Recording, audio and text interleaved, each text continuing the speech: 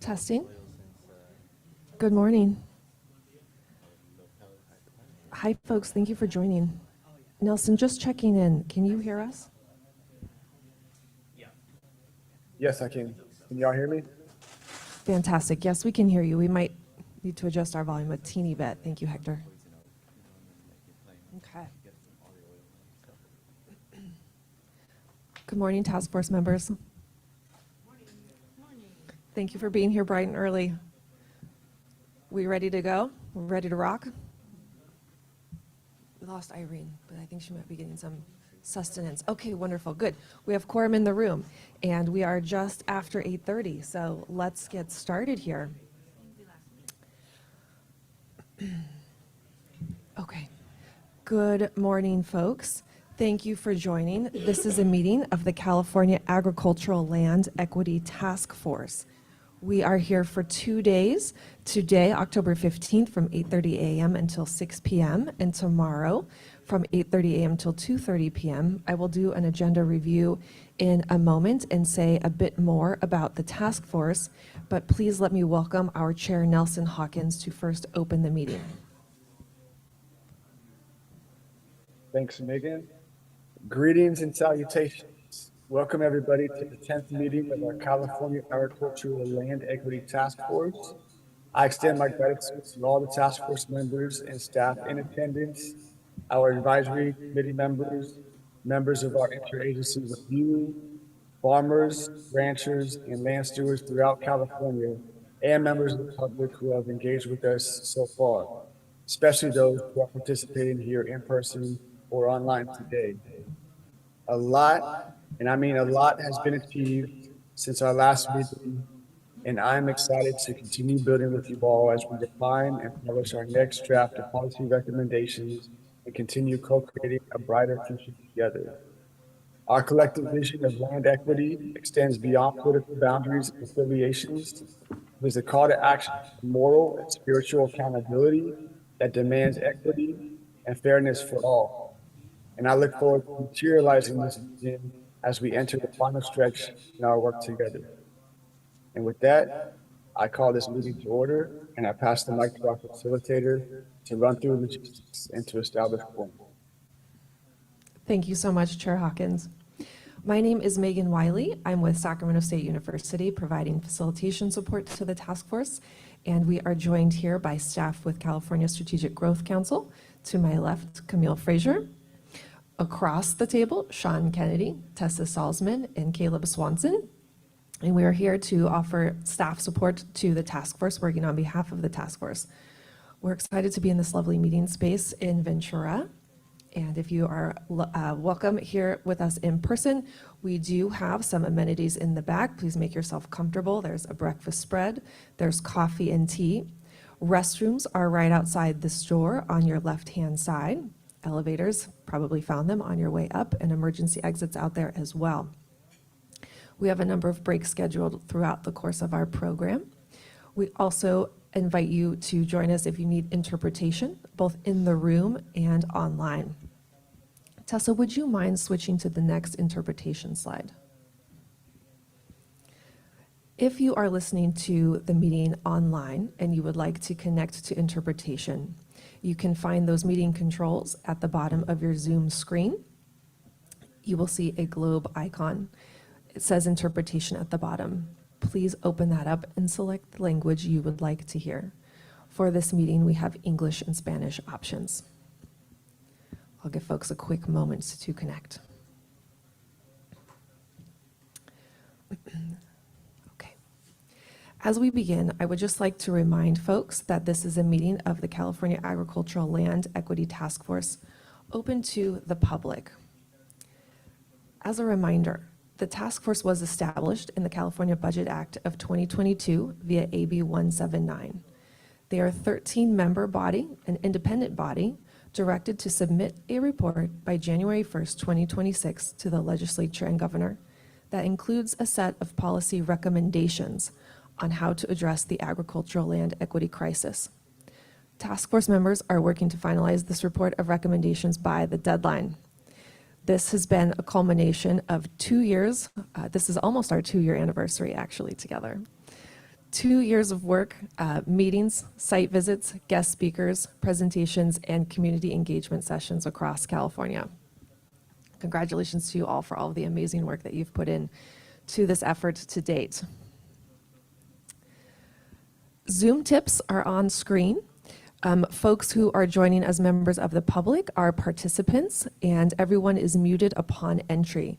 At the appropriate time, during public comment sessions, we will indicate when it's time to unmute, and when it's your opportunity to share. We'll have some more guidelines for that in a moment.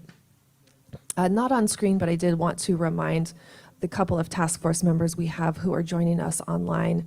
You will see a chat option in the Zoom, but please do not use the chat for conversation. Chat is only for us to share out anything that might come up related to a technical glitch or a detail or a break. It is not meant to use as a conversation tool. Please, we need to keep our conversation in the room together. So thank you for helping us out with that. Next slide, please, Tessa. Thank you very much. We do have several public comment opportunities today and tomorrow. If you are joining us in person, we have some written public comment cards on the materials table in the back of the room. You are welcome to complete a comment card for each of the agendized items, as well as the general public comments at the end of today. Online, if you are interested in providing virtual public comment, you please can complete the form at sgc.ca.gov/meetings-events. You are welcome to do a separate form for each item. And I will remind us which agenda items we're receiving public comment on. It must be specific to that agenda item until we get to the general public comment period at the end of the day, at which point you are welcome to comment on any task force business generally. We're requesting that folks adhere to a 2-minute time limit for public comment, and to help us with that, we'll have a timer that we'll share on screen. This is because we have a lot of material to get through today, and we're going to try our very best to keep us on track. So we'll just thank everyone in advance for helping us with that and for sharing the airspace together. Next slide. Just a few participation guidelines for our meetings today. These participation guidelines apply to everyone who's joining us, whether it's task force members, staff, members of the public, etc. In all of our meetings, we respect diverse perspectives and encourage inclusive participation, and we use courteous language. All speakers must be respectful, considerate, and on topic, so that together we can create this safe, respectful, and inclusive space for meaningful discussion. Please avoid editorials and judgments for other people's comments, meaning don't try to ascribe motives to what someone else is sharing. Just please listen openly. If you are in disagreement or are not in alignment with any idea being shared, that is perfectly wonderful. We do really welcome alternative constructive suggestions if your ideas differ. And lastly, please stay on point to the specific agenda item. I will just say this at the beginning, and hopefully this does not come into play. It's never come into play yet, but I just wanted to let folks know that if anyone online or joining us in the room does not adhere to our agreed to participation guidelines, that staff reserves the right to mute the participant online or stop broadcasting your comment, or ask the person in the room to conclude their comment and submit a written comment instead. Thank you for that, folks.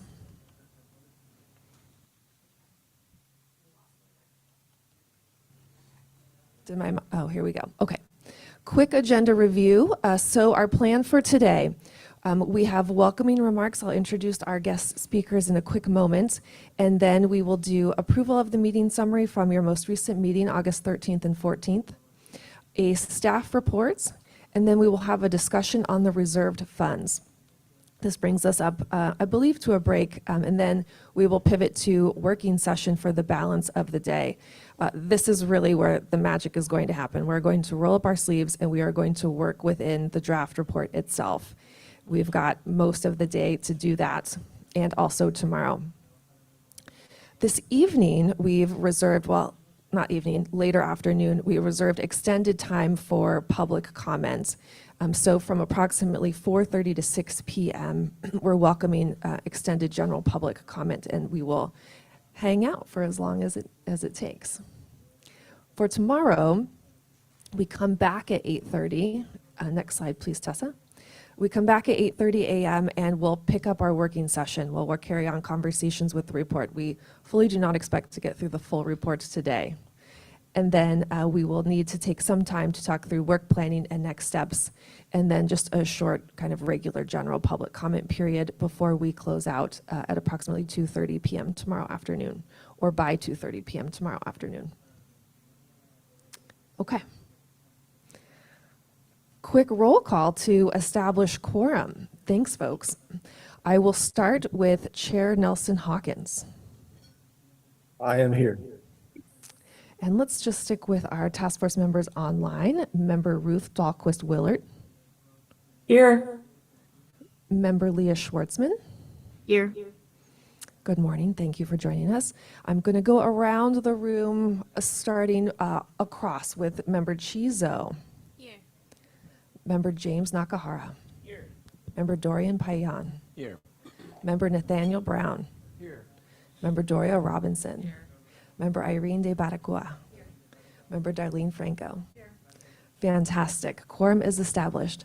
Not yet with us this morning is Vice Chair Emily Burgueño, and Member Thea Rittenhouse is in transit. She was slightly delayed due to some stormy weather.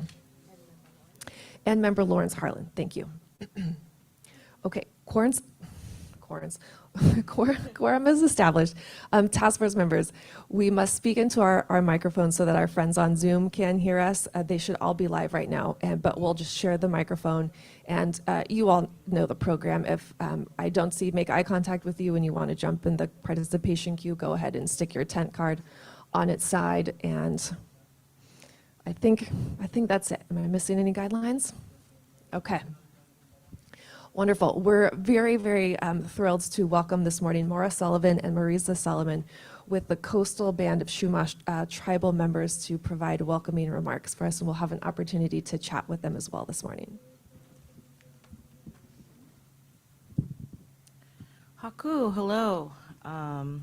Sutikem, kakanalan, ite hishup, molakakti.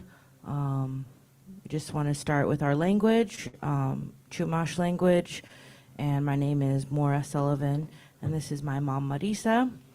And we're here today as tribal members and also as long-term residents of Ventura County. And we're grateful to be here to get to share a little bit of our story and present a little bit more of the human side of who the Chumash people are, take it off of the Wikipedia page and bring you a little bit more of a real story of what it is to be from Ventura. We are Chumash, we're also Mexican, so we come from a long line of agricultural workers that came here from Mexico. So I think we have a very unique story to share, and especially thinking about we were talking about, how do we want to frame this introduction today? And we were thinking about, the past, the present, and the future of who we are here, and the concerns that we have, that our family has, that our tribal members have in general. Yeah, we're really excited, and I wanted to make sure to say thank you for all of you for taking your time to be here in person and online. This is an immense task that you guys are undertaking, and on the drive over here we were talking about the report and the things we've read, and we really saw in there the work that's been done to acknowledge the history of California, the rancho system, and all these things that often get overlooked that people don't understand. And so before I forget as well, we are from Coastal Band of the Chumash Nation, but there are several Chumash tribes and bands. And I think you should take that as an example, as a takeaway, as you continue your work, that, all the tribes that you work with, there's probably several tribes. So always look beyond just the official, federal recognized tribe, and even the state recognized tribe, that there's probably several families and bands as well. So every tribal nation you come across, always think in the back of your head, let's make sure we're reaching out to all the people involved.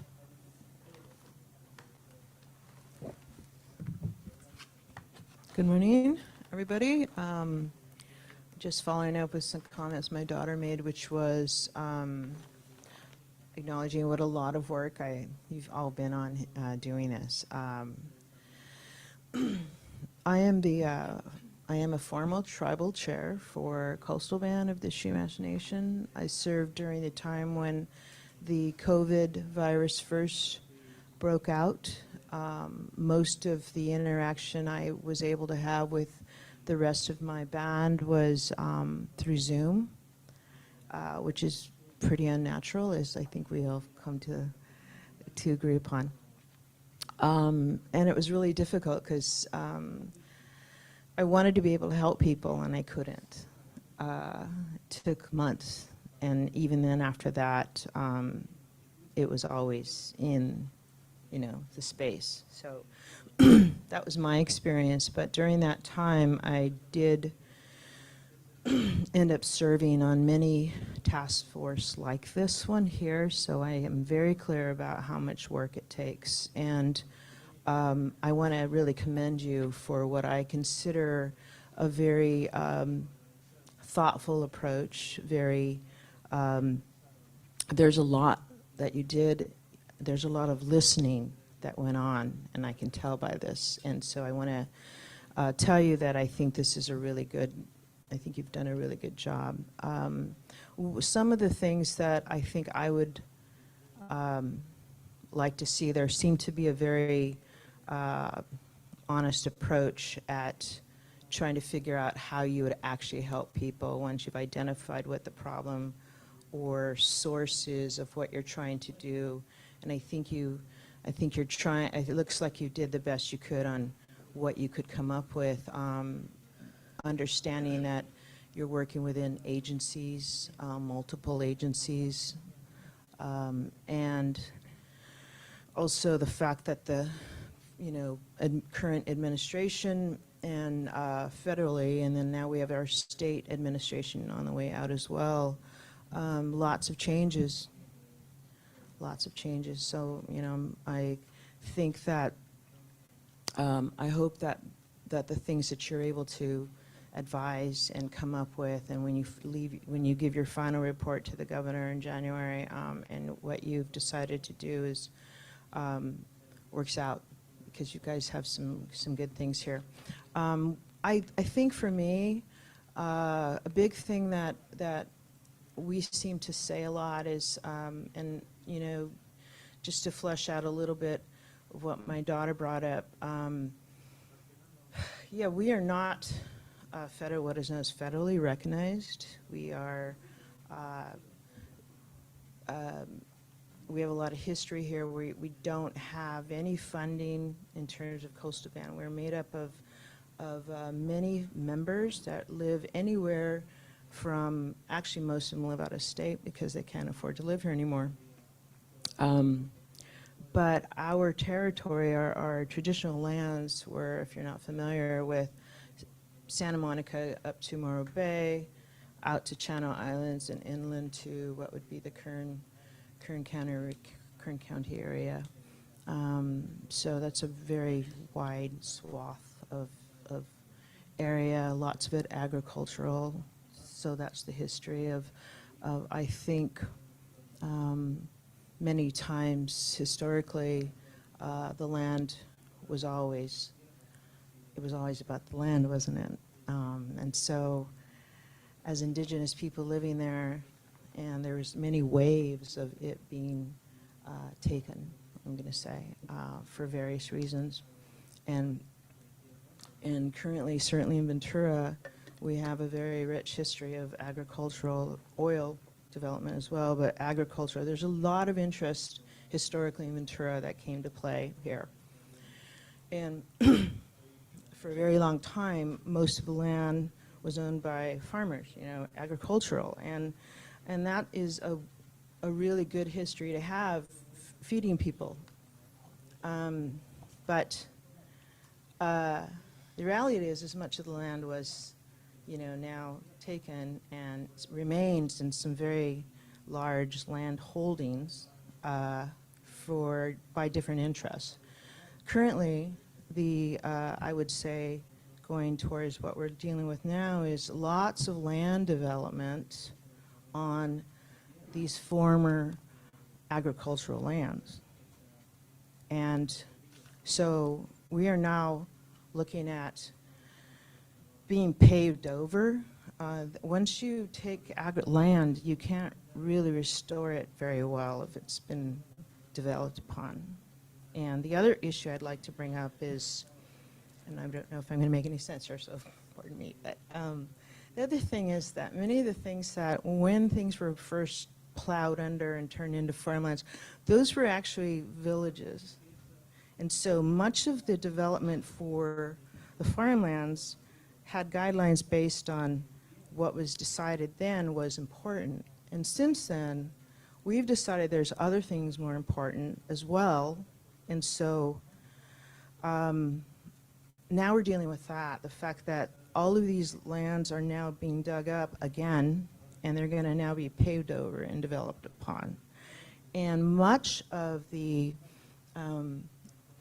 development plans that have to go through and what they have to go through to do their developing is based on old reports, old cultural reports that, so I just kind of want to raise that up as an issue for what would be development upon, agricultural land.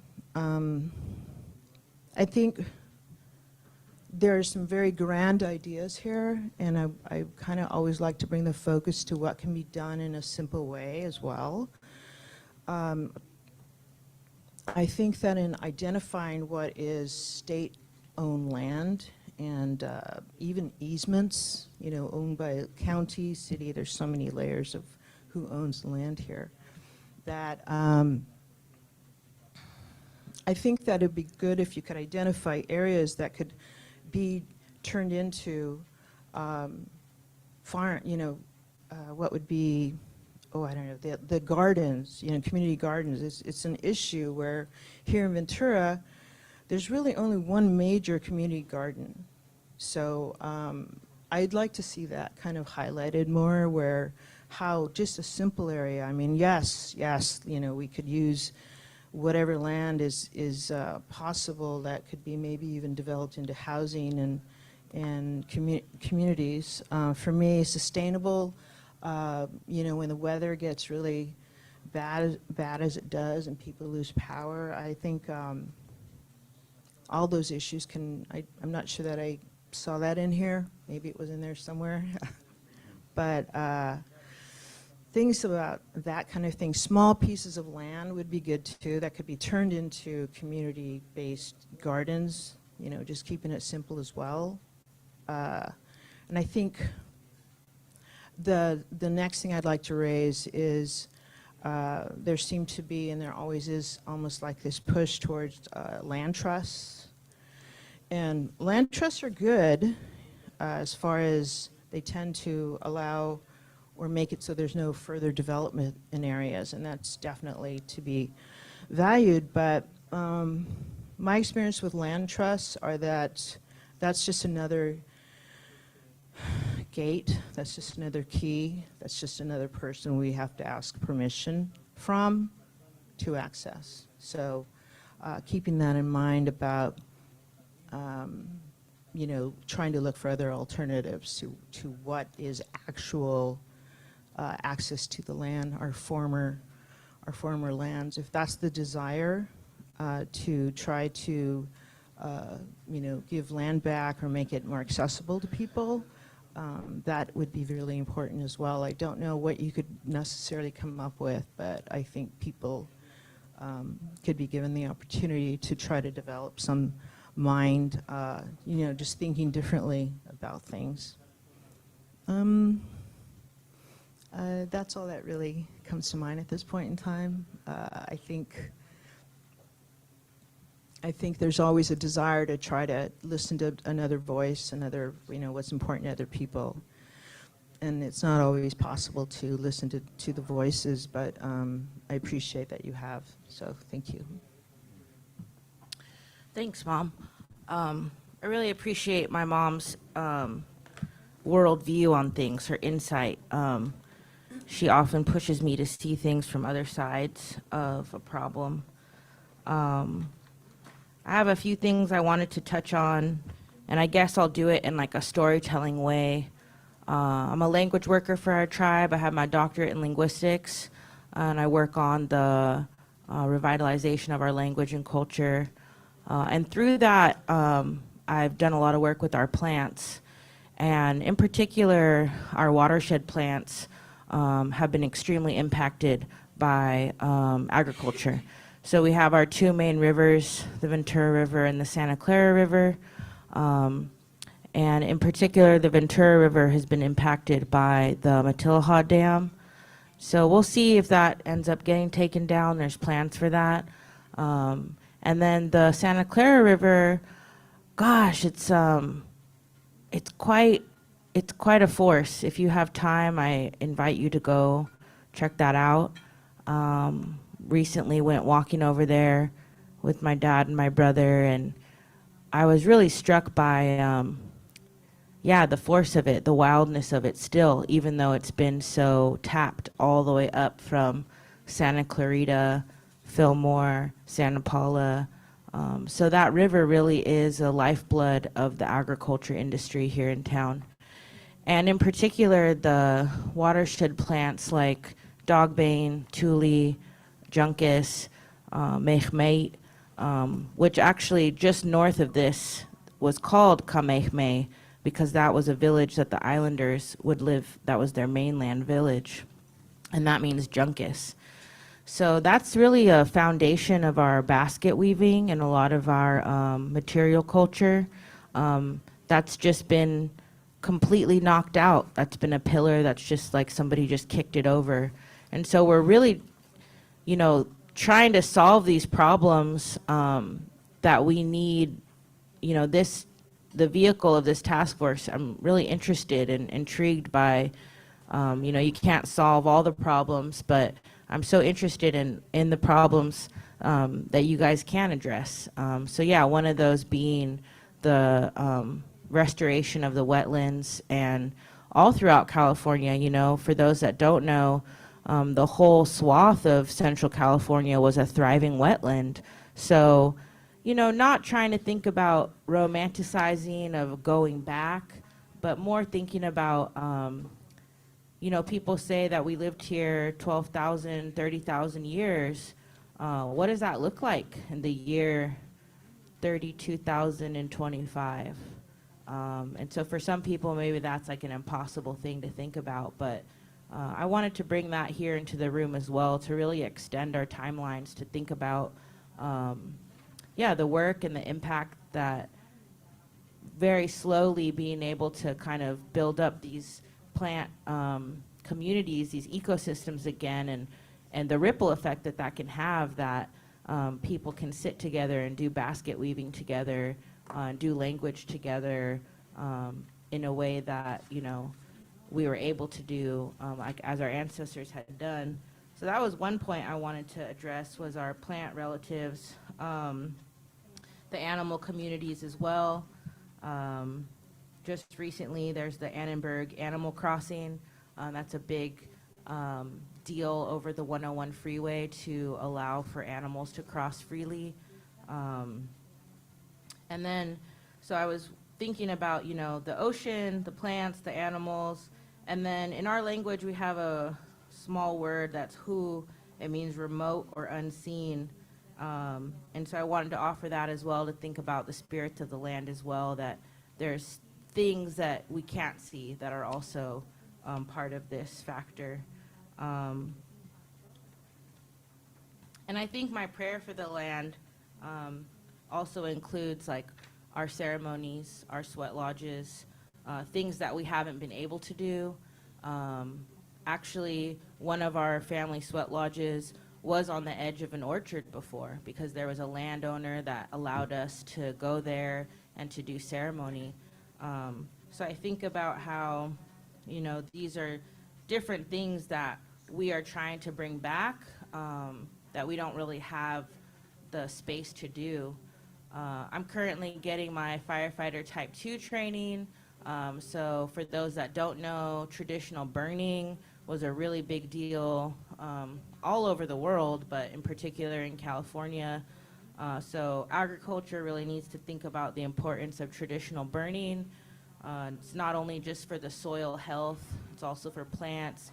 It's also to prevent catastrophic wildfires, but there's so much in burning that needs to be taken more seriously. And yeah, as I had mentioned before, our ancestor, Roman Mireles, he was an advocate for farmer worker rights as a migrant farmer himself. And so I would be ashamed of myself if I didn't bring forward the current plight of farm workers today, especially what's happening with the ICE raids, really violent things happening here in Ventura County and Oxnard, Carpinteria. So I don't know if the Agriculture Task Force can take a position on that, to write a letter, to release a statement. In these times, as we descend further into a fascist state, common people need to do what we can to stand up and say, this isn't right. And so I think we can talk about agriculture, but if we are not talking about the workers and their rights, like I said, I would be ashamed of myself if I didn't bring that forward. And he actually was banned from the US and Mexico for his advocacy, and those ills are still present today. People are still barely being paid for their labor. People are victims of human trafficking.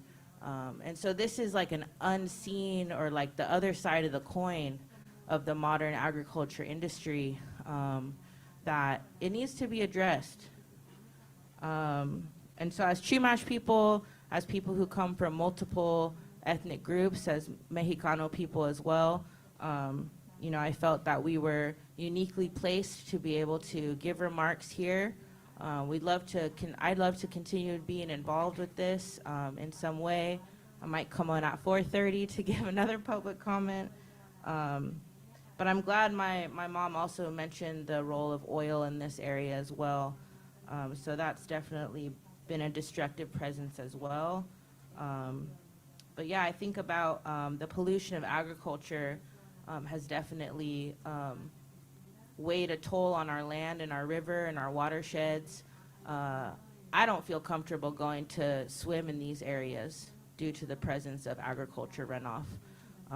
And that's something I'd like to do one day, and I'd like to fight for that future. I'm glad she brought up the idea of the gardens, the seed savers. I guess I also think about like your public presence, because I didn't even know about this task force until I was invited. And so I think about that, you guys getting more connected with the communities, like she said, reaching out to the community gardens. And I guess that's all I wanted to touch on. I appreciate getting to talk a little bit and, getting to see this beautiful view. But that view came at a cost. Our people were removed from this land. Darlene and I were discussing the Ventura Fairgrounds here off in the distance. That was a site of our two tribes coming together to do culture share during the World's Fair. And these islands, they're a site for us of our paddle crossing. That it was a big part of our culture, was the Chumash going across to the islands and bringing things back from the islands. And that's something that still needs to be repaired as well. And I think about what my mom had said too, like, we need to get people back on the land. So housing is a crisis for us. Our people can't afford to live here. And when we make these preserves or these land trusts, there's something missing, and it's our people. So our people need to be thought of. Is that earthen dwellings? Is that kind of, what does the future of that look like? So, and as you continue your work, I hope you keep in mind, you always think about, well, where are the people? Even as you move on to another job or whatever you do, like, where are the tribal people? Like, why aren't they here? So if I can implore you to, bring us into the space wherever you go. So thank you.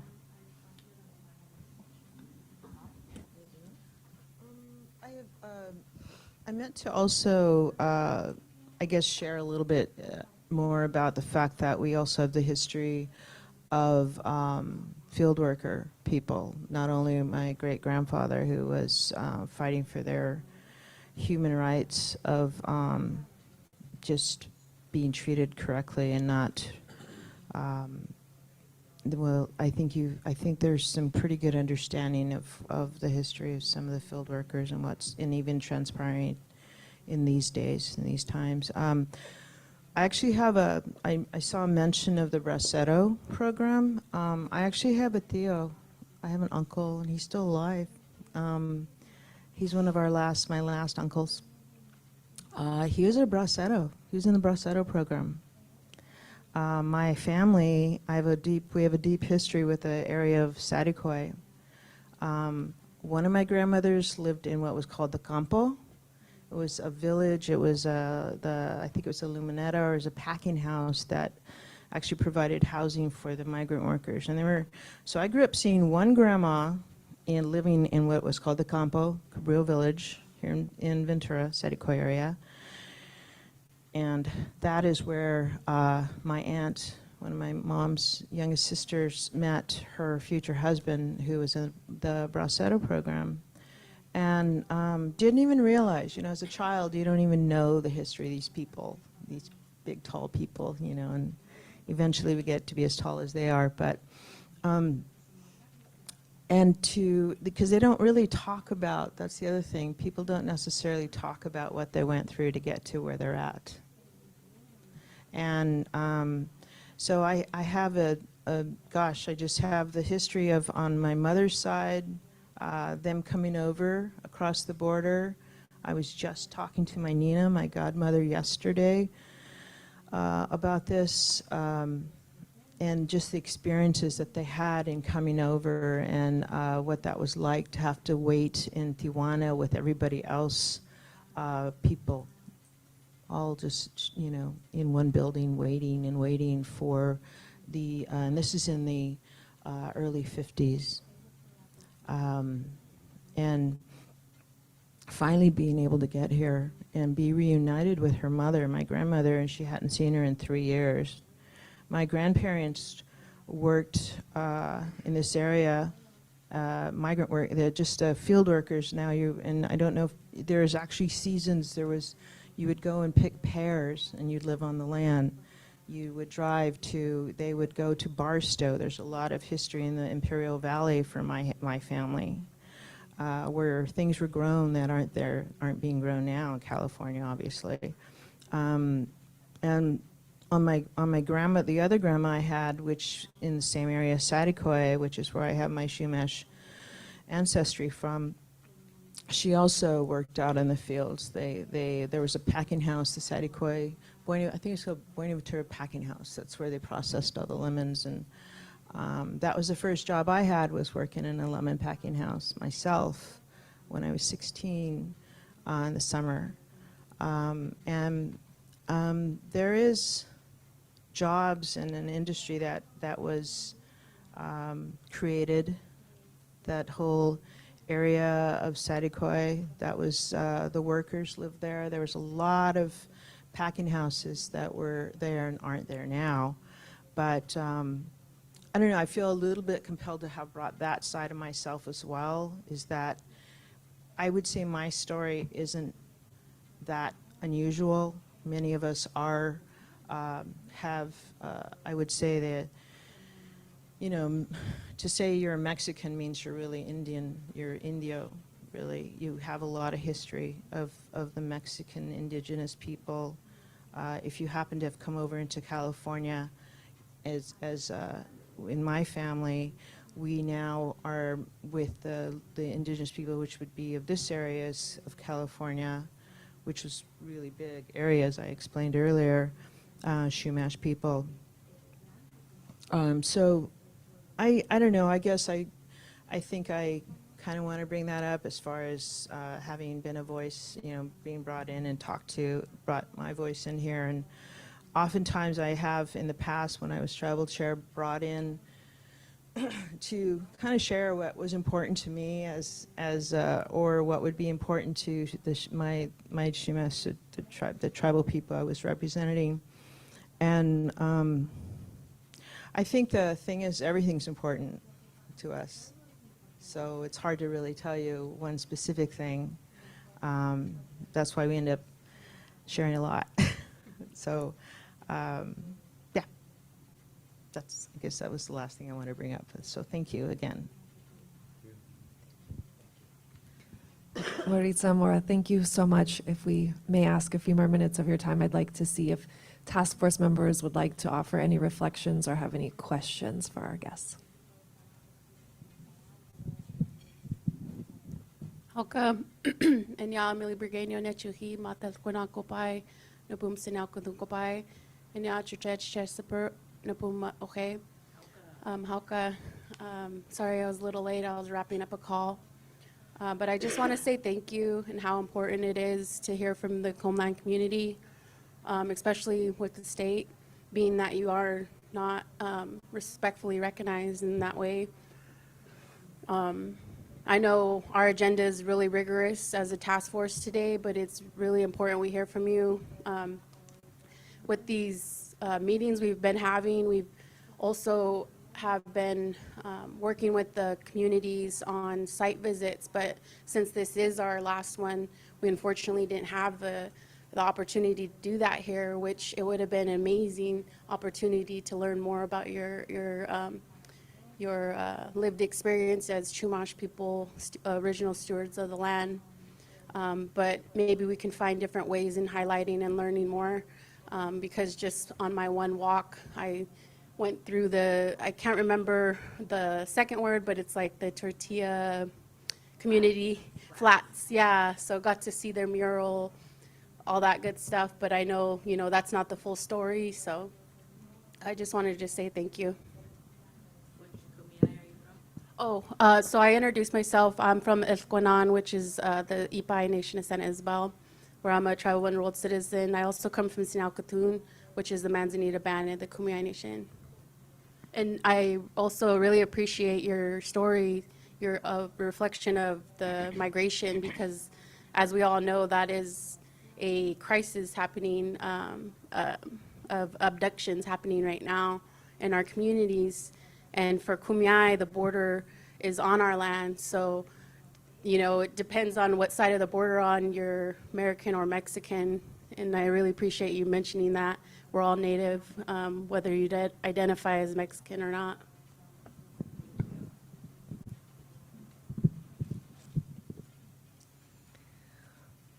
Other task force members or task force members online? We have Darlene in the room. You did. Thank you for being here, and thank you for welcoming us in such a warm way. And I appreciate your words. I appreciate everything that you shared with us today.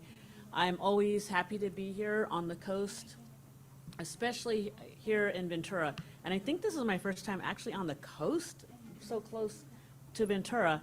And I talk about it often because in 1932, there was the Ventura County Fair, State Fair that was here, and there was actually a village and a big display here of California natives.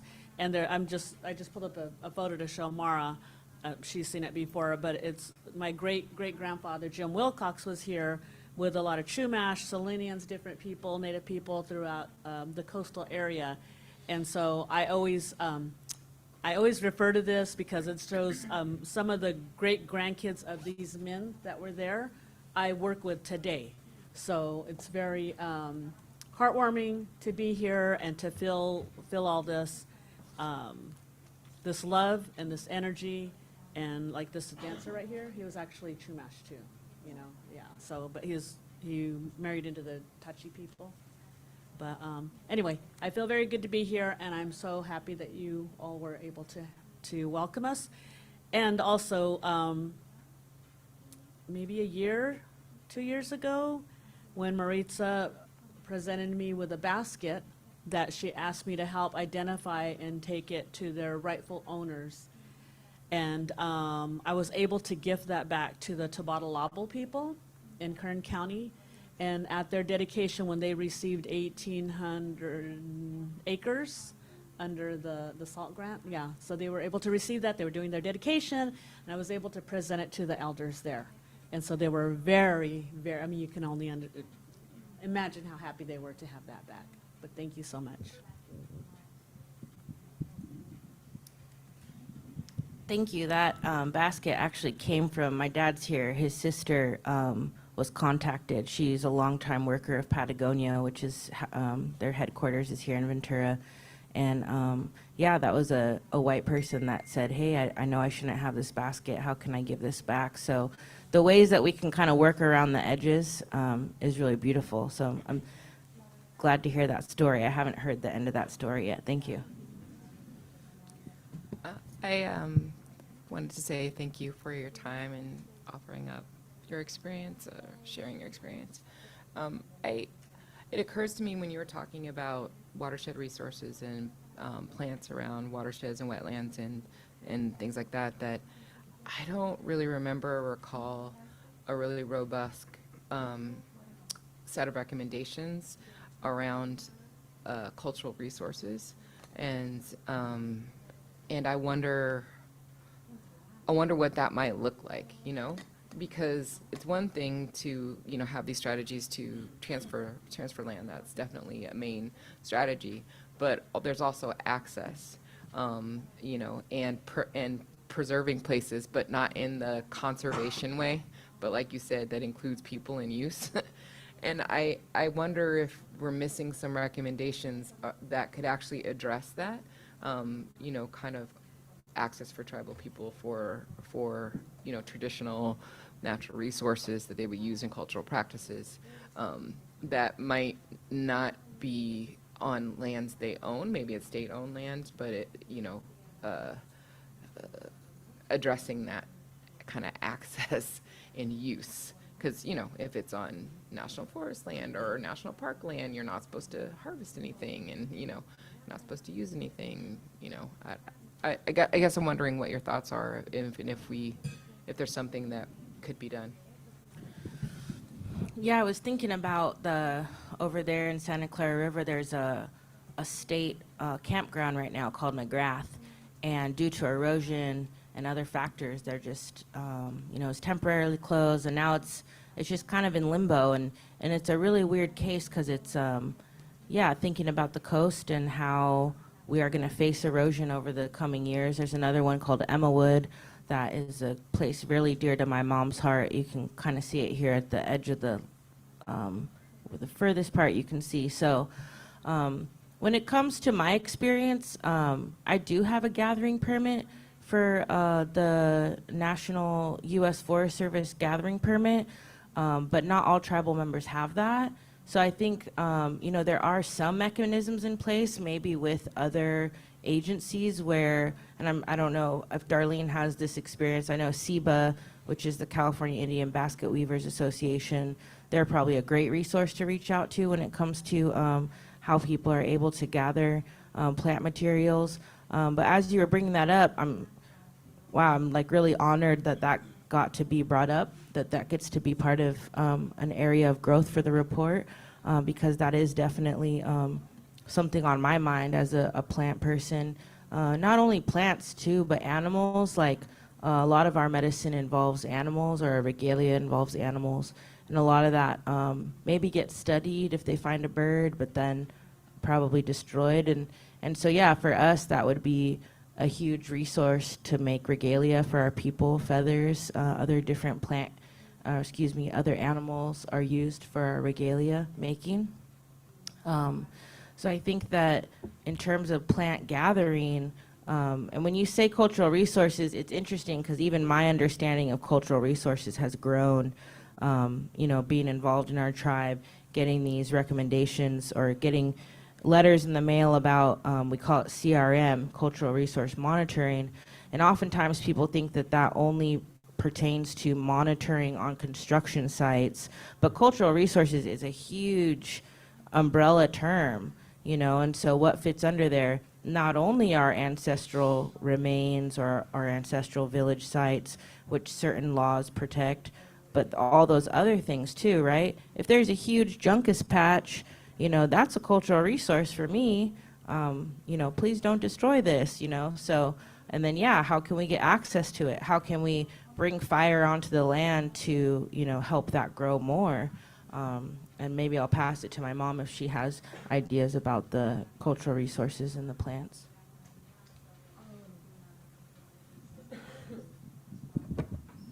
Yeah, I think that that is, I did try to look for that in here, and I think you're right. Thank you for having kind of red flagged it in your head there, because that is true. And I guess it's because you guys were the agricultural, like that's your really, what your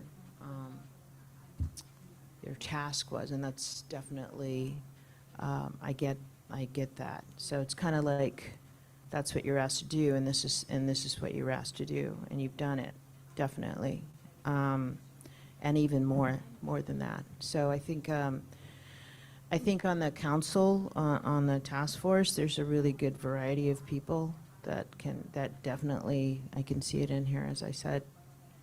I think that maybe that is something you could, I don't know if that would be an addendum or whatever, at the end of this. I think that's kind of what comes up when you find out something maybe you should have had or could have had but didn't even know you should have had. So I think that might be the case here with that. And because cultural resources for indigenous people is, as my daughter said, a huge area that is the very difficult task of dealing with when remains are found. There's that part of it.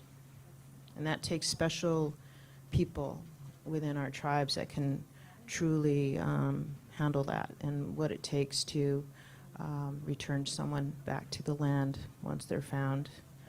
And then there's the other thing, which is as we are trying to revitalize ourselves in the year 2025, and or even in the past, as some people have dedicated years before this, it has to do with recovering memories, recovering ways of living that we had before, that our ancestors had. So that's the other umbrella of cultural resources, because it becomes traditional ways of being that we used to be like. And so we're trying to, and have been working, and many times it's all based on reports that were generated in the 20s and 30s, or, you know, that's where we have a lot of, you know, we get a lot of our knowledge, because in documentations and that were created by, you know, the Smithsonian staff that was sent out to do historical gathering and language and pictures and people here in this area specifically of the Chumash people. And so we are, in the present day, for us, cultural resources is the going back and trying to bring it forward again. And what does that take? And so much of it has to do with realizing that where we were and what we got our things from and where we lived were, you know, just right here with the watersheds and the runoff, and then dealing with what would be their cultural development that happened. But it just seems like funding over time dries up, and I think we all know that. And all of a sudden, and or it can, as the word is being used, clawed back. I mean, promises are made, and promises are, you know, broken. We know that, right? So, yeah, funding is an issue. That's the reality, you know. And if you could get people to actually give up a piece of land here in this area or California, you know, it's not even, almost doesn't seem possible. But that's what I was trying to say as far as starting even small. You know, like I drive by in the 101, this one area that I grew up looking at and spending time at, and it's owned by the I guess, county, and it used to be an active bird settling pond, and it's neglected now, and it's overgrown, and I know that there's, evidence of people living there squatting as people do. There's unhoused now. That's what we're living in, right? So these times, and it just makes me so sad, because I remember when I was like in 4th grade being taken there and just seen by my 4th grade teacher. She was a huge bird watcher, and it was beautiful, and it was so special. And it's like, I look at it now and it's neglected. And I think that happens so often with, as McGrath State Beach, there's a lot of history of why that's not being rejuvenated and brought back to life. Emma Wood, I know they're talking about it, and I don't know that, I actually don't mind it. It's beautiful. It's being restored back to itself, actually. And so that comes to, and I'm just going to say this last thing, if I may. I think you've heard the land back movement, and this is basically what you guys are trying to do, give land back when you can. And how do you do that, the mechanisms for that. And for me, I just would like to have the land given back to itself. We don't necessarily have to give it to somebody. I would just like to have, is it possible? Can that happen? Where nobody really owns it anymore and it's just back to itself? So that's one thought I'd like to bring up. Thank you. Thank you both so much. Deep appreciation for your time. Clearly, we could talk to you for hours. I hope that you will consider joining for another portion of our meeting. I'm sure you have other responsibilities today, but maybe more. Maritza will see you later this afternoon as well. I have the unfortunate job of having to advance our agenda. I know. But thank you. Thank you so much for joining us today and for all that you shared. I'd like to just say, I'll leave my email. I think Tessa may have it. And if you have some thoughts later, you're welcome to email me. If you think I could help you in any way going forward, yeah, please. And I'll make sure Maura, I think she wouldn't mind hearing from you either. So just to let you know that. Thank you. Thank you so much. Okay, folks, our first action, we're about to take an action and have a discussion on the meeting summary from your August 13th, 14th meeting. If desired, if any task force member would like, we are happy to pull up the draft minutes on screen. Let's first open it up for conversation. Any task force members have proposed edits to the August draft meeting?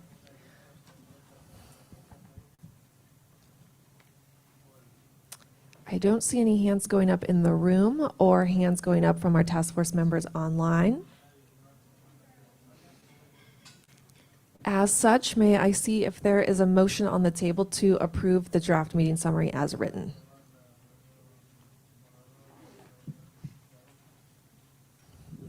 I move. Thank you. Doria, is there a second? I second that motion.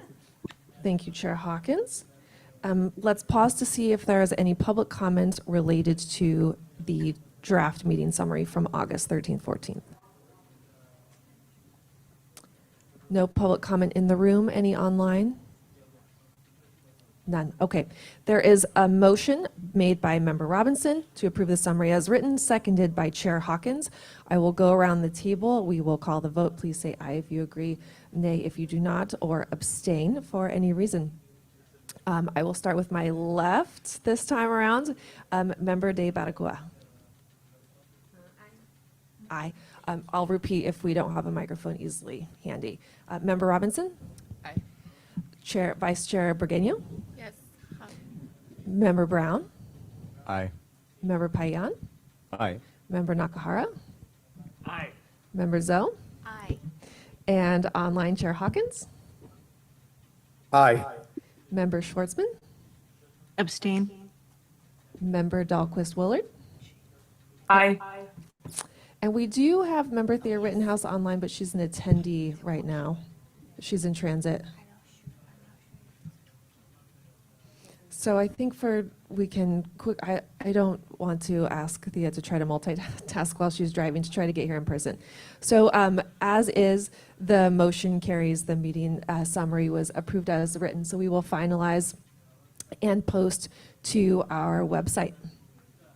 Thank you, everyone. Let's turn next to staff report. I'm going to invite Camille to carry this conversation for us. Thank you, Megan. It's so good to see you all. Tessa, if you'll please move us forward. Thank you so much.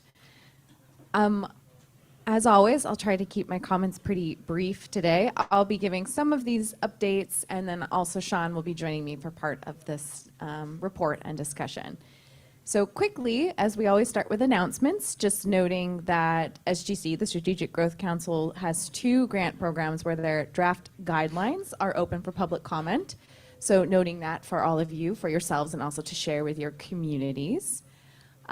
Always, we offer a space for task force members to share announcements. I'm going to put Irene on the spot and say that Irene has a video that we will be sharing either at lunch today or tomorrow. I'm not sure which you decided, but so there's that announcement, so that'll be exciting. A video that she's been working on with her team. So that's one quick announcement for you all. We'll screen that over lunch so you can watch as you're eating.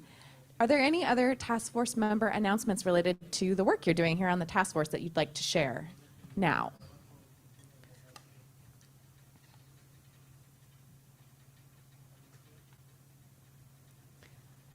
Seeing none in the room.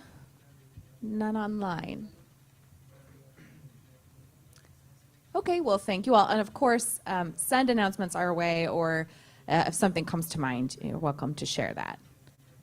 Tessa, if you will please move us forward.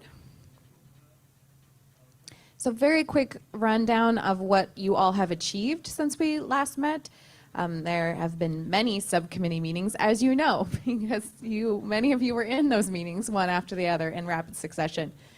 So noting that each of the subcommittees that you established in August met at least once, and that work is represented in the draft that you are looking at today. So we will, of course, come back to some of those new ideas and some of those discussions today as needed, but just wanted to put up here so you all can see the work that you and your colleagues on this task force have been doing. It's impressive. And if you'll move to the next slide, not only have you been doing that work in subcommittees, you also have been doing that work through the working groups that you established. So these first 3 working groups were established during the August meeting. This last one, the working group Goal 1, was established following that subcommittee's meeting to finish up a few conversations in that space.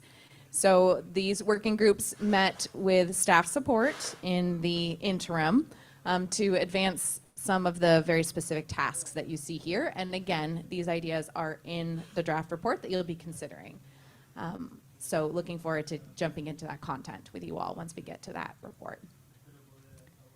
We always show this budget update. So we're gonna actually come back to this slide again in our discussion item about the reserved funds that you see here, that local assistance line, and that research and technical assistance line that we have, that is now still held.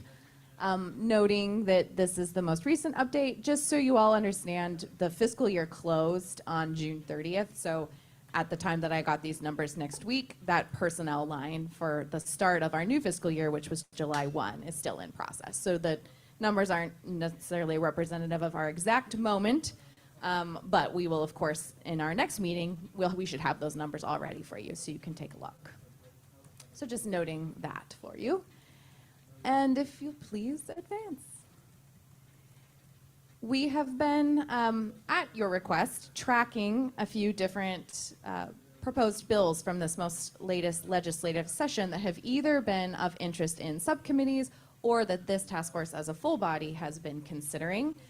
The next slide is going to get to the ones that explicitly call out the task force, and I'll pass it to Sean at that point. But here, just noting the outcomes of these bills. So the legislative session has now closed, so the outcomes are known. So these are breaking news for some of these things. Tessa just updated this slide, I think, yesterday with all of the final results. So noting here, I'll let you all kind of read through this yourselves. One of the, I guess, sort of the 2 that have now been signed into law are these two at the end here, this SB 437 and this SB 518. Both of them are related to the reparations report that came out in 2023. The SB 437 will fund research in the CSU system that will actually set up some of the research needs and structures to advance some of the ideas in the reparations report, and then SB 518 that will establish this Bureau of Descendants of American Slavery within the Civil Rights Department in the state. These other bills were either not advanced or were vetoed. Are there any immediate questions or thoughts, or anybody have an update that came to mind you want to share before I hand it to Sean to talk about the outcomes of the bills that explicitly referenced this body? Is that a hand? One thing I will note, just and then hand it to Sean, is as you all, we were tracking these bills because they were, for various reasons, requested by this task force to understand. So I think as we go back into your report and you're thinking about the content, do consider whether any of these are somehow useful to you as either models that should be put, you'd like to recommend they be put forward again, or as now structures that you might like to draw from or consider proposing in the recommendations themselves. So I'm just noting that for everyone. We can always pull this slide up again if it is of use to you to come back to any of these specific bills as you're developing your recommendations. Did you want to give the update about the AB 524? Yes, thank you, Emily. I'll pass it to you, Sean. Can I ask a quick question? Just is that slide with that list, that's in the briefing packet, right? It is Okay, in the briefing. cool. But James, the briefing packet, because it was published before all these outcomes were known, they don't have all of these outcomes. Oh, I gotcha. Okay. Yeah, so this is breaking news. But we can always follow up, and I think in our meeting summary, we can ensure that these are captured there, if that's helpful, James. Cool. Yeah. Yeah.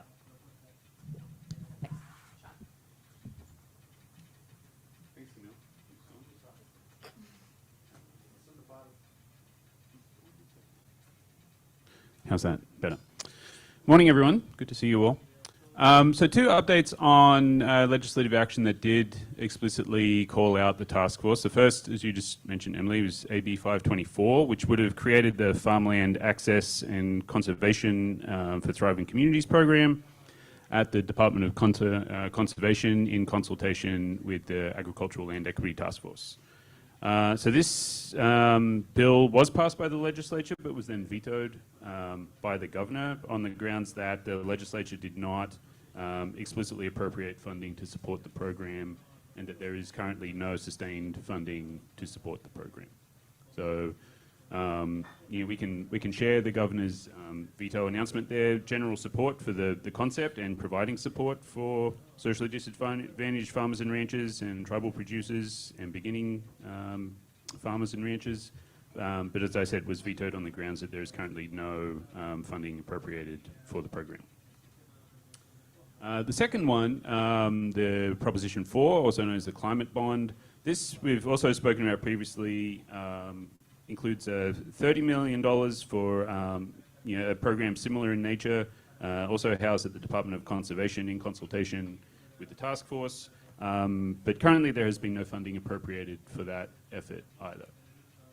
So what this means in the short term is that there is currently, beyond the work that the task force is currently undertaking with respect to the development of the report of recommendations, there is no work beyond that currently identified in statute or funding available for additional work.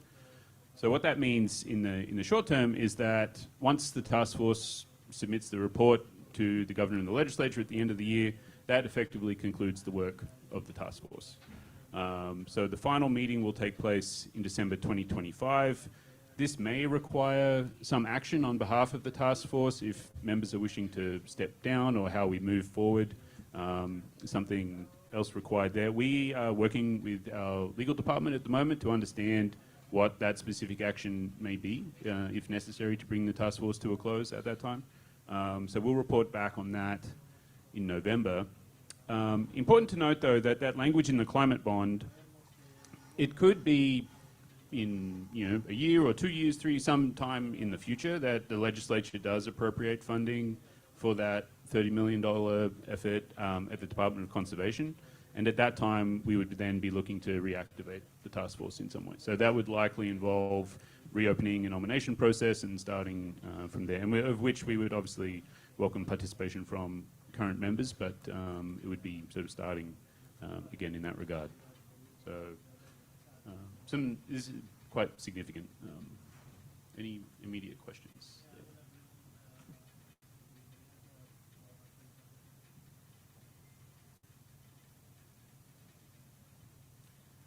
Dorian. Can I make more of a comment? It seemed to me that when the bill was vetoed, the governor not only said that there was not an appropriation, but it was also a comment around priorities. Right? Like, did I get that wrong? But he kind of stated that, given the state that we're in, that we have a lot of different funding needs, and that it wasn't kind of a high priority in terms of all the other competing needs. I know from the letter, there's a Yeah. statement in there regarding just the current fiscal situation Yeah. that the state is Yeah. in. I don't know. I don't think I really get into whether or not the governor views it as a priority or not. But it seems, for just what's written in the letter, that's all I say that not to, be mean or something, but to say, when I heard that, it was disheartening, because we had done a lot of work, and I had hoped that there would be support, not just kind of spiritually, but, functionally. And I do wonder if we should think about ways to shift that political landscape so that this work becomes more of a priority, and whether or not we've done that so far in the recommendations or in the work that we've been doing. I know there's not much time left, and I know we have no funding to go beyond, but in order for this work not to just sit on a shelf and collect dust, I wonder if there's some thought that we could do in this moment. Thanks.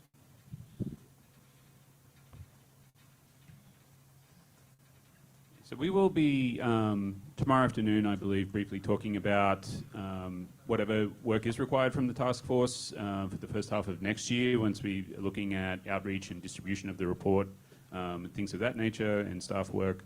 But yeah, that is the current state of affairs. Thanks.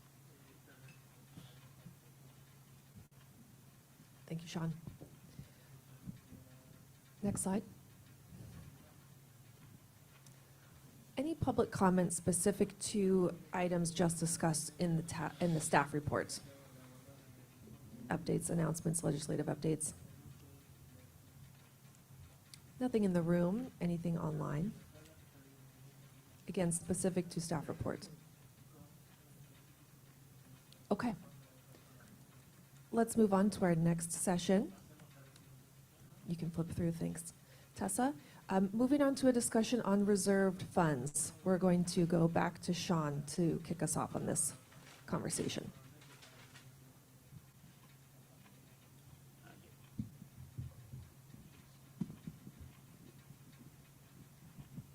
Okay. Okay, so this is something we've been talking about for a long time now. As Camille mentioned, there's that $1 million line reserved in our budget for local assistance. So I wanted to just take the opportunity now to discuss that with this group, provide some updates. Before we go to discussion though, I wanted just to, I've done this before, I'll do it again, go over the history of where these funds came from, what their intended use was, and how they factor into our next steps.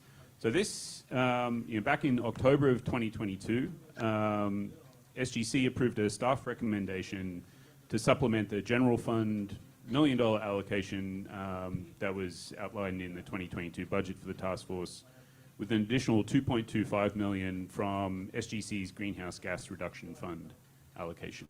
And these are actually funds that come from SGC's Affordable Housing Sustainable Communities Strategies, Affordable Housing Sustainable Communities Program, which also then, to some extent, guides the use of these funds. So it's important to keep in mind.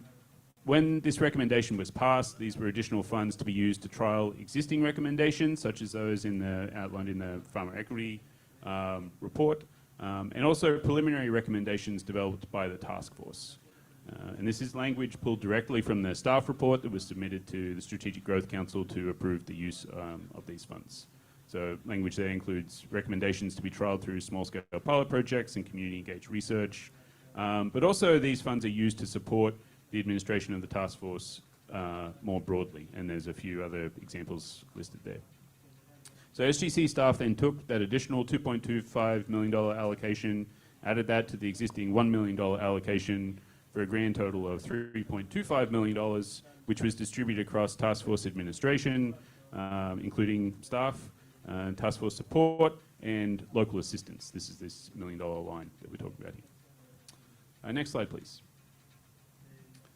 Which you can see there second from the bottom, local assistance, example grants, pilot projects, and research. Next slide. Can you go back one slide?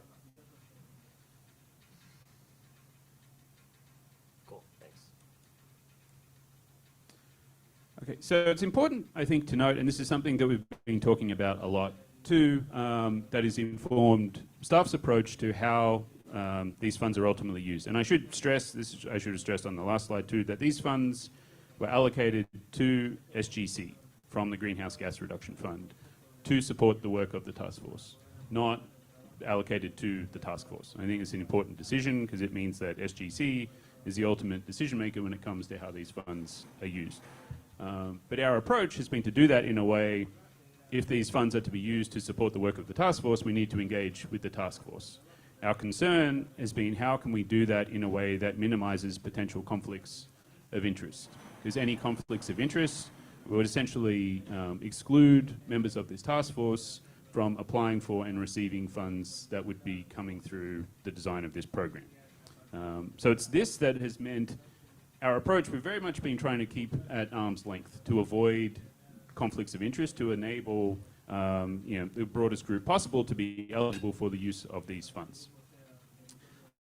We have been working with our legal team to identify basically the level of risk, or potential risk there is with our approach here. And they have determined that essentially the task force, due to its proximity to SGC, task force members would be at risk of violations of the state's conflict of interest code. So what this means that, it's important to note that this is a determination of a level of risk, not necessarily a yes or no. And any determination of whether this does actually constitute a conflict of interest would have to be determined by task force members seeking their own independent legal advice, and based on the program as it's designed at the time and the facts that exist at that point in time. So what we're sharing is more general guidance that, again, the task force and the relationship the task force has with SGC has a significant risk of violating the conflict of interest code. What this means, however, for a shift in our... I see, Matt, did you have anything to add to that? Or you just... Okay. Matt is our chief counsel. Just letting you know I'm on the support. Yeah. So what this does mean, though, having determined that the current arrangement as it stands does present significant risks of creating a conflict of interest, does mean that that approach that we are taking can shift. And that we are at greater liberty to discuss the design of this program and how these funds are potentially used with the task force. But again, under the understanding that that would likely result in a conflict of interest and likely result in task force members and their organizations not being eligible to apply for or receive funds coming through the design of this program. Matt, can I just confirm that what I said is correct? That reflects our conversation yesterday, yeah. Great, thank you. So with that said, in short, as we had initially been trying to avoid detailed conversation on how these funds are used, we now can shift to a position where we can have more of a detailed discussion than we had previously thought possible. And so we'd like to open it up to the task force for input with regard to some areas on the next slide. Sorry, before we get there. No, sorry, I'm ahead of myself. Yeah, I'm good. It's not that far, is it? So our next steps here, so for SGC staff to coordinate with SGC member agencies to develop a proposed use of these funds, which would be informed by the task force final report. We will then be refining this proposal through public engagement, including workshops and webinars, but keeping the following key considerations in mind. One is certainly to support the goals and objectives contained in the task force report. Also, the need to comply with California climate investments, which is the guidelines that drive the use of the greenhouse gas reduction funds. And as I mentioned, the Affordable Housing Sustainable Communities Program, which is where these funds are drawn from. And also keeping in mind staff capacity timelines, administrative requirements, as well as best practices for reducing burdens on applicants. How can we make sure that we're getting the most of this money out the door into the hands of folks who need it and can use it most, and it's not all caught up in lengthy application processes and reporting and things of that nature to really maximize the benefit that these funds can provide. Next slide. Sure. So with that, I would like to open it up for discussion with the task force. We've discussed this briefly in the past, but would really welcome your input on potential recipients for a program, a $1 million program, how that may be structured, things that you might see as desirable eligible costs and activities, how we may distribute those funds. Is there a preference for small grants versus large grants, for example, and any best practices in terms of outreach, application, and award processes. As I said before, really trying to minimize the burden on those who would be receiving these funds, and also not to create excessive administrative processes that cut into the overall use of those funds.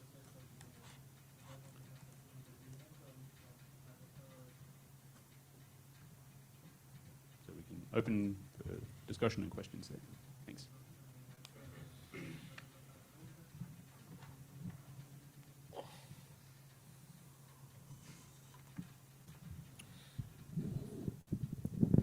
Emily, and then James, were you interested?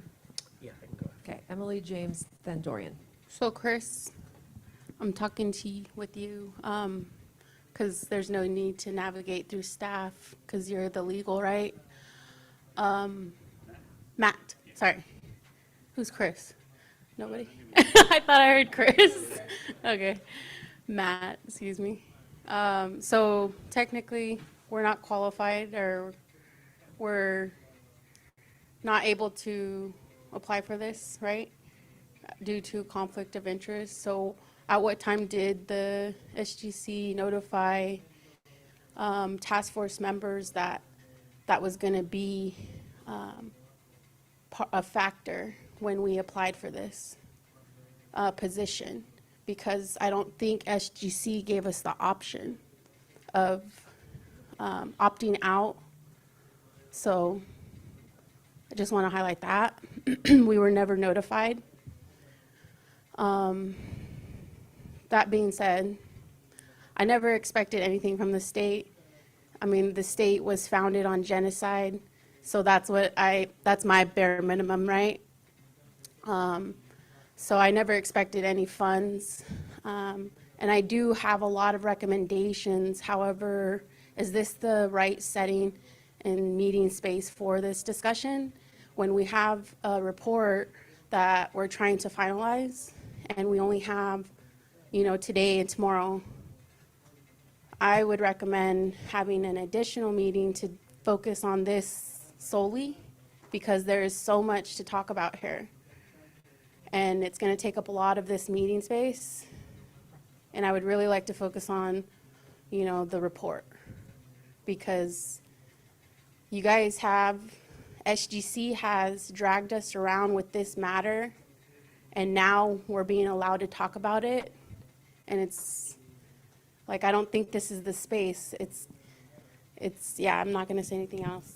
I don't want to be disrespectful. Our queue is James Dorian, then we'll turn to Nelson, Ruth, and then Nathaniel. Oh my goodness, we're just gonna do this. Is that picking up? Okay.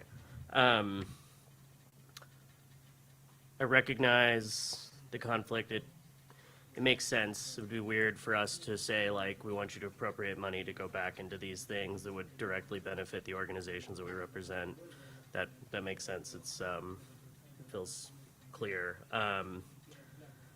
That being said, I'm wondering if there is a way to engage the advisory committee in support of, like, what I kind of think would work best would be for the SGC to just take the most recent draft of recommendations and take those, work with the advisory committee to develop a program that could be allocated, that the funding could be allocated to. And then it would completely, like, we wouldn't, I mean, that's like general guidance, but it's not like we're putting any kind of directive on how that money needs to get spent. It would be SGC and the advisory committee that would be doing that. So that's something I'm curious about. I don't know how tenable that is as like an option. Well, then I think we'd be in the similar situation to what we are now, but it would pertain to the advisory committee members as well as the task force. We'd be basically, essentially excluding a larger group of folks. Okay. From, Okay. Because back to that, the actual language on the conflict of interest code, it is very broad in scope.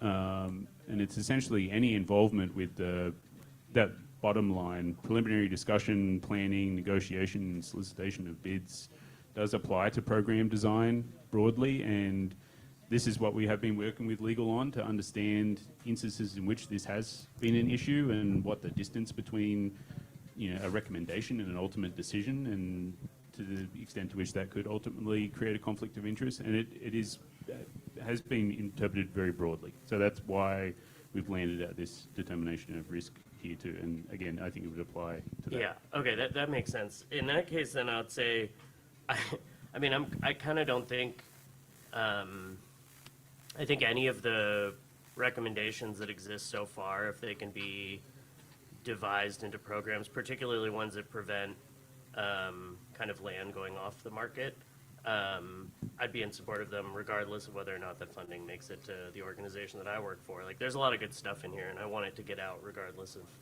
the impact on any of our particular organizations, although it would obviously be impactful. Like, if it could go to everybody but us, that's fine. That's where I'm at with this. So, yeah. Thanks. If I could also just respond to Emily's comments before. This has been a fluid situation. As I said, we have tried the best that we could to have a situation where we weren't leading to a potential conflict of interest in our approach. And as I said, unfortunately, we've been unable to do that. And so this is us notifying you now. And I apologize for that. If we had known earlier, we would have certainly informed you of that.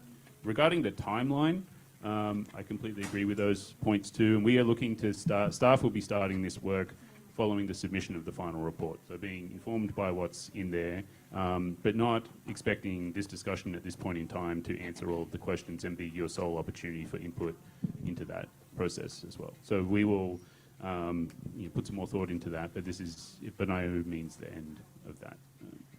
I know Nelson has his hand up. I wanted to just quickly mention, because you're referring to the language on the other slide about any inclination with the bids. But what if we don't, and I'm right there with James, I'm happy to just push this forward out into community.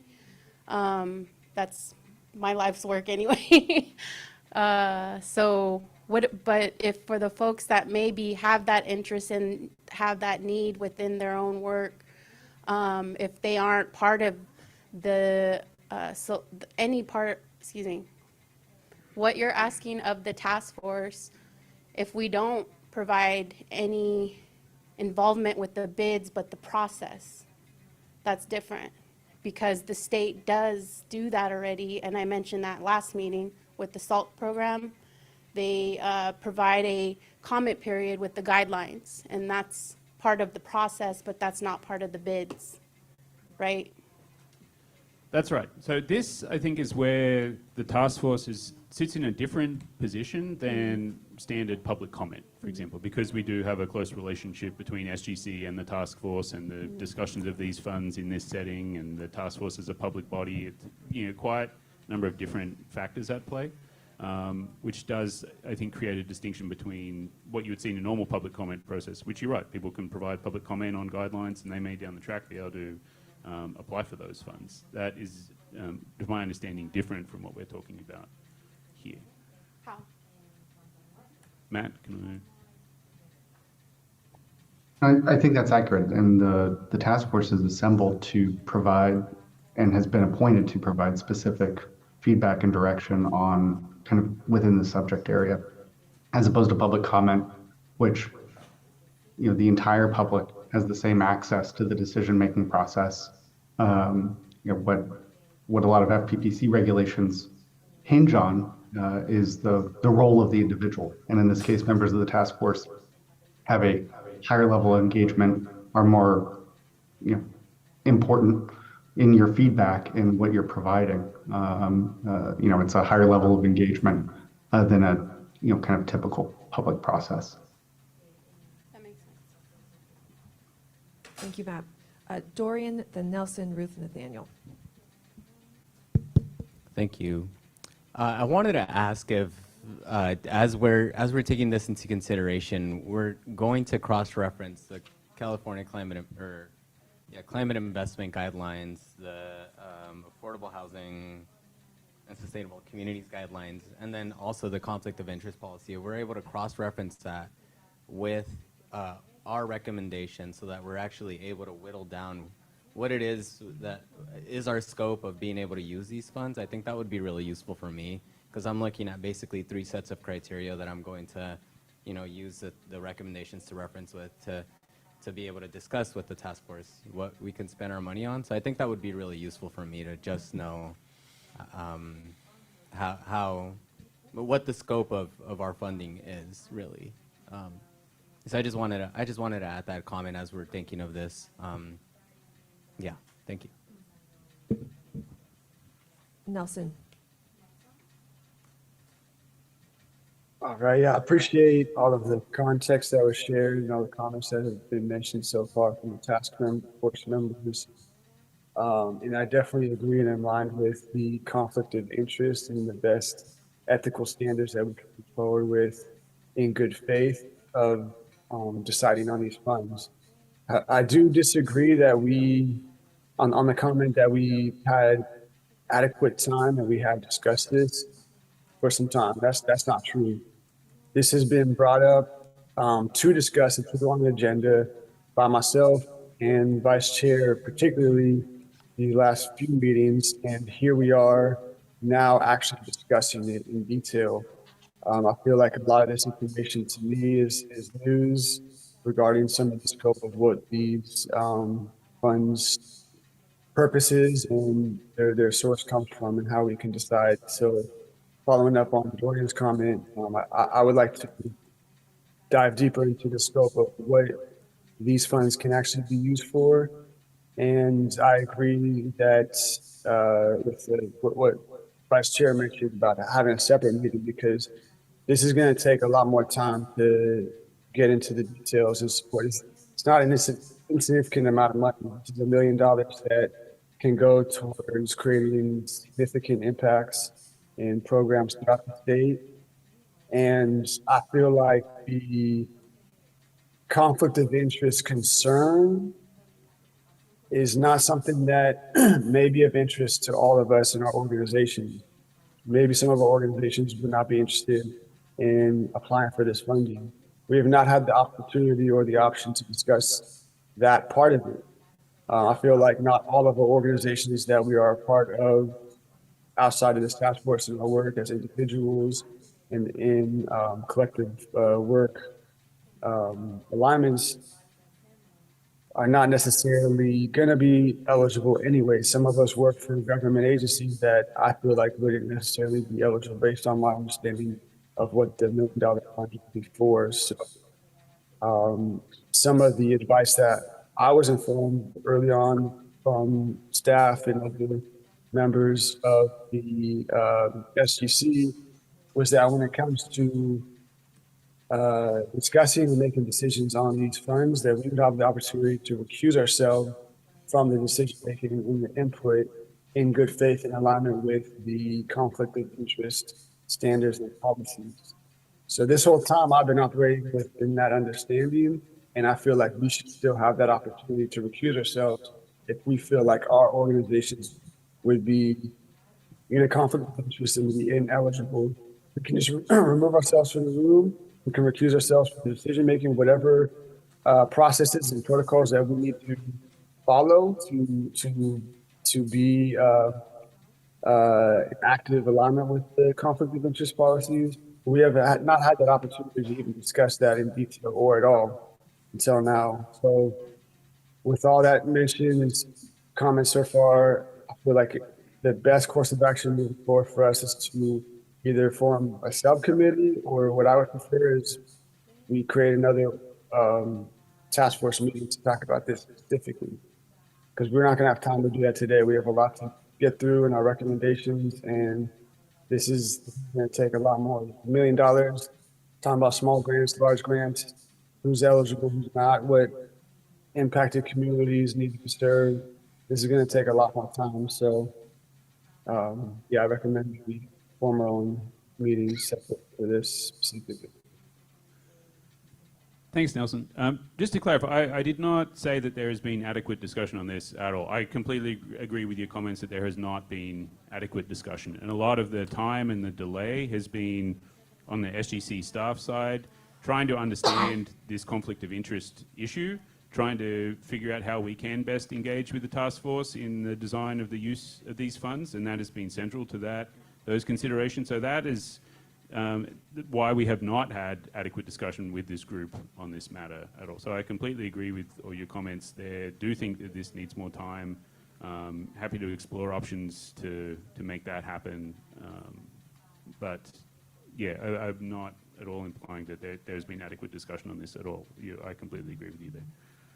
If I can share, I think there's two pieces, and I'll speak to the recusal point. And Member Hawkins, I appreciate your perspective and what you've said there. The law is it's not very clear in this area. There's the language that the staff put up on the slide, that speaks broadly about the prohibition, but there's a lot of very fact-specific analysis that ends up occurring when the FPPC takes a look at these types of issues. The body of rules that we as lawyers look at, are vary from court cases, but also enforcement letters and advice letters that the FPPC issues. And so the question of whether or not the task force, when organized, could create a report and recommendations that inform a grant program and have its members be potentially eligible. Really, at the point when the task force was formed, we didn't even know what those recommendations and what that report was going to be, and so it was difficult to do that fact-intensive analysis at the outset. I totally own that this is a very kind of confusing and very technical area of law. So if there was advice. The advice that we could have provided at the very jump was, don't do it. It's always easy as a lawyer to say no, right? And so the advice that we could have provided at that top was, you're not going to be eligible for this funding. If you take any step in this direction, that would have been easy advice to provide. Now, looking at this, the question of recusal is honestly, it's unclear as to whether or not that would be a complete insulation from any potential liability under code or section 1090. Recusal can help, but it's not a pure solution. Given that the grant funding itself is informed by a report that this task force weighed in on and that everybody weighed in on. Does that help kind of clarify why we weren't able to just want to share that perspective and kind of a little bit more about our work. Yes, I appreciate that context. It's very sticky. Right? It's very sticky, it's complicated, and I get that, I understand that. With that said, and with the knowledge that we have now, a couple questions come to mind. I like the idea that James brought up with maybe offloading the decision-making on advisory committee. I have one question there. I'm like, would that still be conflict of interest with them and their organizations? And I have another question for that. Yeah, I mean, I think that the analysis, and again, there's a lot of fact-specific stuff. There might be a more on-point advice letter that speaks to like the development of a subcommittee, right? But that subcommittee would likely, if it's of the task force particularly, would be still regulated by 1090 and probably subject to the same analysis. Okay, gotcha. I guess my last thing is more of a comment and then maybe a clarifying question for you, Matt, as far as legal concerns go. What came to mind for me was there's a difference between the task force being able to, or anybody really, to have a contribution towards how this funding will be administered, organized, and delegated, and everything that comes with it, including pilot projects. I think that's going to be a very important feature to the funding and the intention of those that were a part of advocating to create a task force to begin with, including those $1 million funds for the general fund, right? That's different than having SGC or any other agency decide on how those funds will be administered from the recommendations themselves. Those are two different things. There's two different things. I appreciate and understand that approach, but there might be some particulars that go outside of the scope of the task force or our recommendations, or something that we put into the future work that needs to be done that can be addressed directly through these funds. And so just that's my main comment there. But if, I guess my question from that is any way that we can move forward, even if we are ineligible, can we still make decisions as a task force on this? And we'll just be in the administration of these grant fundings and fundings, we will be listed as ineligible. Is that a possibility? Because I think it's important for us to have the option to be able to participate in the decision making, even if we're not going to be the final decision makers in the administration of the funds.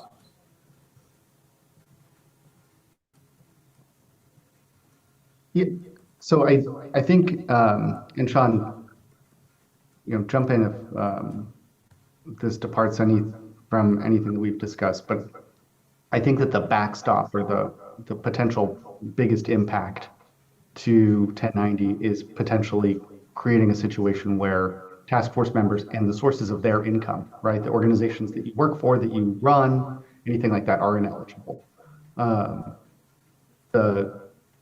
think that's the ultimate legal barrier from participating in the discussion, so long as there is a understanding that participation would preclude you from then receiving any benefit, material benefit, under that program. Does that make sense? And Sean, does that comport with, I thought that your slide indicated that, but I just want to make sure that we're all on the same page. No, precisely. So, again, it is. There's been a pivot that we're now inviting the task force to be more engaged in this process than we were previously, because we have now determined that there is a high risk of creating a conflict of interest, regardless of the extent of that participation at this point in the process. So certainly would welcome your input on thinking about how these funds are used. That's where we are now. Really quickly, just noting, I think that has been proposed pathways forward to how the task force can provide that input without taking away from the important mission of this meeting. So that, I think, is something we can come back to ask. But I think what is being described here, just to summarize, is we will create an opportunity for task force members to be part of the process of building this program. It's now just a matter of time, timeline, and space for making that happen. So we don't have that exact answer right now, but I wanted just to note there's been some suggestions here, and I know Ruth is someone who has been waiting to speak. Just building from Camille's comment and the comments that have been shared by task force members right now, the priority for this meeting is to focus on report content, but additional space and conversation is desired to advance development of this program. That's something we can likely organize for January. There's no particular timeline attached to this, so if we can focus on the report and then transition our focus to development of this program following submission of the report, I think there's strong interest in that, having dedicated time and separate conversation. Okay, we have Ruth, then Nathaniel, and then I see, James, you're back up in the queue, and then we're going to have to do a serious time check. Ruth. I have two questions. Oh, sorry, is there feedback? No, you're Not good. on our end. Okay. So, wow, that's really distracting for me, sorry. So I have two questions. One is about large public institutions. We have representation from UC Agriculture and Natural Resources from me, and also CARCD for Chi.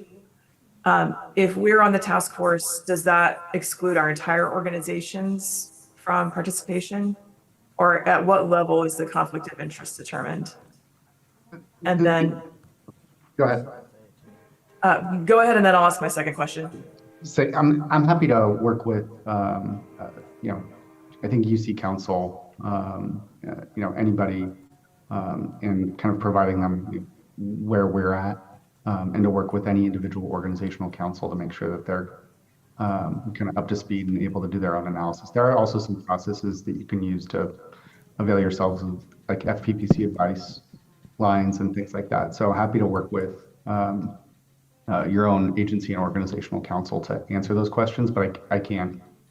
That's legal advice that I can't provide to the to the organization. Thanks, that makes sense. And then second question, following up on the idea of recusal or the advisory committee being involved, would it be possible to create an advisory group of reviewers for this program who definitely are not going to apply for funding from their organizations? For example, we have people on the advisory group like Adam Kalo, who's in the Netherlands. His organization is not going to apply for this. We could also employ members of the public who aren't part of any organization. I just wonder what the options are for putting together a review committee that would be completely free from conflict of interest. We'd certainly be happy to consider that, and we could, you know, consult with our legal folks too to make sure that all works. But I think all options in that space are on the table right now. It's just not deciding everything today, as Megan was saying, that once we get the report sorted out, but we'll certainly take all that into consideration, Ruth. Thank you. Are we? No, we have Nathaniel. Okay. Yeah, Sorry. I just wanted to say, I think with all this confusion and back and forth, and I think, and just no clarity really, it's just best to continue to move forward. And I appreciate everyone's comments as far as, you know, we need to stick to the draft recommendations. I do just want to comment that it makes it almost, for me, I don't even want to recommend other farms that have showed up, because it is so confusing how this task force will be able to make a recommendation on the dollars we knew we had from the start. And it's been very misleading to the people that have showed up to give public comment, to you know, share their story and share their lived experience with us. So just, you know, noting that, and like, yeah, I hope we can find a way to put funds towards the folks that need it. Thank you. James, Emily will be our final comment on this, and then Sean, you can close this out, and we'll check for public comment. Thank you, James. Yeah, just a clarifying question. My understanding of this 1090 thing is that you know, if we invite people to come and speak or do commentary, they're not officers. They're not part of the task force. They're all still eligible for any of the fundings. Anybody who's ever come, spoken, anybody we've gone to do site visits with, like that, even though what they have said has helped influence and guided the recommendations, and then the subsequent planning, that's not enough of it. Like, they're not on the hook for any conflict of interest. It's just the people in this room and on the task force. That's right? Absolutely. Okay. Yeah, I have like 5 more questions, but I think I can save them for the next time we have the November meeting too, right? Could we carve out, you know, some time in that meeting to talk about this more? Some time is relative, James. I can't guarantee how much time. But I think one option too is to collect questions that you might have regarding this, and maybe we can issue a response memo and then be more prepared to answer those questions concisely in November.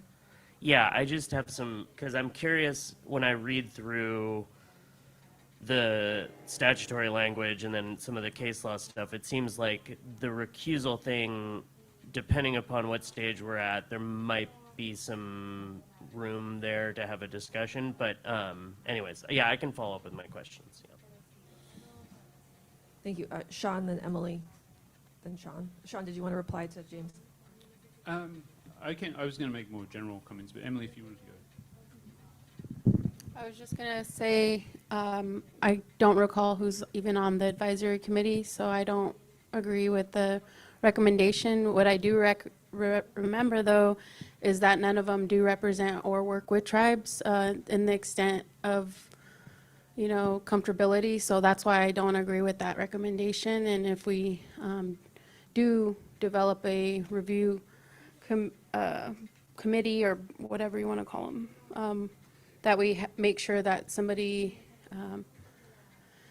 that is well versed within tribal governance or just tribal nations in general, whether it's task force members or other.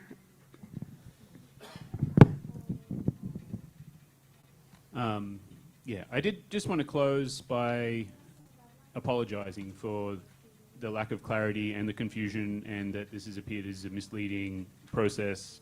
I think, and this is no excuse, but what is unusual about this situation is there's plenty of task forces around and bodies that develop recommendations. Rarely are they paired with funding to implement those recommendations. And we have tried here, that was the intent initially. Wouldn't it be great if this body could develop recommendations if we could see if they could actually work?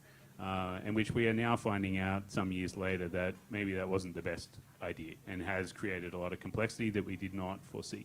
So I personally wanted to apologize for this, complexity, lack of clarity, and any misleading that has resulted. So thank you all for this discussion. We will pick this up again.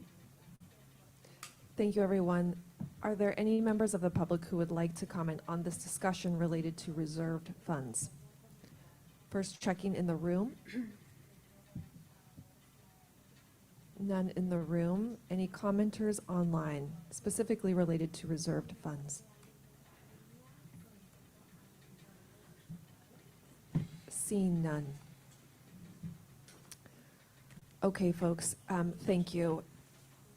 If helpful to recap that at all, if you have additional questions related to this as they come up for you in the next day, week, etc., please send them to staff. We'll compile them and work on concise responses. Acknowledgement that much additional conversation is needed, and it is likely targeted a January timeframe following submission of the task force report to carry on this discussion. Thank you. Okay, now is a great time to take a break. We're a teeny bit behind schedule, but we're going to take our break 5 minutes early. So 15-minute break. Let's return at 10:40, and then we were going to move into our working session. Thank you, everyone. We will see you in 15 minutes. Just in time for a break. That was like West Lying. It was like West Lying, Lexus Texas. I was like 1099 or 1090. Like, give me all the juice.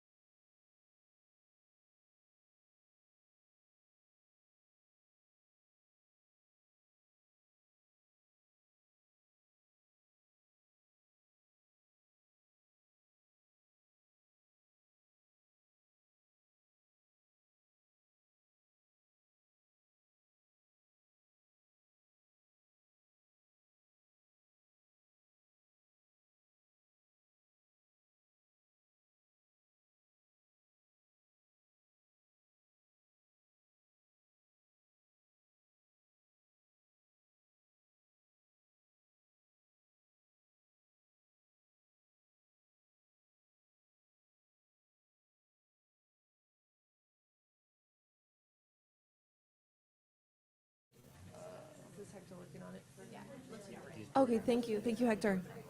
All right, folks. It's game time. We do need to get started. We can pass those out momentarily. Okay. My friends, may we get started? Thank you. Thank you. Thank you. We're still missing some folks. This is important because we're going to talk about our game plan for going through this working session.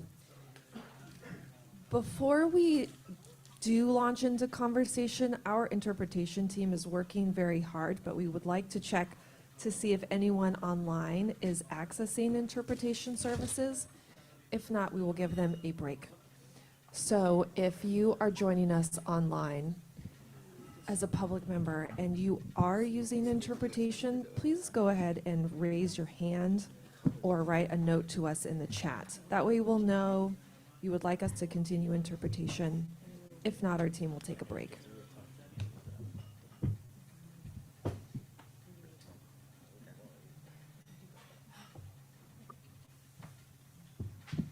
Nothing? Okay. We'll check back periodically. We'll check back after lunch to see if anyone needs interpretation. But until then, we're going to give our team a little break here. Thank you.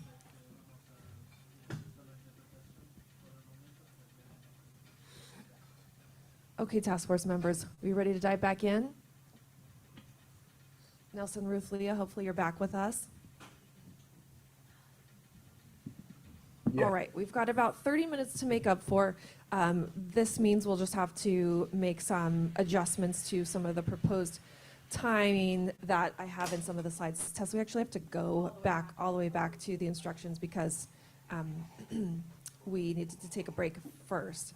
So we're now pivoting to our working session, which is the balance of our time together today. Just a refresh of this timeline, which we saw during last meeting. I just wanted to flash it again because it shows the visual of you are here. We're on that blue dot in Ventura. And the time between meetings between October and November is short. It's actually only 1 month. And before we had 3 months between August and October. And then our final meeting is December 11th in Sacramento. So just so folks know, and please keep this in mind as we work forward towards advancing the ideas, effectively after we conclude tomorrow, we really have only 2 weeks in order to make additional edits to the draft and turn around the next November version of the draft report for your advanced viewing in advance of the November meeting. So just keep that in mind. This is crunch time.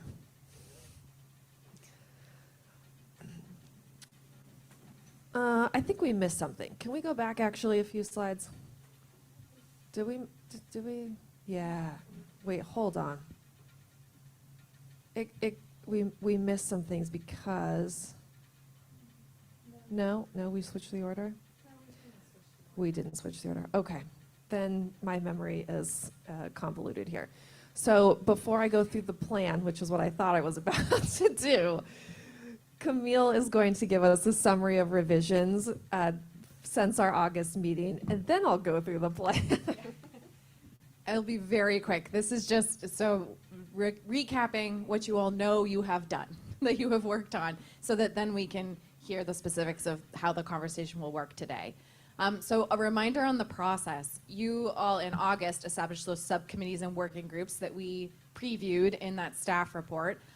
And through those conversations directed specific revisions. So when we get to the point of describing how we'll walk through our discussion of that report, noting that some of those additional ideas were requested by task force members to not include in the official October report, but to consider as a group today. So that just noting that for you all. We'll get into those details as we keep working. And here, just a summary of major revisions that I think it's important to flag. So when we get into that text, you'll see these there. A really big one is that we have a new goal 2, which means there are now 5 goals overall versus the 4 that you saw in August. That goal 2 is currently kind of pending title. It's called Restorative Land Fund and Education Campaign. We will look at that language together. There have been a few new sub-goals that the subcommittees or working groups established. So there are some examples of that here. Some ideas about coastal access being added to goal 1, idea about ag ombuds added to goal 4, as well as a few others. Those are all coded in green just for that kind of extra flag for you all. Another important change that came through a goal 1 and then goal 1 working group conversation was based on interagency feedback, a shift to use California Native American tribes to align with the way that the state currently refers to Native American tribes, but recognizing that that comes from interagency feedback and being very clear in just the reasoning for that use. So we do want to look at that language as a group today and make sure that that is clear and explained well in your report. There have been a few ways that community, interagency, and advisory committee feedback were incorporated. You'll see those as we move through. And then staff also worked to do some further sort of consolidating and simplifying, shifting things around so that there were a few kind of remaining goals that were duplicative, so trying to put those together. So you'll see a few changes along those lines as well. So I know that's quite a bit there, but I think it is helpful to just note how much work was achieved since August, and then what we're going to be doing, this is what I'm gonna hand over to Megan, is working with the words on the page to really decide today and tomorrow whether these words are right and what needs to happen if they're not right, what needs to be done to make them better, to make them what you're ready to approve. Are there any immediate questions here before we jump into the plan for what we're doing now, what we're doing today and tomorrow? Cool, let's move right along. Just please keep in mind what is, just kidding. I'm sorry. We actually have 2 quick slides on this. Really quickly, just wanted to flag for you all that there are a few things that have not been done between August and now that we are holding on our list. And we wanted you to know they're being held so that you also understand what we have, staff have, as yet to do. One of them is making sure that the existing tables and charts are clearer visuals. That came as a request from you all in August, as well as a request from the external feedback we received. We're working with our comms team to make some nice visuals that will help tell that story. There's that land consolidation table, a few other things. So we're working on better visuals. Of course, it's a continual process of revising for consistency, clarity, and singular voice. We'll talk more about that tomorrow when we're really laying out next steps, but just noting that still needs to be done. That might require a few small additions to the narrative here and there. That kind of align maybe the context section with then the recommendations you see below it, that kind of work. We know that we need to move the text you were all looking at into the graphic design template. So we will have a version of that in November for you to look at so you can really see what this will be. What will it look like once it's in the right format that was previewed for you all last meeting. And as you're thinking today, we have heard a suggestion to have kind of little tokens or tags in that report. So as you all are looking at your content, maybe something to have in the back of your mind is if we had little icons that could call out something that's consistent about this report. Maybe it's a specific audience, right? So that every time tribal nations are referenced, you have a token, a little, or every time a land trust would be kind of the operative actor here. There's a little tag there. So just consider what might be helpful there. And then, of course, we will be doing revisions identified in this meeting. And Tessa, if you'll move forward. Another remaining thing that we all are working on are these case studies, quotes, and then you'll see there's one case study in here. Thank you very much to Golden Eagle Farm for providing the case study that is here as an example. And then you'll also see a few kind of clarifying text boxes that we're trying to sort of sample for the task force to review. And just noting that there are additional case studies, quotes, and text boxes like that that we're planning to identify and develop. Wanted to note for you all the plan. This is an example. So this is not in this report, but we wanted to share with you the level of detail that we're planning to attribute any quotes to, right? So here's this example. This came from a Golden Eagle Farm engagement session. So really representing what the task force heard, but in a way that is anonymous, so that whoever it is that shared those comments knows that they were shared in a space that the task force would learn from, but that their words would not then be attributed to them or sort of moved along in a way that was identifying.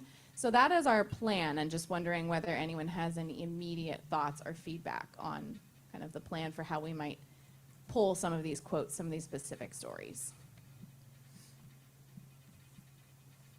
I think you should just list it as a tribal engagement session, because that was the language we consistently used, maybe. That's helpful, Emily. So it would say Golden Eagle Farm Tribal Engagement Session? or- Comma, tribal, or dash, I don't know, you already have a dash there, so, I don't know.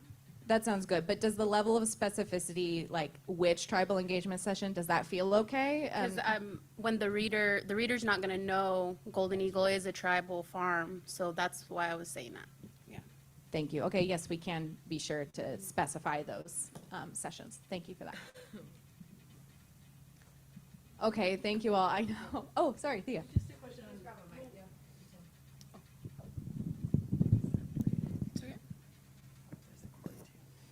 Hi, thanks. Just a comment or question about the stories or quotes. Will we have a chance, the next time we look at the draft, we'll be able to see where they are? You're going to place them first, or will we have a chance to comment on if we see another place where it might be good to have an additional quote, or is that happening in between now and November? Great question. So I would say as we're working now, if you see a spot and you're like, oh, I would love to have a story here, it feels really important, please flag that, because I don't think we will have the opportunity, or if it comes to you and you want to email staff, right? But I don't think we're going to have the time to send a version out for review and then another version out for review in advance of November. Does that answer the question? Yes, thank you. So those kinds of observations will be very helpful now as we're working. The plan. Here we go. The plan for our meeting today and tomorrow is to get as close as possible to agreement on all draft report content, with acknowledgement that some words will need to be wordsmithed, but at minimum, concepts and content. For ideas where we can't find full agreement, or the ideas that don't yet enjoy full agreement from task force members, we have to be realistic of what's achievable before November and then determine a pathway forward for that particular idea. We're going to, in a moment, show you a menu of options. So just hold in mind that we really only have about 2 weeks to update text between now and the next version that needs to go out. If we spent just 5 minutes chatting through each page of the report, we would spend nearly 5.5 hours together. So let's be concise with our comments and really focus the time on ideas that need our time. And please, if you can, in your calendars now, write down to expect to receive the November draft from staff on November 3rd. And that way you'll have reserved approximately 10 days, or at least 1 working week in advance of our November session, to carefully review the November draft report. Recall, we only have 1 day together in November. Okay, thank you. Next slide. Just wanted to get that date on your calendars ASAP. Next slide, Tessa, if you don't mind. So, as Camille mentioned, and she's going to pass out hard copies of the October draft report to folks in the room, we're going to work directly within the report body to make changes. Items in green text have been approved for inclusion in the October draft report, for example, by subcommittees who developed said language, but they have been flagged for review. So we wanted to make sure your eyes were drawn to those words on a page because they were different from August. Items in orange text have not yet been approved for inclusion in the report, but we did want to place them within context of this narrated version, annotated version of the report we're looking at, so you could see where those ideas might fit. But we're going to call that question today when we do come up to those items in orange text, essentially giving them the Spartan thumbs up or thumbs down, keep, remove. Items in purple have not yet been approved for inclusion and have not yet been reviewed by the task force. I will say there's only a handful of items in purple, and these ideas came from a few pieces of feedback that we received from the pre-meeting poll that we passed out. We did only receive 6 responses to the poll, so we're not going to actually look at a bar chart of results. We'll just reflect on some of the feedback that we did receive from the poll. And where we could, we incorporated some direct requests or revisions into this draft text in purple. Other items which were a little bit more conceptual, we'll ask folks if they desire and if it feels right to bring those ideas into conversation. Next slide.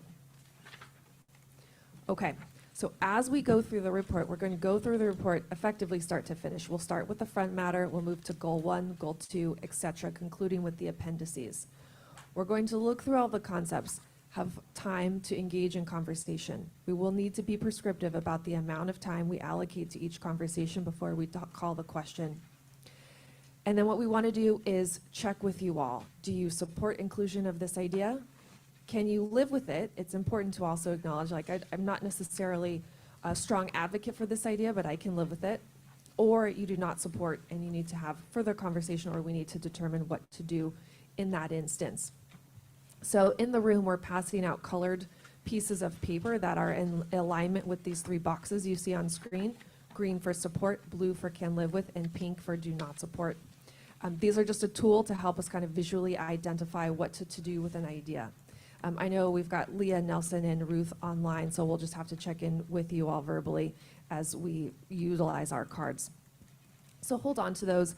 And then the next slide, I believe, shows what to do in instances of do not support. And you all have a white printout that offers the text on this slide for reference here. So if, for example, we're looking at a sub-goal, and then we ask the question, we have conversation, and we say, okay, now is the time to ask the question, how do you all feel about it? And you put forward your level of support, and we see a few do not supports. Then we need to decide as a group, what would we like to do? Here are some options. Suggest a text revision for group consideration. Maybe there's a simple word change that would then indicate or then make it so that you could support including that idea. Maybe we offer a menu of options within the report body itself for that particular concept if there's 2 diverting pathways. Perhaps the idea is too detailed and you want to take it up a level of specificity in order to be able to support including that idea. Perhaps it's a good idea, but it's not really fully fleshed out and we're uncomfortable putting it forward within the report body. So then do we move that to a place that we're calling ideas for future consideration within an appendix?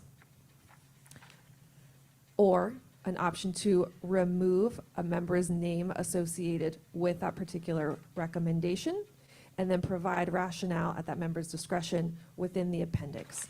So an example might be 12 out of 13 folks strongly support including that idea, but 1 member is not in alignment and they might choose to have their association removed from support of that idea. Because we kind of operate on we do operate on a quorum basis. If 7 or more task force members do not support a recommendation, then that recommendation will be removed from the report body. Another nuanced example I just wanted to share, if we do call the question and there's many folks who just indicate that they can live with the idea, like 7 or 8 or 10 folks, then the question becomes, is that a strong enough idea? Do you want to keep that in the report body, or would you want to move that into ideas for future consideration? Okay, next slide. We need to dedicate strict time limits to each report section. This is an example. Our times are going to shift, and there are some goals that are going to require more time, but 35 minutes might be all we get, for example, to talk about the goal X. What we would like to do is have most of that as discussion time, but then keep 5 minutes at the end for decision-making time. This is going to be hard. we could probably talk about all of these in perpetuity, but at some point, we're going to need to stop, call the question, and make a decision. So we got to get ready to do that hard work together. We'll review the results from that level of support poll to jumpstart our conversation. Again, not looking at bar charts, we got 6 responses to that, but if there are some pieces or ideas that might help with our conversation, we'll reflect there. And then again, Tessa is going to help us toggle between report body and notes. So we're going to work within the draft report for revisions. And we're going in order. We're starting at the front, we're going all the way to the end. Today, we are hoping to get through at least the first part of goal 4. So front matter, goal 1, 2, 3, and 4. Oh yeah, absolutely. Well, and then tomorrow, sorry, thank you. So tomorrow, I felt like that was inverted, but no.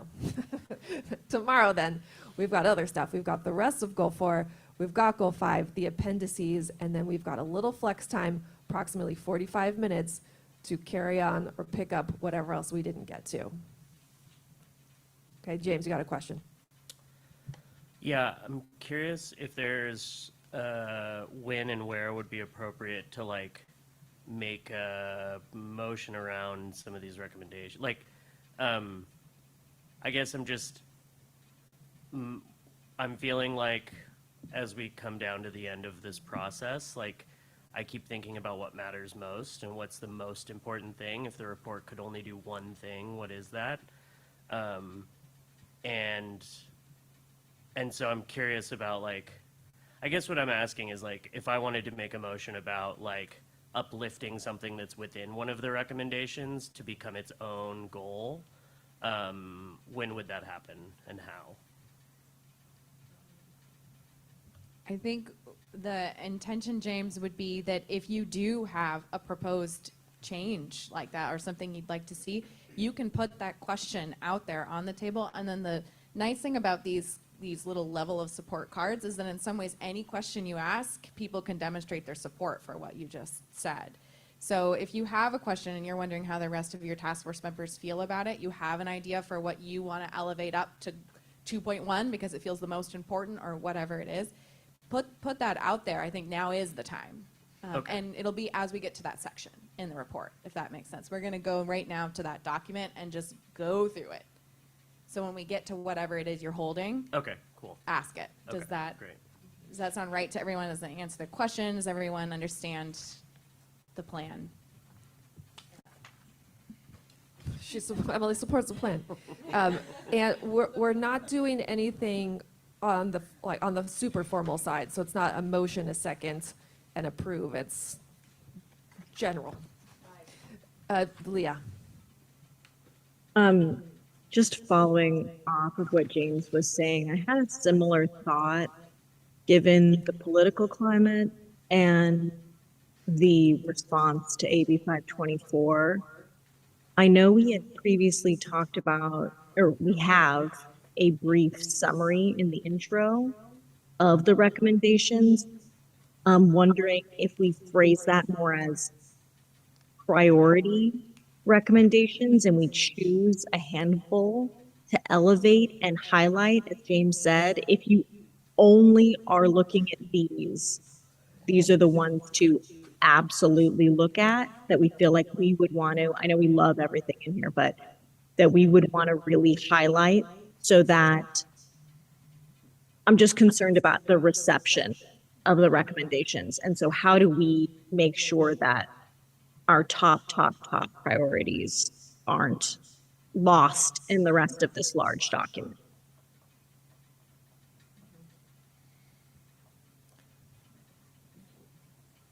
See heads nodding around the room. I've got that captured as an idea. Let's hold on to that and figure out if there's a way to do that. And also when we start to engage in conversation around the goals, if something naturally comes up within that goal conversation that we can star and decide as a group that is priority or most impactful, however you want to think about it. Sean? Yeah, I was going to say the same thing. I think, yeah, we just, as we're going around, if everyone's generally on board with that idea, if something jumps out at you that you think rises to that level, let's flag it and, yeah. Okay. Groovy. Then I think we're going to get into it. Our lunch today is scheduled from 12:15 to 1:15. This gives us an hour and 10 minutes. Let's see how far we can get. My hope is before the lunch break, we get through front matter items and goal 1. Ambitious, I know. So Tessa is switching us now to actually look at this document, and we'll probably have to zoom in a bit to make it a little more visible. But Tessa is ready as you have changes that you would like to make, or as you review language that is currently green, just as a flag, or orange, and decide yes, we want it in there. Tessa's going to be tracking those comments as they would impact the words here as tracked changes. Caleb is taking more expansive notes about our entire discussion. But really what Tessa's doing is tracking how your discussion is impacting the words on the page. So to the extent we all can really focus on that, that will be, I think, key to getting everyone to a place where you can approve the final report. So we are planning to move through this text. I would like to, I guess I'll just open it up here. The first place where we have some new content to consider, or sort of flags to think through, are in the, let's see, overview section, if you'll keep scrolling, Tessa, but wondering whether there's anything that anyone wants to flag in those very first pages of the task force, that executive summary, that before, and then the summary of goals and recommendations. I know there's a proposal to actually have also a section there that says priority goals and recommendations or something like that. So that is one suggestion we've heard so far. We consider flagging things that way as we move through. Anyone have any comments, or should we jump right into that overview section?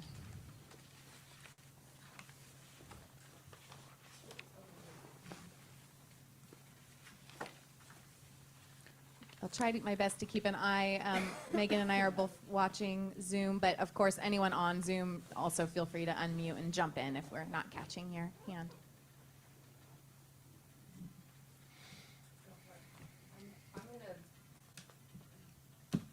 Just going to ask folks to be quick on the draw, just to keep us moving. And if we do kind of fly past something and we need to go back, call us out. But if it's kind of silent, then we're going to keep forward marching. I was going to say, Camille, if you could also just note the page number that you're on at any time, as well as the headings too, 'cause I was a little lost when you were talking. Got it. Yes, definitely. So let's keep going through this, Tessa, if you will, till we get to page 7.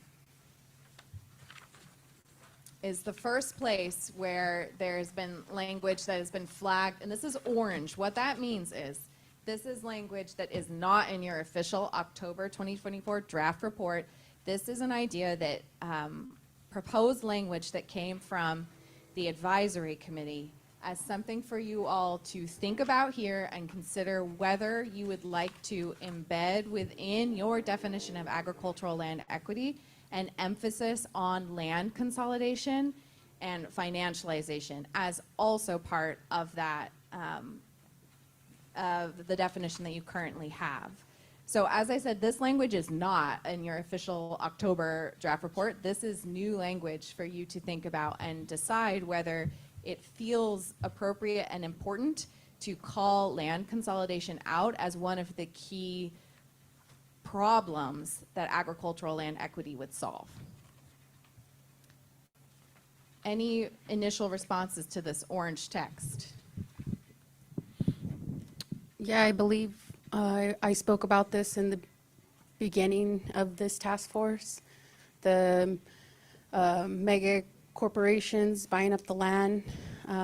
We haven't identified within our recommendations, so I'm glad it'll be acknowledged within the overview, but it also needs to be part of our recommendations. Yeah. James, then Ruth, then Nelson. Go ahead. I completely agree. I think in my estimation, if there is one thing that these recommendations can do, it's to stop kind of continued land taking to allow, like, all of the other recommendations depend on there being land available in the first place. And so having this as being a primary consideration makes a lot of sense to me. It's the thing from with which out, none of the other recommendations can actually be activated upon. Or at least many of them, not all, but many. Ruth, Nelson, then Nathaniel. Go ahead, Ruth. I agree with both of the previous comments. I think this is very important to highlight and a main reason the task force was created. And I also think there might be other places in the document where we could reference this as well. Thank you. Nelson, go ahead. Thank you. Yeah, I'm in complete agreement with all the comments mentioned so far. I do not agree with or support necessarily the placement of it. I remember that we put this first sentence in bold as like the definition, highlighting the definition, how we define agricultural land equity. I feel like it's a little clunky to include that in addition to that definition. But I feel like it's a better placement of that sentence, that first orange sentence, in the context of the second orange highlighted area, and it can provide maybe a more elaborate description of countering concentrated market forces of ownership and natural resources, so forth and so on. You can describe that better placed there, but I agree that it needs to be included. I do agree that we need to also discuss that or include that into a recommendation somewhere that's appropriate. I think, Nelson, thanks for that. I think that the thing being considered here is whether this would be part of your definition of ag land equity. So I'm hearing for you a hesitation to include this as in the definition of what agricultural land equity means. Nathaniel, I wanted you to speak there, but then I think that's kind of what's on the table. Is this part of the definition of agricultural land equity? Go ahead, Nathaniel.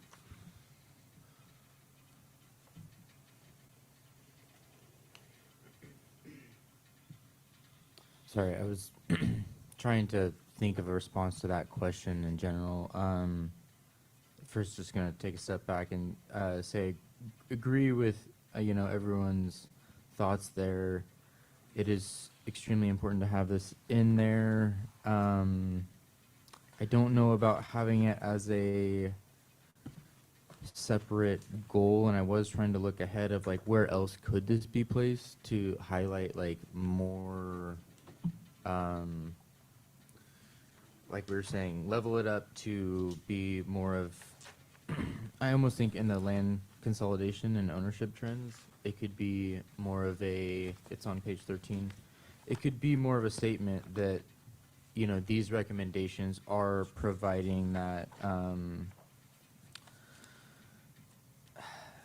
yeah, I don't know. I'm trying to bring my thoughts together through the last question that you mentioned, Camille, of it is a part of the definition, kind of, I think, but it's more like we need to highlight that that is the it's a byproduct of all these things, but it's also dependent to have these things happen, like James mentioned. I think it might be helpful here if, Doria, go ahead. And I was going to propose we use our cards, but go ahead, Doria. So quickly, I totally agree. I think we should use our cards. And I think that in the preamble to 4, we could have a paragraph that goes a little bit deeper what we mean and what's happening currently. Currently, it doesn't include that, but there is a recommendation in this section that directly addresses consolidation of land and the use of land, the acquisition of land by financial kind of mechanism, products, tools. Okay, thank you. So hearing a recommendation that in the goal 4 context section, just tell some of that story. Right, there because as it's well. not there currently, although Okay. we have a really strong recommendation in 4.8. So, yeah, and I agree with it being in the definition. So let's call the, James, did you want to? Yeah. I think if it's really important, we shouldn't bury it in like 4.8. Like we should make that a primary goal. Like we should uplift that. If it is fundamentally important to everything else, then I think we should make it a goal. And I think we have enough there to like put in what we think should happen around that. We've got a lot of different elements around tax incentives and things like that. And yeah, I mean, that would be my recommendation is because I'm just like, how many of us really think that somebody is gonna mine through this to be like, oh, that's the one, like I see it there, and 4.8 as being really important. Like, we need to like bring things to the forefront if they matter more. I see some cards went up. Emily, Nathaniel. I agree, it shouldn't be buried. I don't know realistically I don't know what that looks like as a goal because, like it was mentioned earlier, we're talking about already consolidating our priority goals and adding another goal. You know, I don't know how that makes sense, but I do agree that it shouldn't be buried. It should be centered and not an echo, but part of the conversation. And for me, I think it would be more part of goal 3, but as long as it lives somewhere. Nathaniel. Yeah, just I think my challenge with it being its own goal is that when we did discuss this, it's hard to make a recommendation on what to do, and it is a byproduct, and it is inherent in the work that's done. So yeah, I agree with Emily there on goal 3. It is it's about finding, I guess, the best fit versus trying to make it new. Ruth, go ahead. I would support either building out an additional goal or increasing the recommendations in 4.8 where it's currently addressed with the additional language that was added. And I think we can also reference the letter from CAF and I think about 50 signatories where they listed some specific recommendations that we could also consider for what to do about land consolidation. Dorian. I want to second that. I'd be in favor of creating a goal that specifically talks to the financialization of farmland. I'm looking at goal 4, and it's looking to create a fair market player. But if we're up against the industry as it exists right now, we're still going to continue having our farmers ill-equipped to be able to compete with that industry. So we have to be really explicit on how we're going to halt those patterns. And I think being able to create a goal specifically is one way to make that a priority. Could I propose one way here is, as we're going through each of these goals, things that you're seeing that are addressing the issue of land consolidation in some form, let's flag them as such. And maybe if we can look at that suite of ideas that might be buried at this point within your various goals. And if you all can see those, identify those ideas as related to stopping processes of land consolidation and financialization, there might then be a path forward. Maybe there is a goal there, or maybe there is a way of just tagging. You know, we mentioned that tag idea, right? So that I'll just say that maybe is right now a way for us to keep moving, but also hold that this feels very important. Doria. So I'm of the mind that I think there's a lot of things that are really important in this document. And I'm not sure how I can say that one is any more important than the other. I think that we can't create 15 goals. I think we can create a list of priority goals. And that can refer to, you know, how sections of the document where the details are laid out.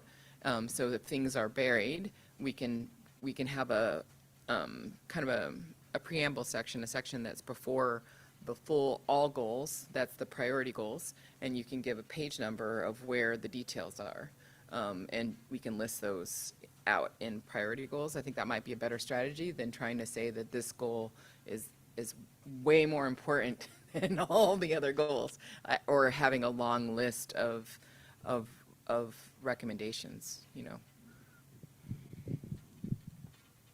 So let's, as we're moving through this, if as you all are identifying, like for me, this is my, like if one thing was going to happen, for me, this is it. If we can kind of flag those moments as we move, I do think this is a conversation to come back to and really lay out, are we going to list these as priority, or how else are we going to really call these things out? For right now, to keep moving here, I'm wondering, let's give this a test.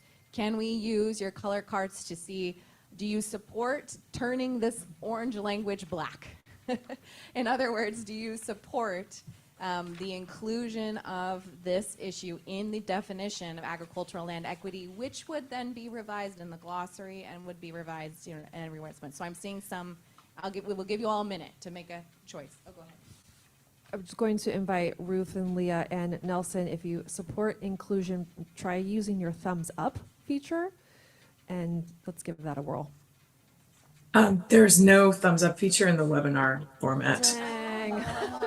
But how about if we just raise our hand? Can we just raise our hands if we Yes, agree? please. Oh yeah, you could also use your real thumb. You need to find colored paper. Okay. I'm seeing a no, registering a no on Zoom.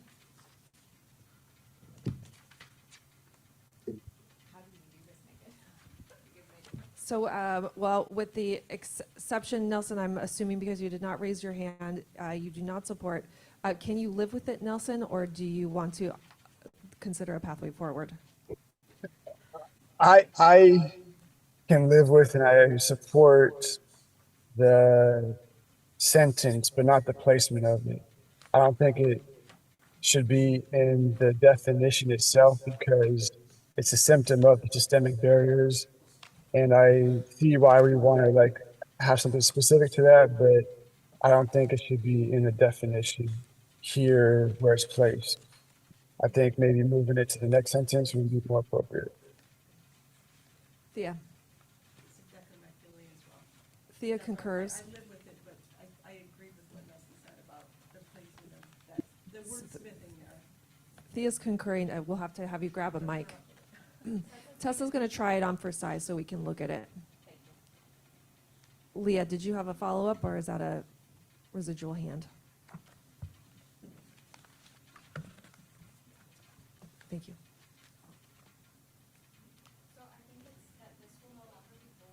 Tessa, Mike, if you don't mind.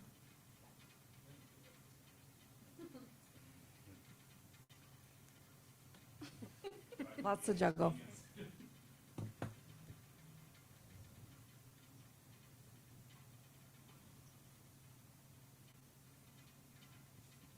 So then is that going through? So then the definition would stay as is, and the text would stay, I guess we would change it to not be bold, and the text would remain in this paragraph, but it would not go in the glossary of the definition. And of course, we can wordsmith this, we'll proofread it and make sure that the grammar works and all that. Let's take another poll. Let's test this one out. Do folks support a revision as proposed on the screen? What Tessa just described, she concluded the sentence after disparities so that this new piece in orange is no longer included in the definition of ag equity. Instead, it's references. These include the escalating pressures of consolidation and financialization of agricultural land. Will no longer be bolded and included as part of the definition. Acknowledgement that some check for grammar and sentence structure will be required. Let's see again to see if people like this better or worse, and it's just going to be a majority. We can let's see again people's feelings about this, and I think it is a question of majority opinion here, whether it is in the definition or this way. So can we see who, please, if this revised language, please hold up your card to show if you support, can live with, or do not support. Are there any, is it clear? Is everyone clear? Okay. So what this language would now say, agricultural land equity is when, it describes this here, free from systemic barriers and disparities. That's your definition of an agricultural land equity.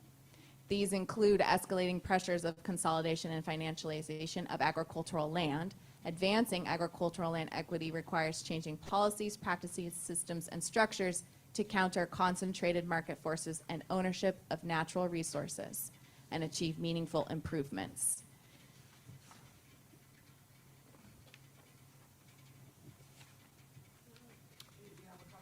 Yeah.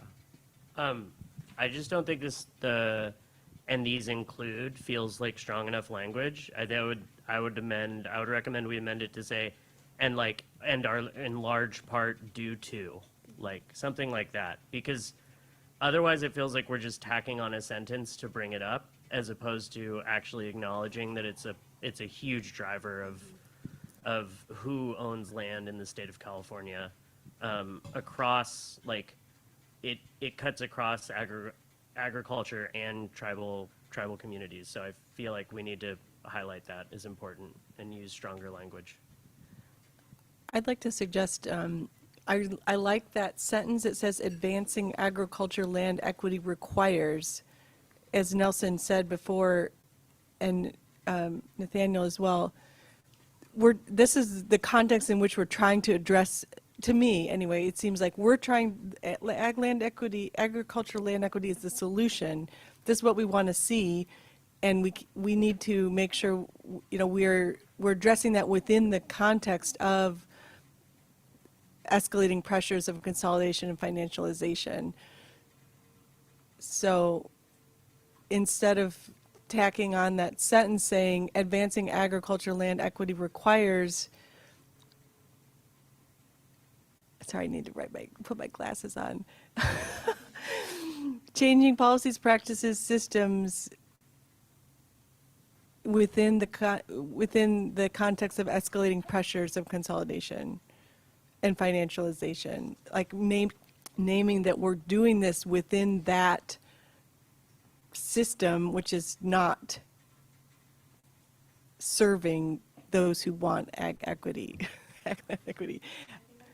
Do you understand if what I'm trying to say, I'm Tessa? tracking what you're saying, and I think right now we could either make a note on this sentence that says these systemic barriers, and we can note that staff will embed it in the following sentence, which I think is what you were just trying to do, or we can continue wordsmithing.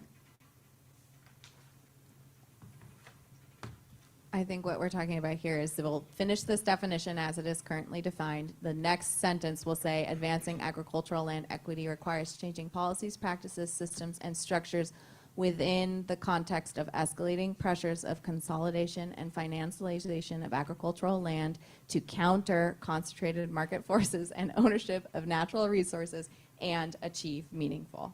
So in other ways, it's setting up a context for what agricultural land equity means, which will remain the vision as you all established it, that first sentence in bold.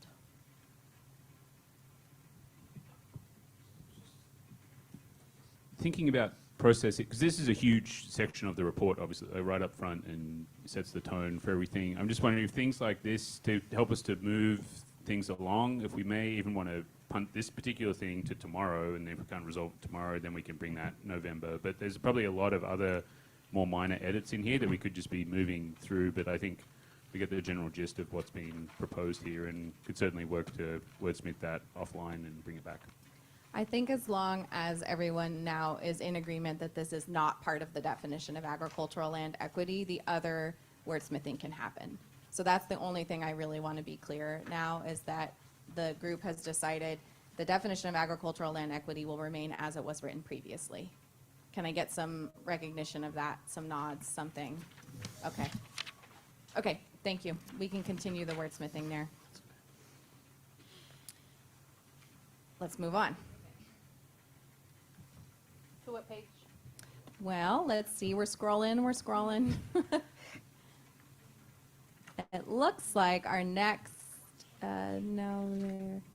okay, so this is a recommendation. Sorry, Tessa, I can't see the page number when it's on the screen. Can someone else say what that? It's on the bottom left if you look. I can't see. Thank you.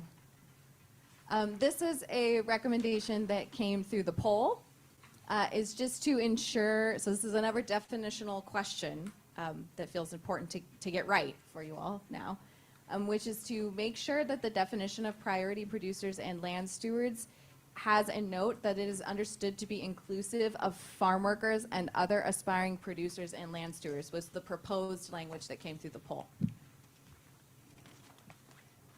The definitions of that are in that Farmer Equity Act and then the Agricultural Improvement Act do not explicitly call out farm workers as part of the definition of those groups. So I believe that's the intention here, is to explicitly refer to those groups as part of your priority producers and land stewards.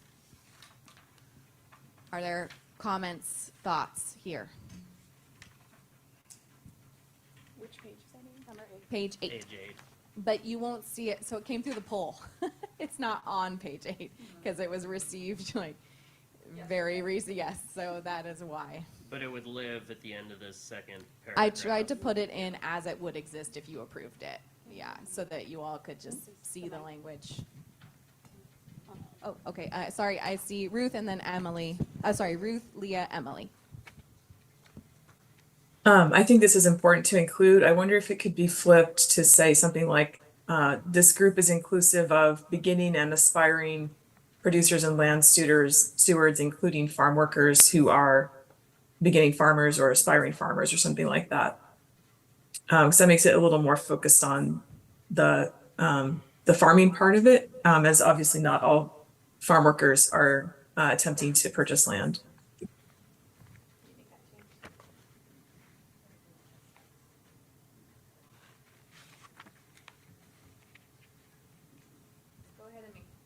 Tessa's going to make that change just so you all can see that proposal. Leah, go ahead, and then I have Emily and then Nelson. I would propose to avoid having to create yet another set of definitions on what an aspiring producer means, that we just use the term beginning, because there is a defined definition for that. And I just fear if we use the word aspiring, we might negate actual farmers benefiting from these proposals.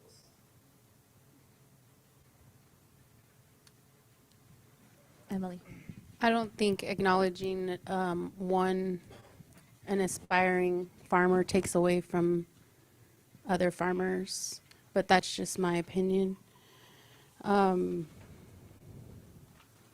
had something. Oh, so we're saying that throughout this report, priority producers, as defined in the Equity Act and the Improvement Act, and then acknowledging that these people are, so we need to say that the context that we're putting that, the task force acknowledges these people are not included in there, but we're going to in this report. Something like that, but not like that.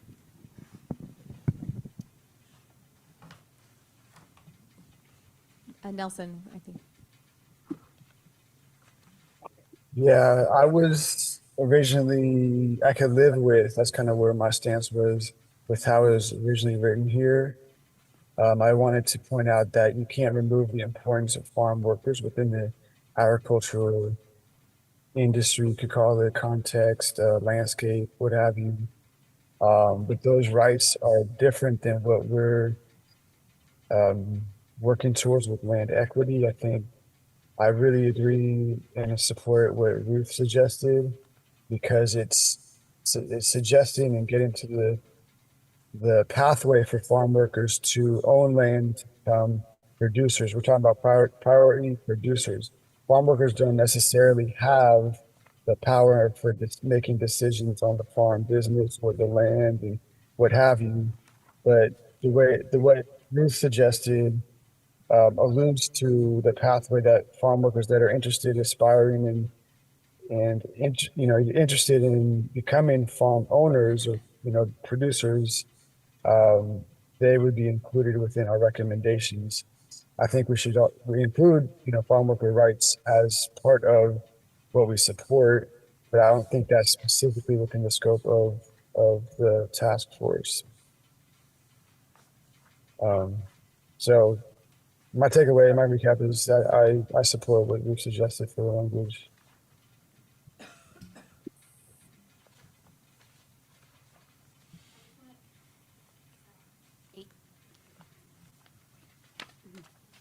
I mentioned grammatically, I think as written, it implies that farm workers are beginning land stewards, and I just want to reflect that back to make sure that that sounds accurate. I'm not sure.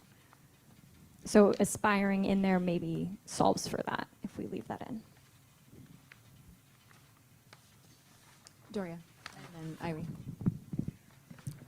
So I think I agree with what Ruth was proposing, that we were specifically, and I think what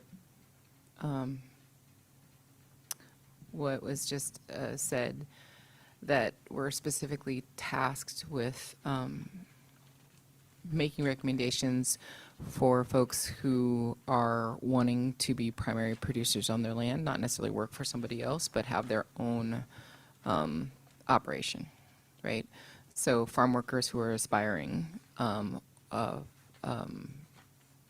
would qualify, right? Because they want to have their own operation. I would hate to make a loophole where some large farm could say, oh, because we have farm workers, we can apply for blah, blah, blah, you know, and they qualify because they meet all of those requirements, you know. And then on the opposite side, I do like the word aspiring, because not everybody who would want to be a priority producer already has access to land. And I would hate for us to unnecessarily put a barrier for people who want to be the land stewards because they haven't already started.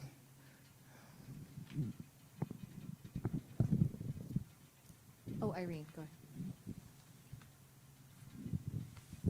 Yeah, this doesn't come off. Oh. Can you hear me? No, okay. Yeah, I agree with maybe taking out the beginning. I found that a little, I don't know, redundant or just not necessary. But definitely I would think to keep aspiring. And I appreciate that this was included the way that it is, because I just found it contradicting in the later paragraphs where we do talk about farm workers and aspiring farmers. They're not included in the definition, right, of land stewards. And so, yeah, I like the way that we're working on this.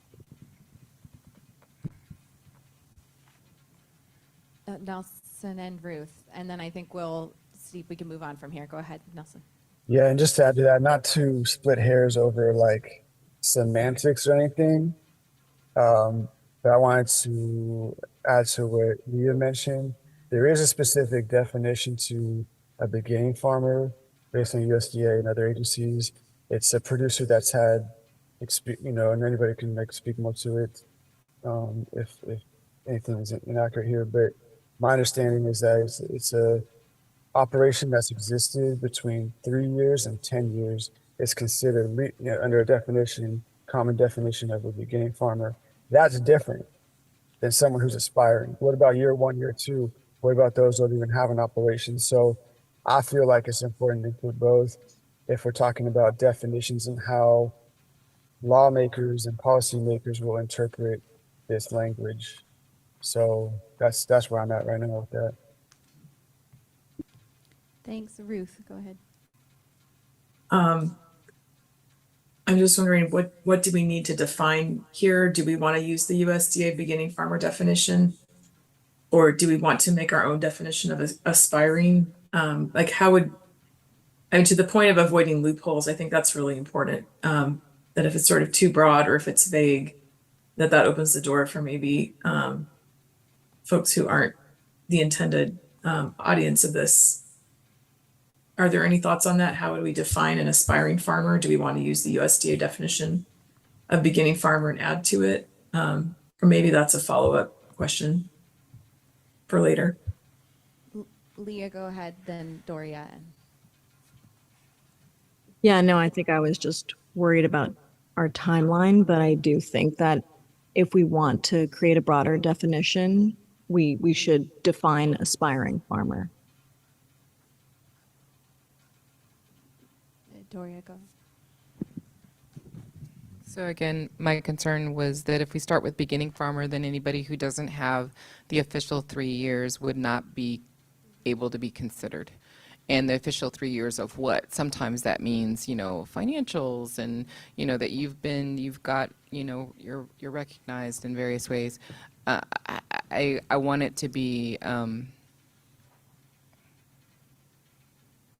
I want some of the people that we talked to and met who may not be currently farming because they lost land or whatever, to also have a pathway back to farming through what we propose. I see James and Nathaniel. Go ahead, James, then Nathaniel.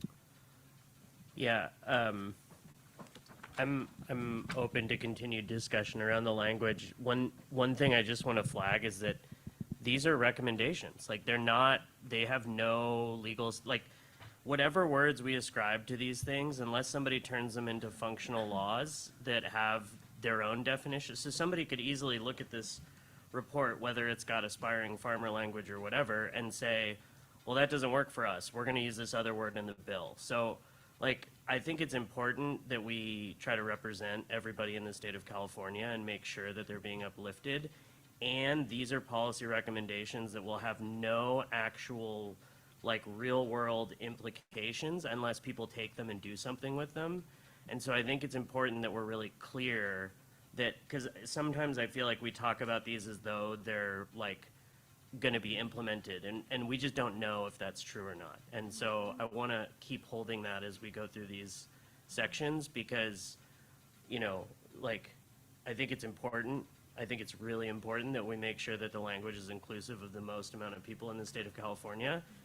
And our definitions are not necessarily going to be the ones that get turned into laws later that give these things teeth. And so there's going to be other battles that need to take place down the road when an entity grabs a policy recommendation and says, hey, we want to go lobby this into, a statute or something, or some kind of legislative act.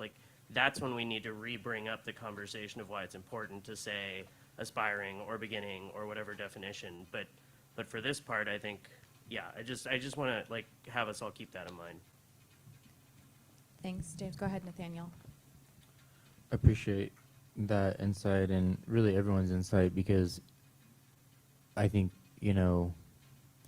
beginning, aspiring, and land stewards all can be looked at as different things depending on the eyes, and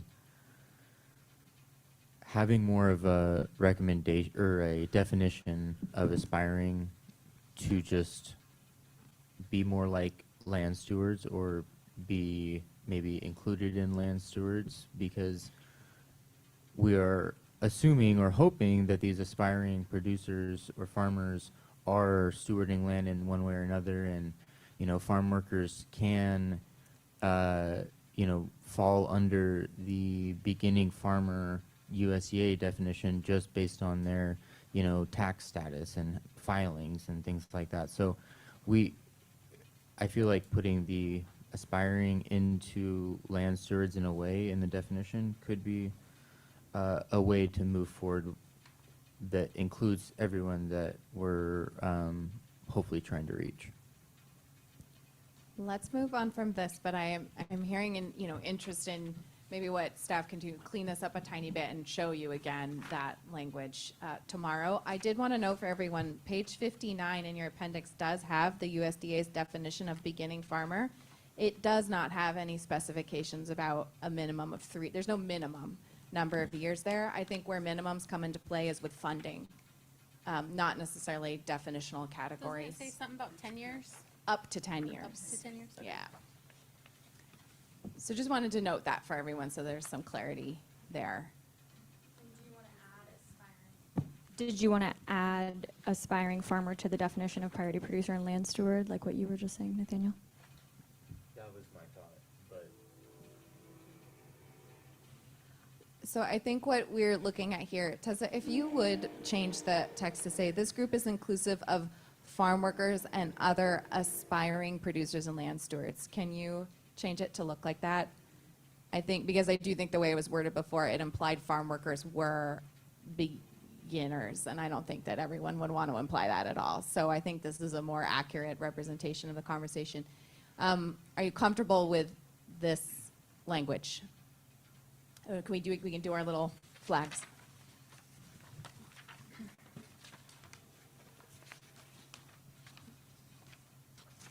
It's still being written. It's still being written. I know, it's just.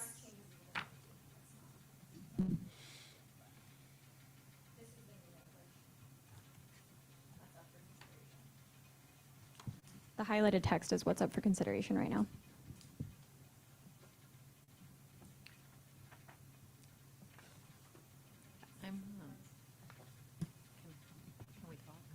Well, we just need to move on. If people are not ready to make a call, I think we should move on from this. Staff can get these words right and show them to you tomorrow. We're seeing around the room supports and can live with, but I think we really had some robust conversation on there. Let's not turn this text black. Let's continue to potentially wordsmith this piece. Let's see if we can get back to it tomorrow. If One not- last, it should say this definition, not this group, or no? Because what we're reflecting is the definition of the groups. Yeah. I think what we'll do, it will say something like, as defined in this report, this group is inclusive of.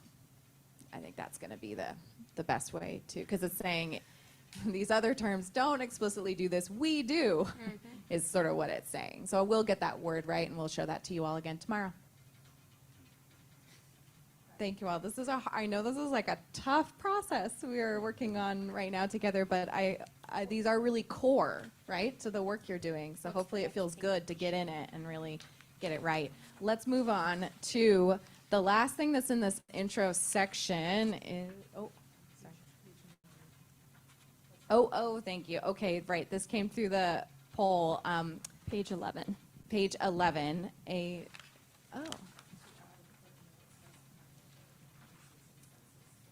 So adding a quick note, so this report references the census data, and then as well as the National Agricultural Workers Survey. So just adding a note there that recognizes that there are inaccuracies in that data was one of the recommendations that came through the poll. So staff can do that. We didn't have the time to really create that language. On page? It's not going to be, because it came through yesterday. No, on page 26, I was going to say, it acknowledges that it's not accurate, right? The census anyway, not the other. True, but in that instance, it's speaking specifically about tribal nations, Yeah. and I think that the interest was in maybe For also both. where you're talking about other producers, recognizing the inaccuracies. I was just pointing it out. It was acknowledged already, but it should be, in the beginning. Okay. And I thought that when I read it, because it is acknowledging it at the end. Okay, so on the table is adding an acknowledgement when we cite the census data, and we can draw from some of that language you've already written later on, Emily, that you've pointed to, noting that there are inaccuracies in that data. Is everyone in agreement to add a note there? Can we see cards? I've seen green cards. I see thumbs up online. Awesome. Well, Oh, can I comment on that? I mean, I wonder, because this is referring to that paragraph, right? Yeah, it would be, well, it starts, the description of the census starts the paragraph above, the 2022 USDA census. Yeah, okay. Yeah, because I know that was a concern of mine, but I was just curious, can we just maybe select a different statistic based on NAS instead of saying that there's inaccuracy? Like use something that might be more accurate, or, because there is NAS statistics that would be more accurate, it's just that specific kind of data is, I don't think representative of what we're trying to say here, but I think it's great that NAS statistic is included, like, because I know I recommended that before in August, right? We can look into whether NAS has, so the data above actually correlates self-reported race and ethnicity to land ownership. I do not believe that NAS produces that data. The one that says NAS? I'm talking the, meanwhile, based on NAS. Yes. National Agriculture Workers Survey. Yes, but That's I guess I don't understand are you? That's the ethnicity question? So the paragraph above that's at the very top uses the census of agriculture to describe land ownership Yeah. according to self-reported race and ethnicity. Irene, are you suggesting that we use different stats than what are here from the NAS report? Or additional Yeah, stats? I'm just talking about the paragraph that starts with meanwhile, Mhm. based on the National Agriculture Worker Survey, 96% of farm workers are of Hispanic origin. Okay, just the part of 9% identified as indigenous, because in NAS, that question is more Native American indigenous, and I think here we're connecting it to maybe Mixteco and indigenous. Anyway, that's hard to explain. Yeah, it came But- from the report, but perhaps there's different wording to better reflect these Yeah. numbers. Because there is no question on ethnicity that actually allows respondents to say, I am, indigenous Mixteco or whatnot. So I think it's confusing the two. Because 9%, I believe, refers to Native American, indigenous, Alaska Native. I don't remember off the Yeah. top of my head. We'd have to look back at the survey. Yeah.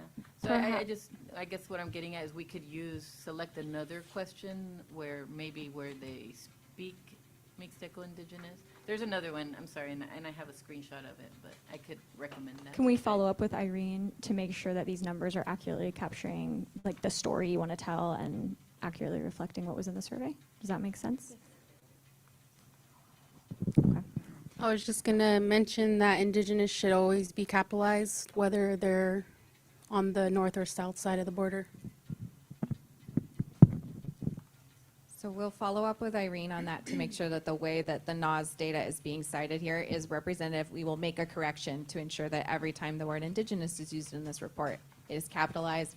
We will add a note that there are inaccuracies in using the census or NAS to capture the full complexity of agriculture in California. Okay. Moving on. Megan, time, what's happening?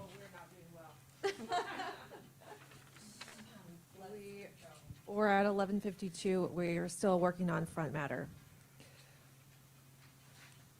We're very close to the end of front matter.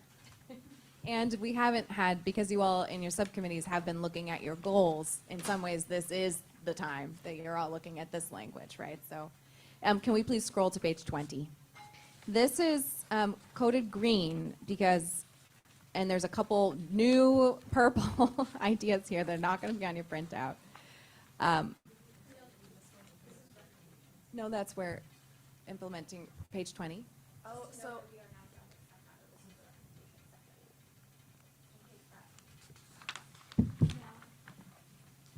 It's still front matter. We haven't gotten into goal 1 yet. So I think there's a discrepancy on the numbered page 20 and the Word document page, a tiny discrepancy. So numbered document right there, does it say 20? It says 12. I don't know why, yeah. Sorry about that, we'll find it.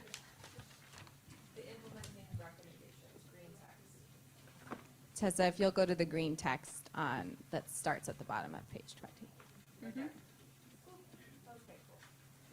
So we had been hearing from subcommittees that there was an interest, and then from task force conversations, that there was an interest in creating some way of framing both the recommendations that you've put forward, right? So this is in this section that lays out your recommendations. It says there are these 5 overarching goals, right? Here are some key terms.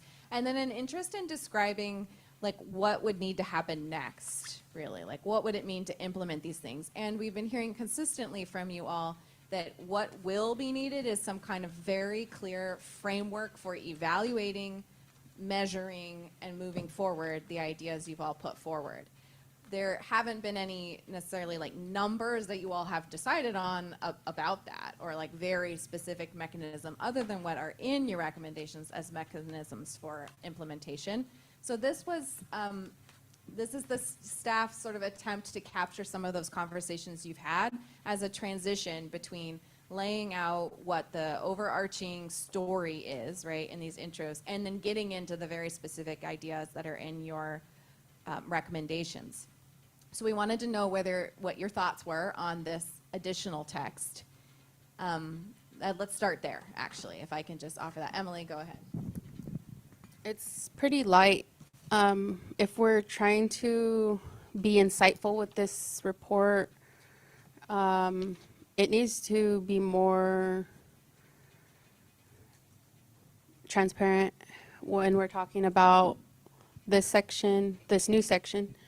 Fully developing and implementing these recommendations will require capacity building and training for state and local agency staff, specifically related to cultural humility and outreach to priority producers and land stewards. So that's good, and that's reflective of what we've been saying, right? And I support that statement, but what needs to be acknowledged before all that is the system in which we are working within, which is the statehood of California. In order to implement these, we have to acknowledge the system of genocide that is enacted today. Yes, we have these nice, shiny executive orders, but the system is still the same. So that's why it's important to acknowledge, because no matter the improvement, right,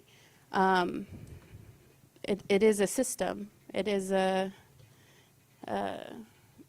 don't know what to call it in English, but we can have all of our trainings, but if we don't acknowledge like the overarching powers, authority, and statehood of California, then, you know, capacity building is, and cultural humility training will only stay at the local level always. It will never reach the levels that this report is trying to get at. So I want to get their attention with more solid language than let's have a capacity building and cultural humility, because yes, we've been talking about this for many years now. So yeah. If you could frame that, Emily, and not to, you don't have to write this all right now, but what I'm hearing is that, like, basically a sentence above what is written here that says the first step is. And so if we go, and I guess the first step is acknowledging and repairing. What would be the first step to implementation? Addressing the structures of. In order to repair, because we're not there, and I don't know, you know, I'm hopeful and faithful with the people in the room that we can get there, but I know we're not there, considering people are being abducted in the farm communities. So just acknowledging the dehumanization of the powers of authority and the systematic dehumanization, and I'm just spitballing. I welcome any other thoughts.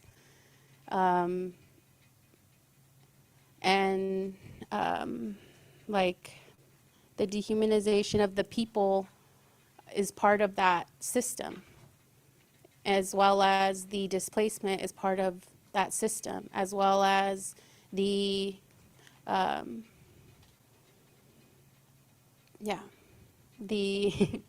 I can't think of it right now. I don't want to take up other time. Could I just suggest, I'm just looking back at page 7, where we got stuck a while ago, but that the part that starts with advancing agricultural land equity requires blah, blah, blah from there. It sounds, Emily, a little bit that you're elaborating on that statement there. I'm at the paragraph, what is agricultural land equity? Then we have the definition in bold, and then there is that piece starting advancing agricultural land equity, which speaks to implementation. I'm just wondering, is there an opportunity that we could borrow from that language and put that here at the start of the implementation section, for example, but elaborate, like using some of the language that you just shared to build that out a little more? Yeah, I don't have any more to provide. Okay.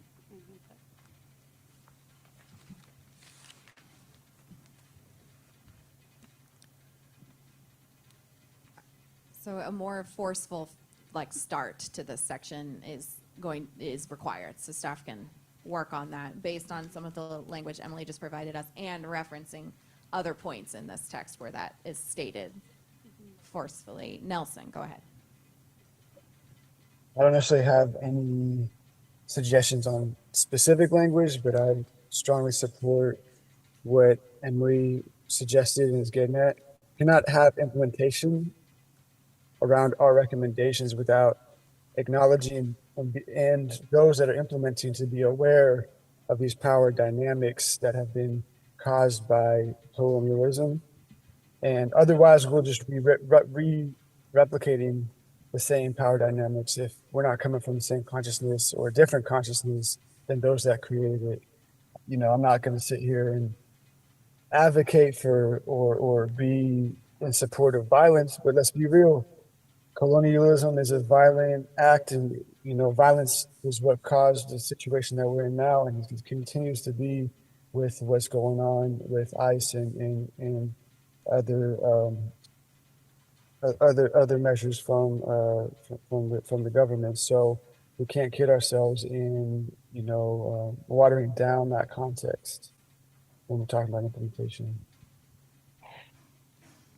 Thank you. That awareness is important. Okay, so that feels like an important addition that we will have in that November draft for you.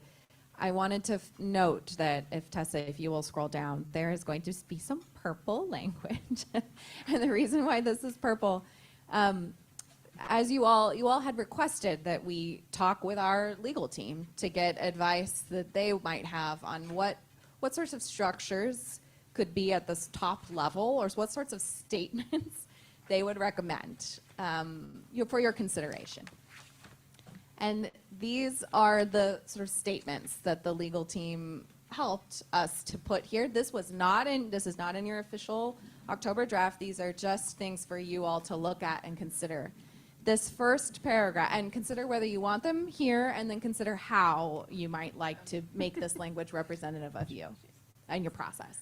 So this first paragraph is related to sort of the changing legal landscape of things like the definition of underserved farmers at the federal level. There are sort of ongoing court cases related to those definitions. So just noting, I think there's legal really was considering ways that it might be helpful to recognize a shifting legal landscape somewhere in your report, somehow kind of acknowledge that point.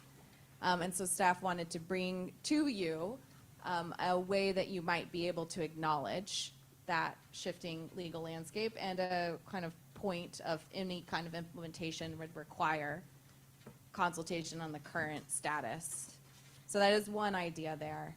The second idea there is something that staff have been thinking about as we were reading interagency reviewers' comments, as well as hearing your conversations, which is how might the work of any of these recommendations be built into the state process to become priority, and then also to define some of these recommendations as in the public interest. And that second paragraph is language you can consider that would, in any implementing legislation, establish as the intention of anyone taking up your recommendations sort of exactly the ultimate goal of securing land access for your priority communities. So these are language here for you to take a look at and see do what you will. Yes, I see Doria, and then Irene, is that up? Oh, sorry. Okay, no problem. Go ahead, Doria. So this isn't actually a comment on what's being proposed, but two access comments. Can you make the text a little bit bigger? My old eyes can't see very well.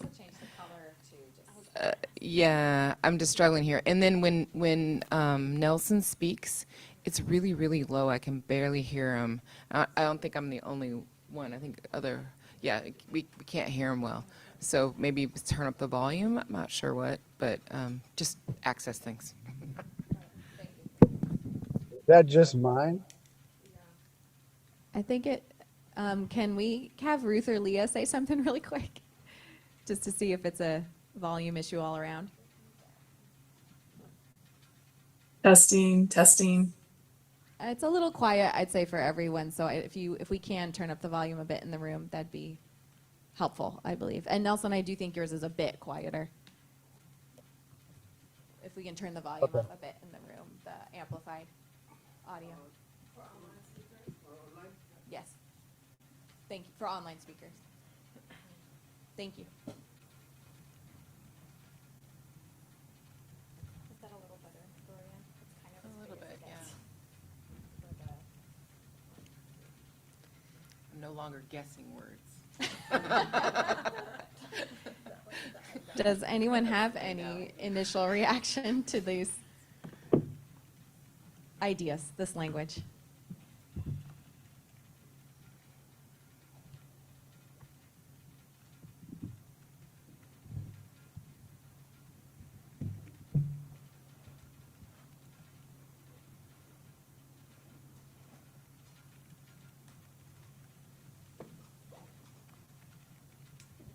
I'm hearing none, so does this mean, would the question be adopting, if people's comfort level with adopting this language, I guess is the question. Are we turning this language black, right? It is, but are we adopting it into your November draft is the question. So if people want to, if there's no comment, let's see how you're all feeling.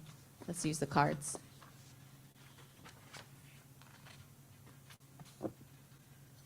See some action, not a lot of action. I see a thumbs up there, okay. For people who aren't putting cards up, what would it take to make it just time, or, because we do all have to at some point make a decision, right? What, okay, I'm seeing more.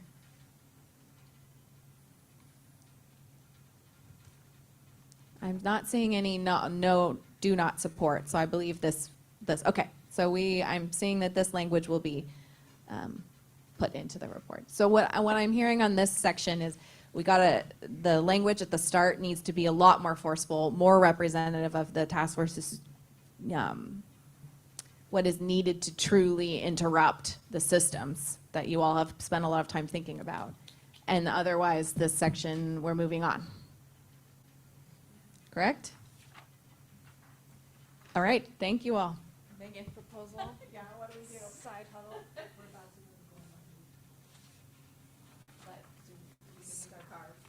Okay, I have a proposal. We're about to enter Goal 1 territory. Lunch is prepared outside. We had lunch scheduled to begin in 6 minutes from now. Would you like to do 6 minutes on Goal 1, or would you like to slightly adjust our lunch time to begin now? Let's do lunch and then do because otherwise we're gonna get We're like gonna three get in the sentences flow in and and it's- then, yeah. Agreed. Okay, if before we go for lunch, I will have a full hour for lunch. I'm going to look at the clock and let us know exactly what minute we're going to recommence. Lunch is outside. What we have found, I think, through this exercise, it's helpful sometimes to look at actual words on the screen. Challenging to do in the moment, not impossible, but challenging.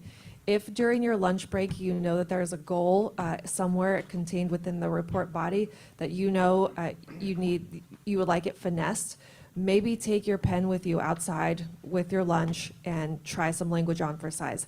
That way, when we get to that point in that conversation, we can throw your words up on screen and we can see how it feels together rather than trying to do it in the moment. So just an idea, if that feels exciting and accessible to you, we would love the help there. Okay, 12:09. We are going to get started at 1:10. 1:10. Lunch break. Thank you, everyone. Thanks, folks online. We'll see you in 1 hour plus 1 minute. 61 minutes. Get a bonus minute.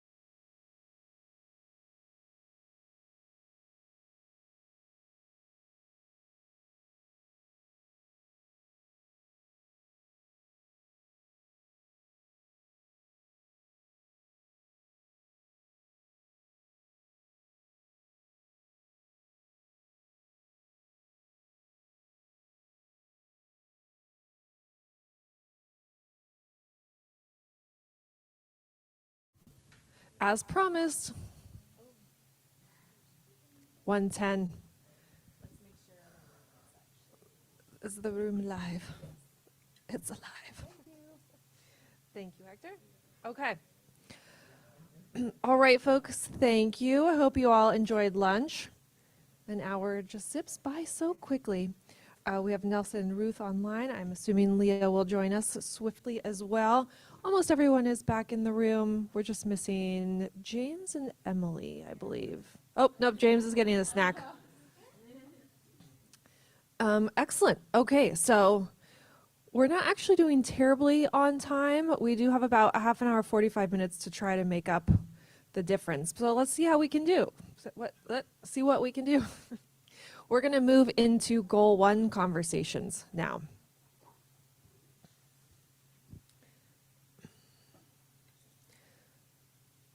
You might have to move backwards in the slide deck, Tessa. Or just, oh, we don't need to go to the slide deck. We can go right to the draft. Perfect, thank you. Okay, so let's turn to goal 1.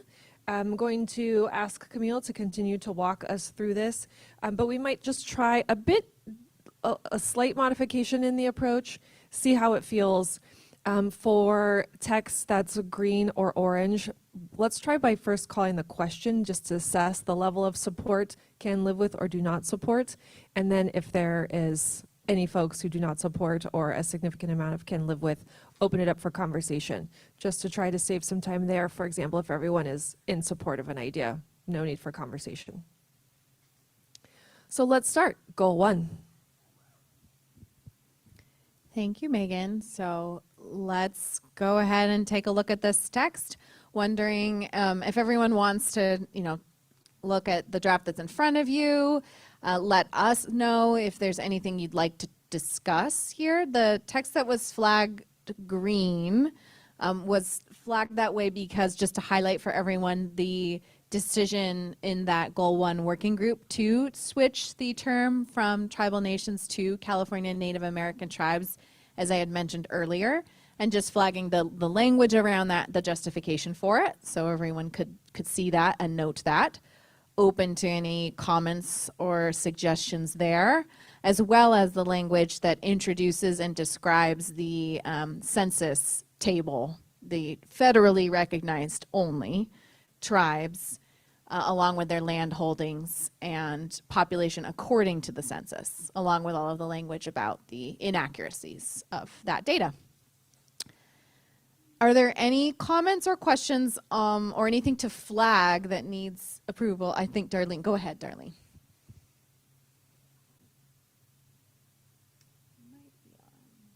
Did it not work?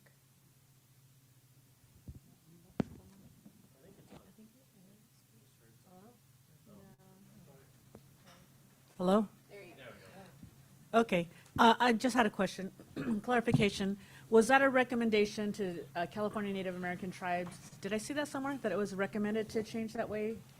It was a suggestion from the interagency review process. And then when staff took that suggestion to the Goal 1 subcommittee, and then they had a discussion more as a working group as well, they decided to make that change. And both Emily and Lawrence were on that? That's correct, Okay. both of those conversations. Okay. Thanks, Darlene.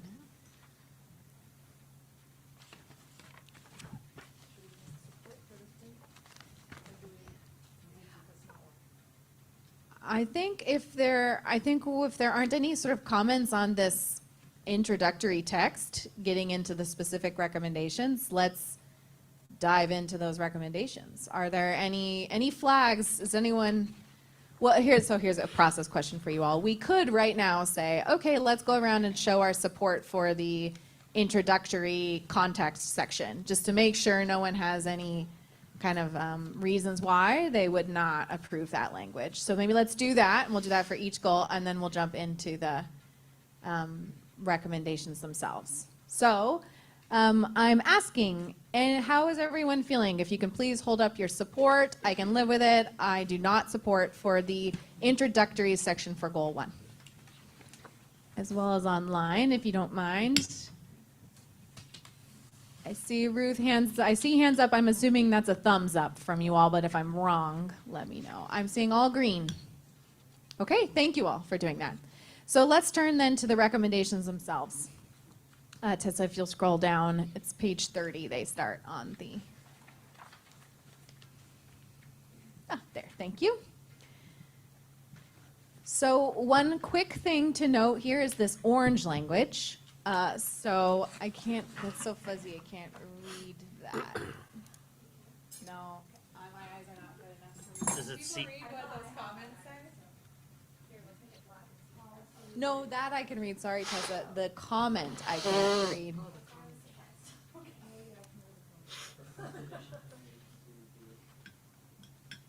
Okay, thank you. In the printout, the comment next to C2 is proposed addition from interagency review. Thank you. I just wanted to know where it came from. So you will see a few orange texts. So again, this is not in the official October draft because the task force did not have a chance to take a look at this. This was exactly what it says there, a proposed addition from the interagency review process. So I guess we could just say whether there is support for bringing this idea into the text, turning this idea black, or if there's any sort of hesitation there. It's a new idea, so we can either adopt that, bring that into the report, or not. That was provided by interagency? Yes, this was an idea from interagency reviewers. In this Article 3, Section 118.1, that's referring to where? The question from Nathaniel was, what is this Article 3, Section 118.1? It is of the Streets and Highway Code, and it requires that any land that was purchased with certain funding sources has to be sold at fair market rate. It prevents the state from any land that it acquired using a certain fund source from giving that land back without selling it at a fair market rate. So the idea here, and this is a very specific idea. If it feels like it's got a level of detail that this task force isn't familiar with this, it doesn't feel appropriate to the conversations you've had, we can just take it off the table. But I did want to make sure everyone saw this idea.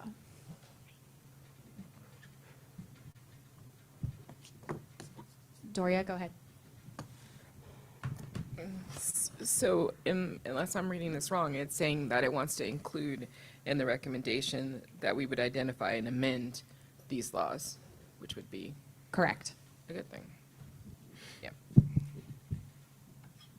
The recommendation would be to identify the policies and laws that currently require agencies to sell land at fair market rate, so that those laws could be amended, so that requirement is no longer in place. Are people, can we see, how are you feeling? Can we hold up our cards? Green for supporting this inclusion, blue I can live with, red I don't support.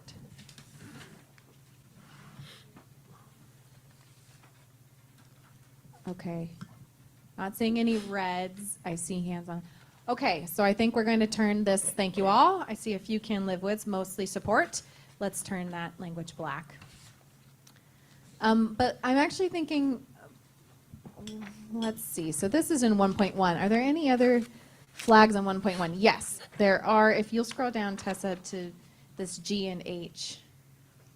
These are, again, similarly ideas that came from interagency review. Where are you? On page 31 in the printout, the orange text G and H. These, again, are ideas that interagency reviewers suggested for the task force to consider. Any same process here with these new ideas. Go ahead, Emily.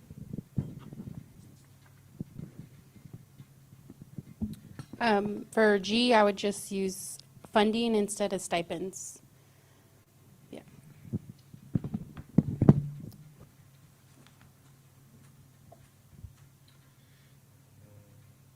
Other comments or changes to the language before reading or before getting a sense of whether it should be included? Yeah, James? What is SB 18 and AB 52? I don't know what those are. They are processes and requirements for formal nation-to-nation consultation. Okay. Thanks. If there's someone else here who has even more detailed understanding than what I just said, feel free to jump in. It's mostly for, it's for dealing with sacred sites and if remains or sacred items are uncovered or discovered.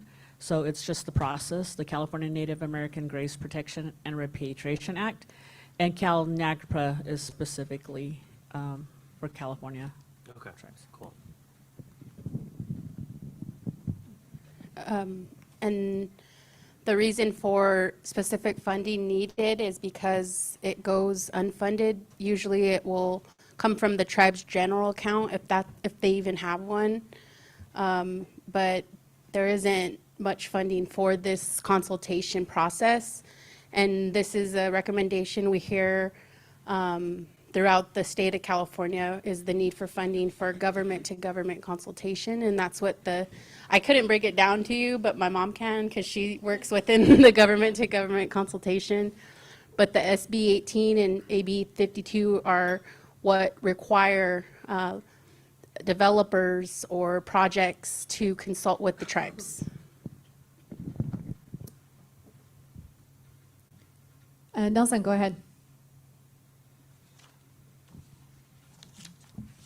Yeah, I just had a general question about both G and H, and want to open up to the task force as well. Do you think it would be important for us to specify who's going to administer this funding? I'm going to repeat for Nelson. Sorry, Nelson, I don't know if you can scooch a little closer to your mic. That might help us a little bit. Thank you. Is that better? A general question for G and H is, should the task force consider or weigh in on who would be administering this funding?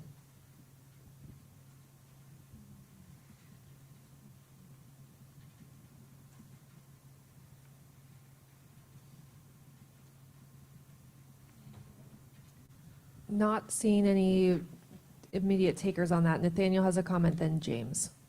I feel like it might be hard to identify who at this time because it might be a lot of different agencies. But that's just explaining my nodding.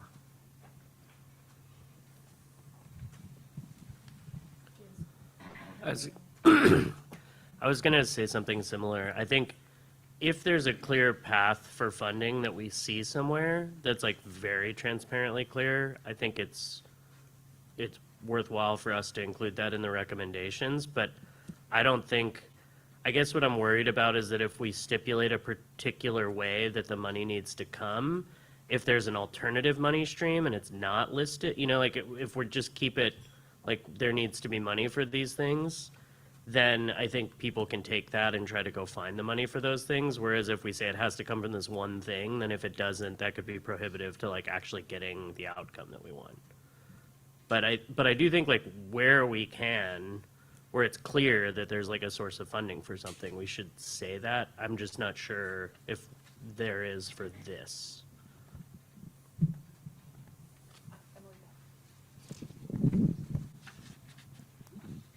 Yeah, it would get too descriptive, because we would be asking not only this local, state, federal agencies to take from this recommendation, but also the private landowners that do the developments that are required to do this process under their county codes and whatnot.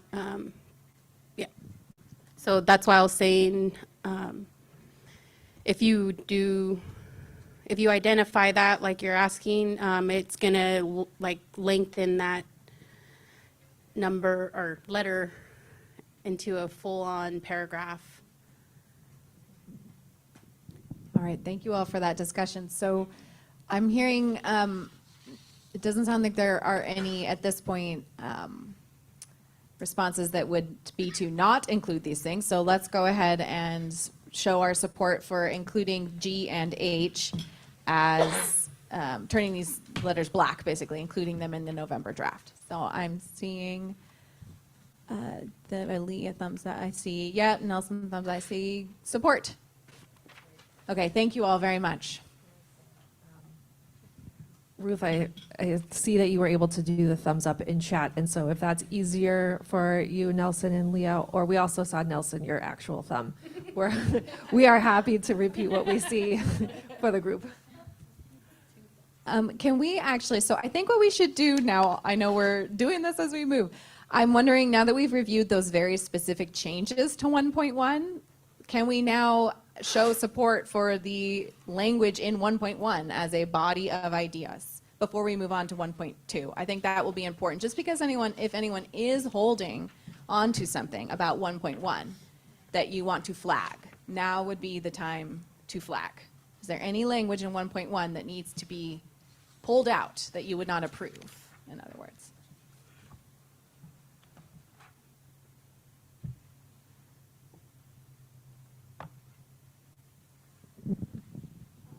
I came in from lunch late, so I wasn't part of the review when you guys went through the staff's part where it says this report recommends and encourages consultation. I think we should strengthen that language and say not encourage, but I had it in this recommendations and require. Goodness, I had it, but I don't think we should use encourage. Something more stronger. And when it comes back, I'll text you, Tessa. We can get that word right. Okay, thanks for that. Affirms. Affirm, I think, was it? Affirms. Maybe it's. We have that flag recorded, so we can use a stronger word there. We'll get that word right. Anyone else like to share something up through 1.1 so far as what we've talked about?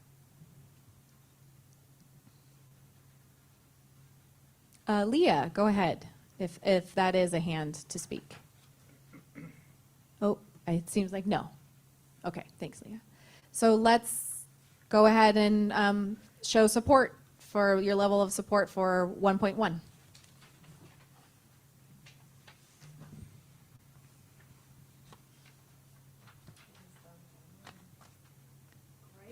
All right, thank you all. That was unanimous support, I believe. Thank you. Let's move to 1.2. There are no new changes or additions to 1.2 to discuss today. Of course, there might be some changes in that language that came through subcommittees, so do please take a look at this language. Let's do exactly what we just did with 1.2. Does anyone have anything to flag that needs to be fixed, addressed before you feel comfortable with approval?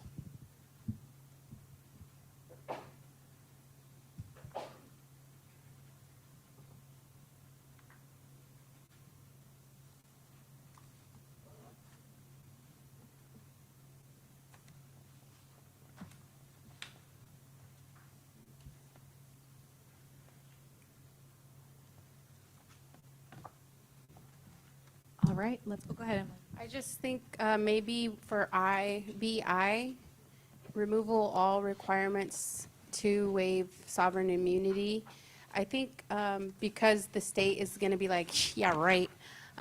It should just be like to build upon that trust, because if you're going to require a tribe to remove their sovereignty, that is not building trust. So I think I just need a tad more context there.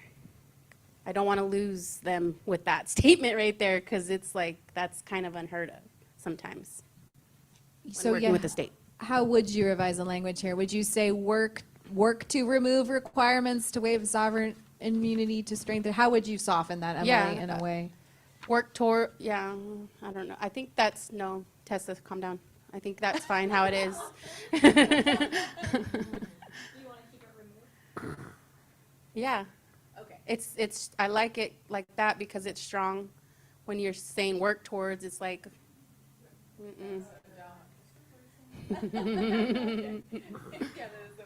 Yeah, mine was more, my recommendation was just at the end to build upon agency trust building. I don't know. I just don't want to lose them. Understood. And there is actually it's not here, but I do know that I believe interagency reviewers did have something to say about that sovereign immunity. So we'll probably get to that point. But thank you, Emily, for that correction there. Any other thoughts? James, yeah? Yeah, I'm not sure if it would make sense to like attach it to B1, but I know we talk about it, but I don't think we actually have a direct recommendation to like honor the treaties that exist, or like to actually like, because so many treaties have been broken again and again and again forever that like, I know that there's, I don't know, I mean, we don't need to add that in here, but I feel like something to that effect could be valuable. There's been lots of movements around that. Yeah. Maybe where it's talking about the census data, that's where it can be highlighted when you're in that, before it's giving all the data, how it's going to give that clause of incomplete data. It can also give that, what were you saying again? My brain is. Oh, like honoring treaties. Like, That part. Because yeah, I mean, just like a lot of agreements that were or initially agreed upon were broken, and that's strong legal grounds for like redressing things down the road. And I know that there are examples where, like even, I mean, this is at a national level, but like McGirt, right, the McGirt decision in Oklahoma that kind of re-solidified the reservation status there, like that had to do with a recognition that like despite like changes in demographics, like there was still tribal sovereign land there in that in the Creek Nation. So I just think it couldn't hurt for us to add that language to the report somewhere. I agree, and it should be highlighted in a way that it was definitely not equitable opportunity, but one of the first, I don't even know what to call it, effort to Deceit. It was deceit from the beginning. yeah, and it has to acknowledge that, right? That's the whole point of this report is to acknowledge that system I'm talking about earlier. But yeah, the treaties were the first formal attempt. That's what I'm trying to say. It was not equitable. It was deceitful in the name of the state, right? And they were never ratified. Right. Yeah. But the agreements were made. Right. Like, people agreed. in There was deceit. like, yeah, it was like full agreement. They just never ratified it so that they could dodge. Yeah. Not only not ratified it, but they were hidden. And that's the big thing, is that they were hidden and for 50 years.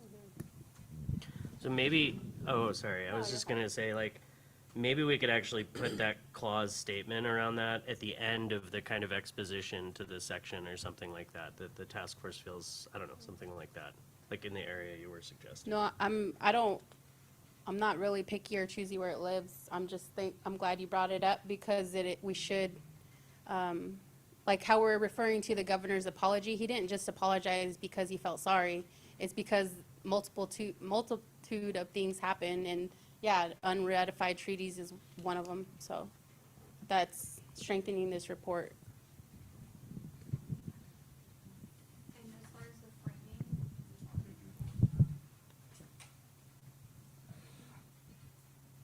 As far as the framing, you said first formal attempt, deceitful attempt to acknowledge tribal nations, or how do you want to frame it? The first, like the state's first attempt, I don't want it to seem that it was our attempt, right? To issue formal land bases. Yeah, and they were never ratified. San Diego would be in our control if it was.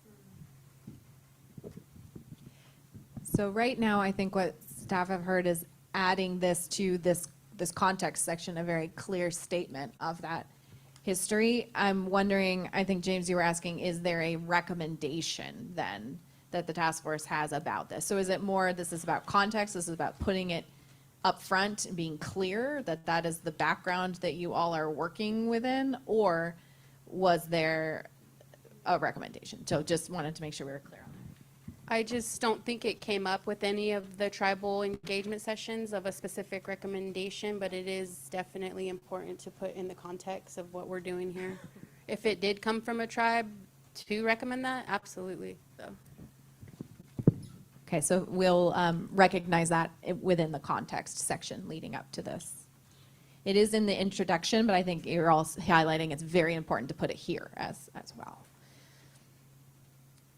Okay, so that was related to 1.2. We have not gone yet, I believe, and done the cards for 1.2, so let's go ahead and do it. Megan's here tracking, and I know Caleb. Oh, sorry, go ahead, Darlene.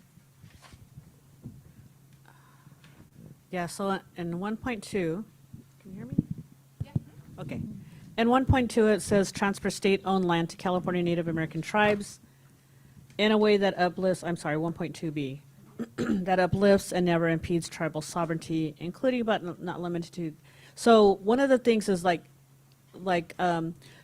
Emily just said about San Diego being part of their treaties. So part of our treaties that we signed was the land basically in San Joaquin Valley. And part of that I know recently with the high-speed rail, the state bought a lot of land that is not being used. So it is state-owned land. So if I don't know what the wording would be, but if there are, because we're talking about state-owned land being returned, that specifically, if maybe wording, if there are state-owned lands that were promised under the treaties, could be returned, to return to who it was promised to. Okay, like to start there. To start there, yeah.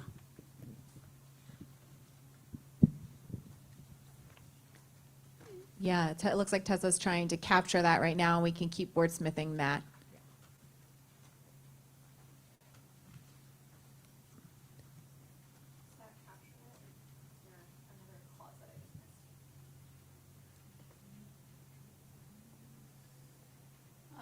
It should be at the end. It should be like starting with land instead of putting it right in between what we had. As another Yeah, maybe before including, but I don't know if that'll kind of mess up the rhythm of your sentence there.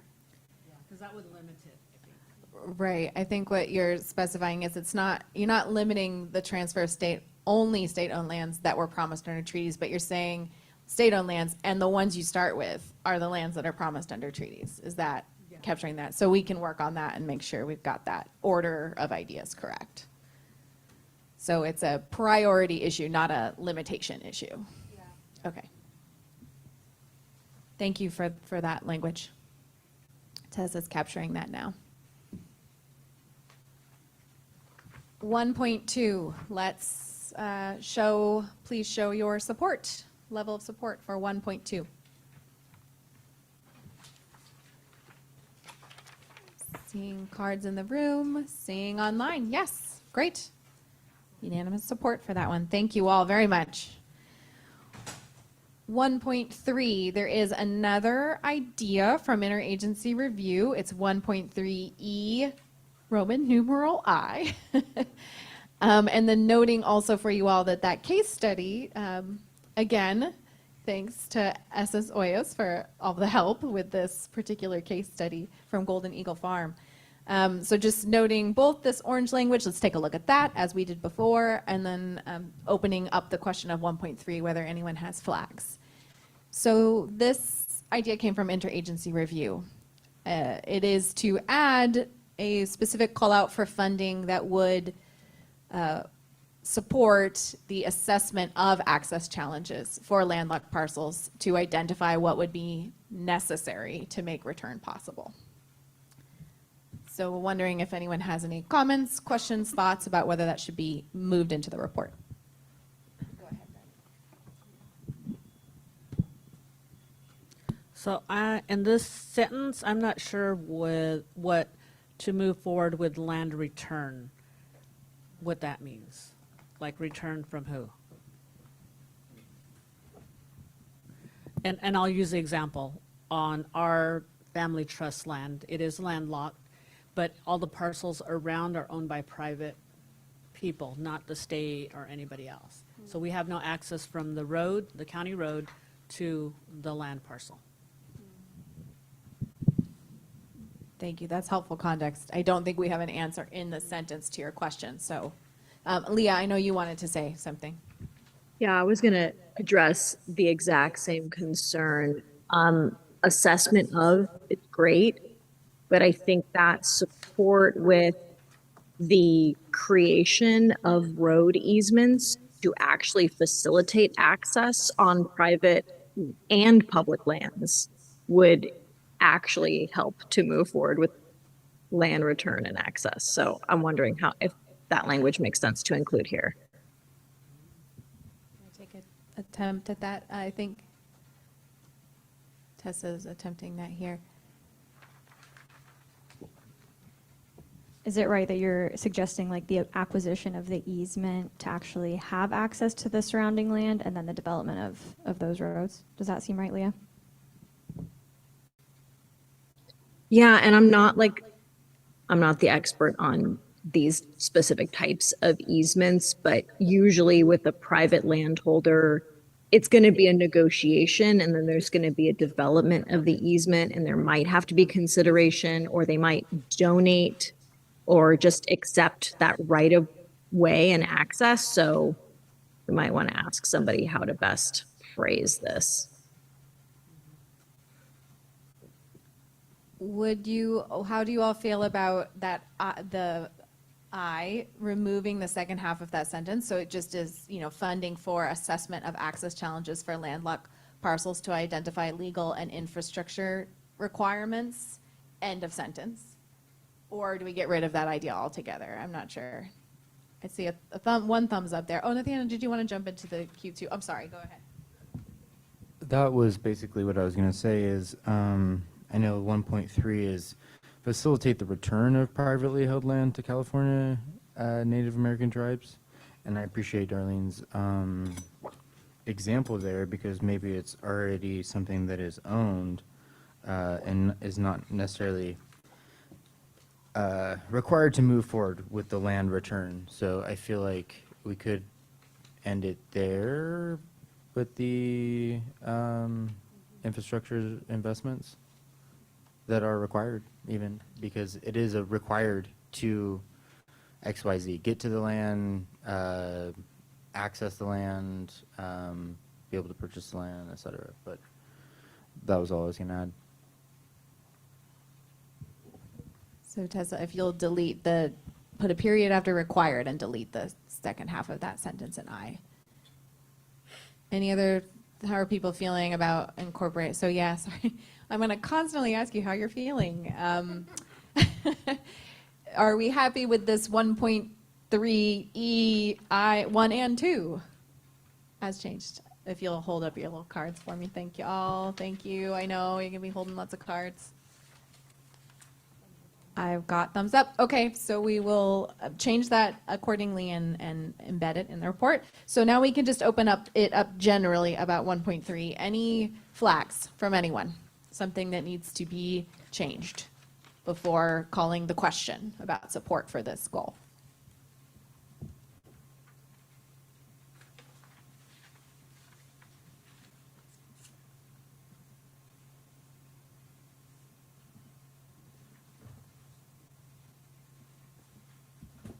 And a little quick thing, you might see every so often a couple little track changes, which we noticed errors based on changing the number of goals. So every so often you might see actually little technical corrections in the text, which you see there. So just noting that for you all. Errors that we caught.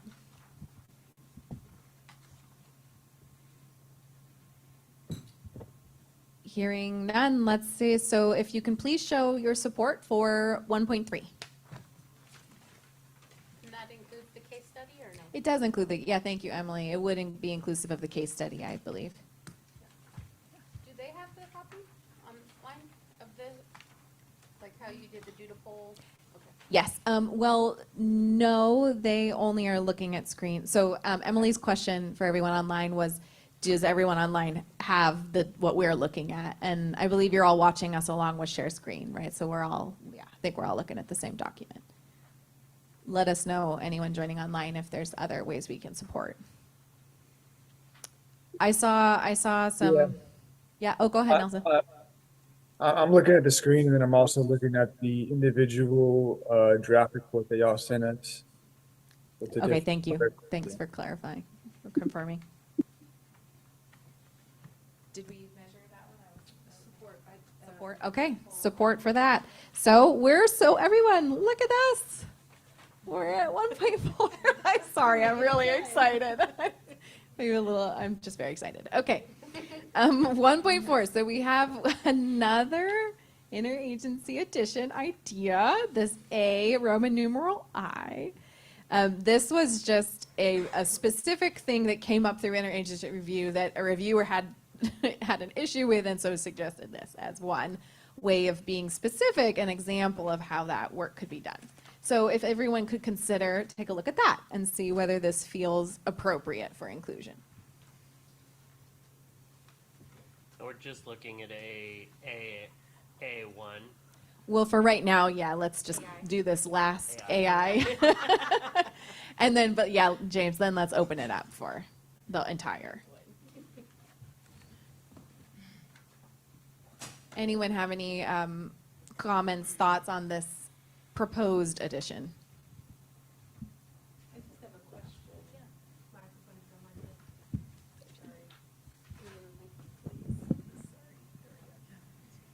I just had a question and I don't understand, what does redistribute liability or enable CAL FIRE and Native American tribes to have joint jurisdiction?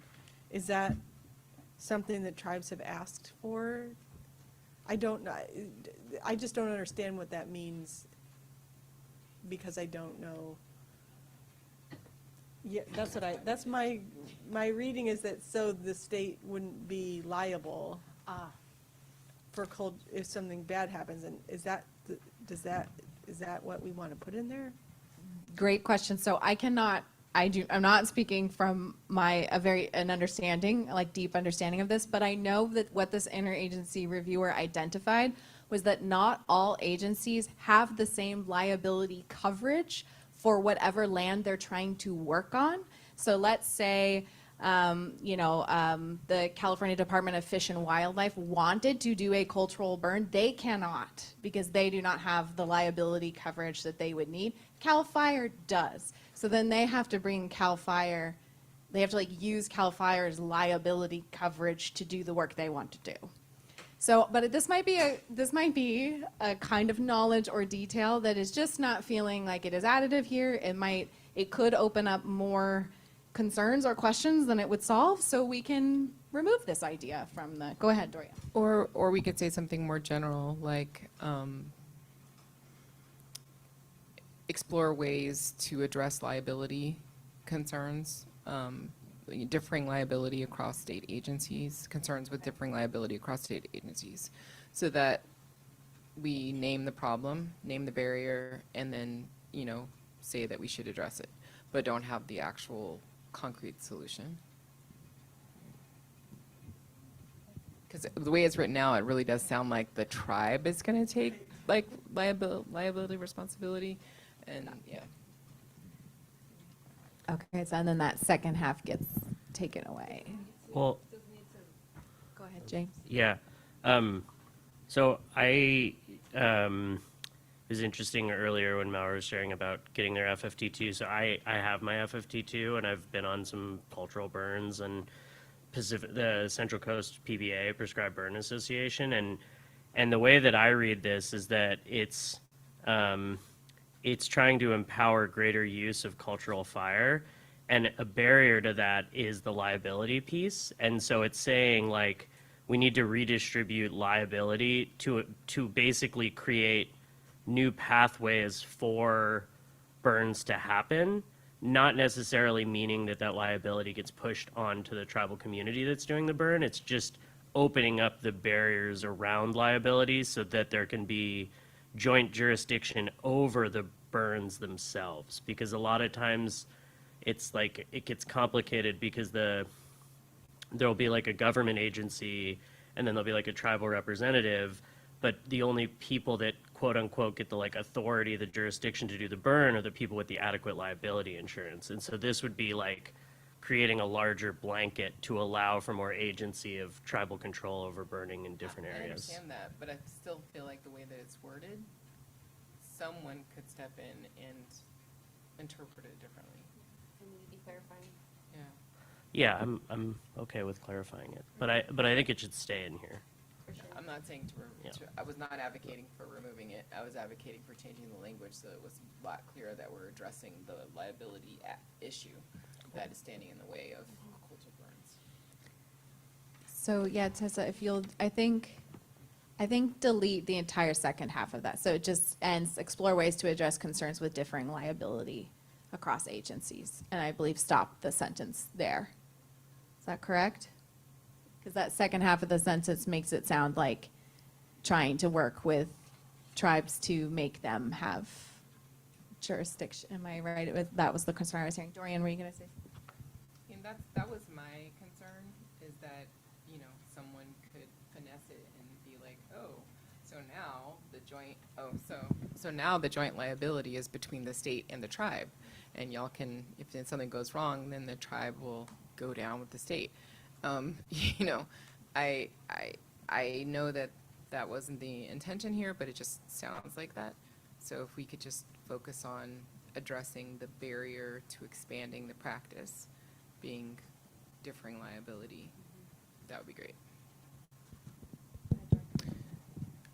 I know this has been addressed to some extent recently, so I'm not sure if maybe we can also just bookmark a piece of this and say maybe to the advisory or to the advisory committee to look at SB 310, which just passed, and I think it expanded definitions of like liability protection and also cultural burn. So I just want to say, just so that we're not actually, you know, making recommendations that have already been passed in the legislature, I would recommend that we look at the language of SB 310 as it exists now and look at what's missing still. Thanks for that flag, Dorian. So what I'm hearing we should do now is maybe have staff do that work of looking at SB 310. You said it passed, correct? Right.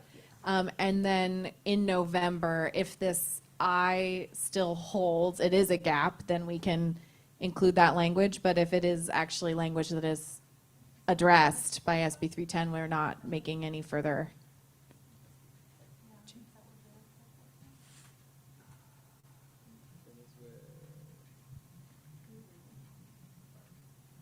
No,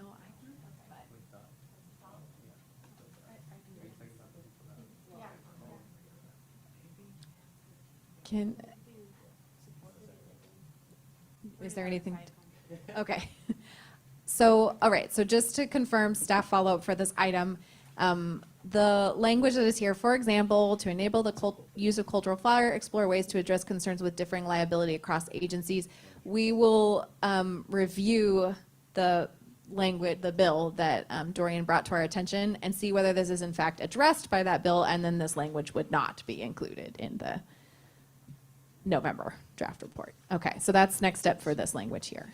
Everyone, if I can get some nods or recognition of that. Yes, okay, thank you, Green Papers. Let's open it up then to this 1.4 more generally. Noting the green text at the end, I had accidentally made an error and said this addition, I think I had accidentally put it came from interagency review. This came from the working group that you all established in August that was looking at coastal access and coastal land return. So apologies for that initial error. Just flagging this as new language from that working group. But 1.4 is now open. Any comments at all about any of this goal before we call the question?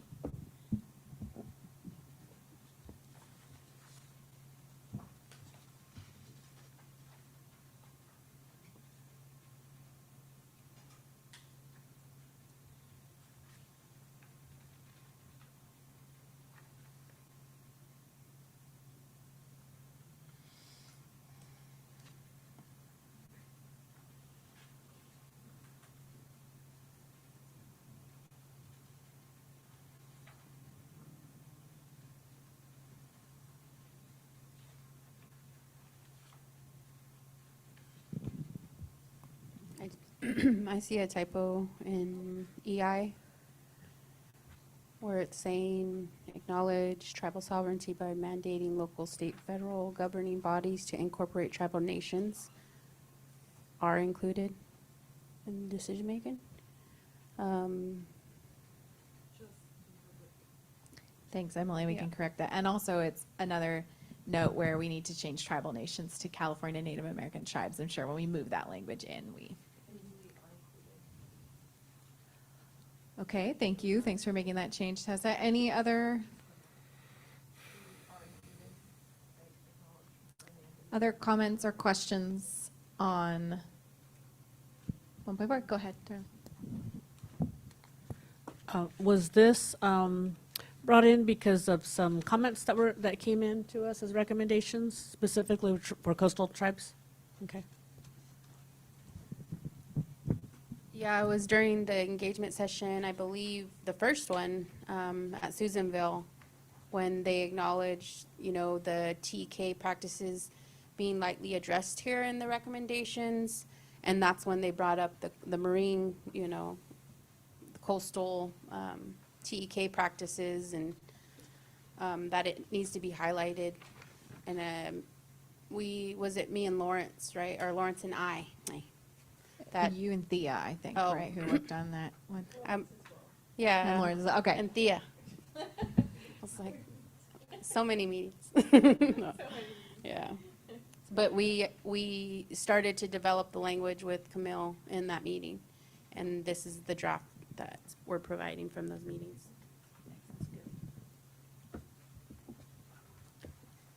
Okay, let's get a measure of support for 1.4.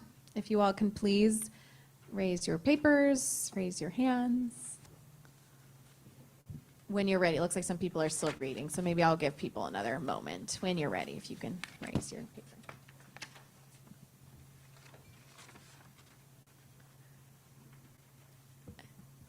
See a couple of I see thumbs up online and in room. Okay, thank you all. Woohoo! We have to celebrate every goal. Well done, everybody. That is exciting. I hope you're all feeling good about that. Let's move to 2. So the entirety of 2 is green, just because this is a brand new goal. If you all remember, in August, there was a subcommittee created called the Restorative Land Subcommittee. That group met twice. And this language is the result of those conversations, recognizing that there might be, changes to this text that needed to be discussed in this meeting, or sort of ways that this group might want to move these ideas forward. So because this is brand new content, I think let's give everybody a moment to really take a look at this, and then just pause if someone has questions, comments, changes that you'd like to propose to any of this language. I will also just note that the title was kind of a placeholder. We can leave it exactly as it is, but if someone has a stronger sense of what this goal really is, like what its title is, please do. That we are open to that feedback.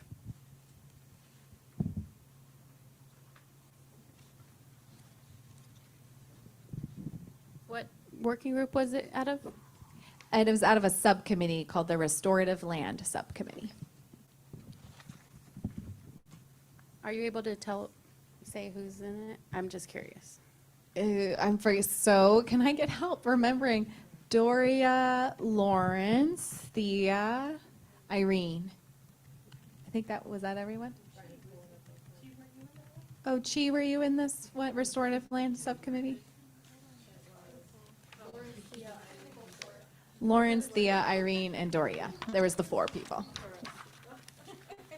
A lot of meetings, as Emily said.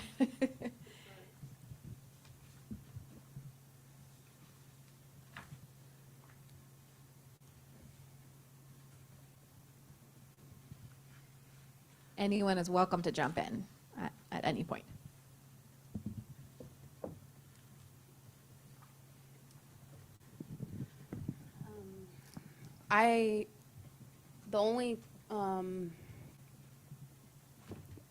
We never had an opportunity to include this in the engagement sessions. So this recommendation is purely from the task force and not the communities? No? Okay. So when we had the engagement session in, oh my God, my brain, Bakersfield and at Allensworth, this was a topic that came up and actually was pushed through those engagement sessions. And they were highly attended and people felt very strongly about it. So that's why this came. Thank you for reminding me. I didn't go, so needed that reminder. But no buts about it. My concern though was that we never were able to share this with the other communities we were seeking feedback from, engagement from, because this is the first draft, or the first time we're seeing it is in the last meeting. So that's why it's kind of conflicting for me, because, and as well as the funding, the reserve funding, right? So it's not the only thing that's coming up for this last meeting with the task force. I definitely don't want to say like no or not agree. It's just the process. This recommendation wasn't part of the feedback process, other than the awesome feedback we got with the engagement session. Because yeah, I would have liked to hear some tribal feedback in those sessions on this.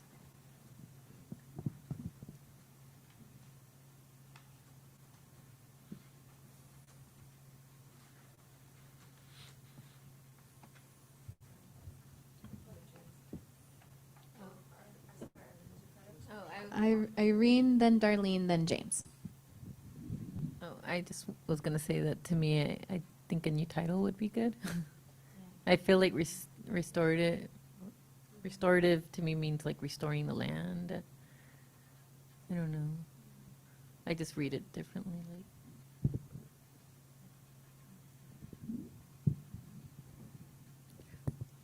So I've never heard of Allenstown, so I don't know if that should be Allensworth.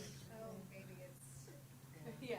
Okay, and then I agree with Emily also. I think we should, I would like to hear more community input on this as well.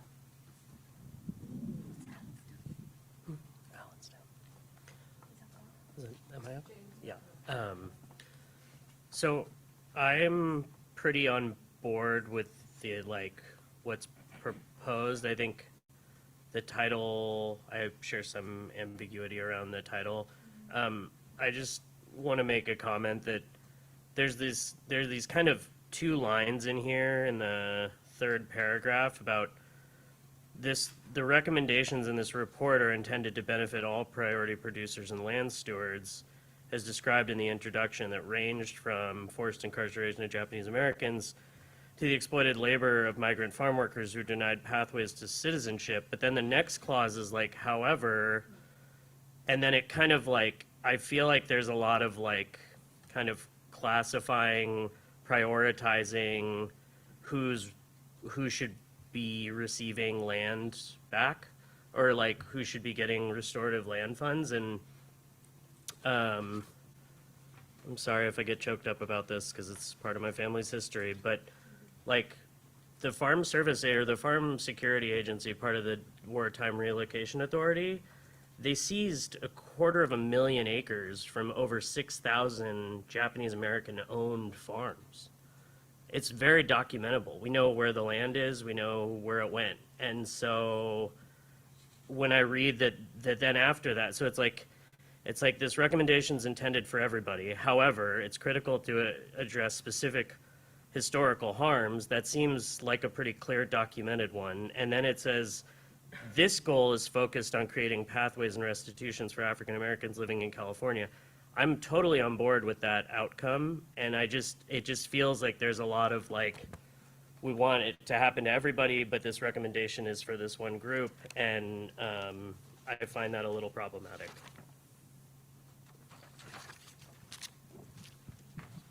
Thanks, James. I think Nelson was in the queue, then I see Doria, and then Darlene. Oh, Irene, were you? No. Yeah, just listening in, hearing, want to respond to some of the comments that have been mentioned so far. I think it wasn't necessarily the intention or the preferred outcome that the timeline matched up in the way that it did, right? I was a part of those listening sessions in Bakersfield, Allensworth, as well as Fresno with African American farmers, and that was in July.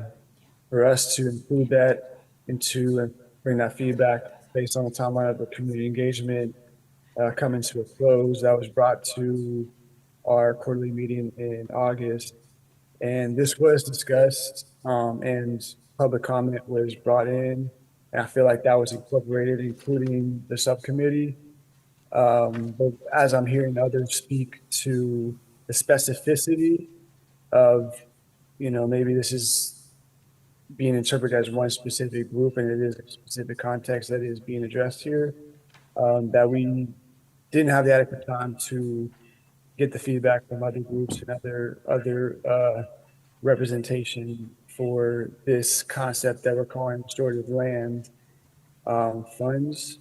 I think it's a big concept that does require more time, but based on our timeline, we just didn't have the adequate time to do so. And I think, James is bringing up some really good points here with specific paragraphs, I think can be reworded to accommodate the specific harms. Because when I hear that, like what happened to Japanese Americans in California is a specific harm that's being highlighted in the context of the land that we call California, and the long history of land-based suppression for African Americans expands beyond California, but also is specific to California as well. And piecing apart all of those different complexities needs to be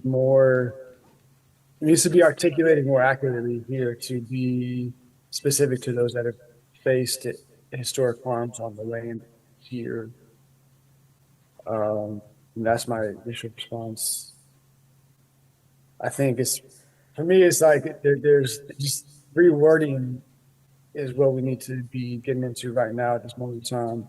We don't have time to engage and get more feedback at this part of our timeline.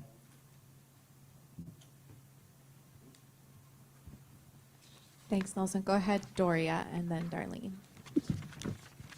So I think Nelson said some of the things I wanted to say. I do want to say that we had a conversation in our working groups about being specific about African Americans. And it was actually Lawrence that came up and said, and strongly supported having an explicit focus on this particular community. I think that when we're in Bakersfield and in Allensworth, there was definitely a reoccurring thing that was coming up that oftentimes when we're talking about remedies for historic harm, and we talk about it in a kind of people of color context, that African Americans fall out, that they're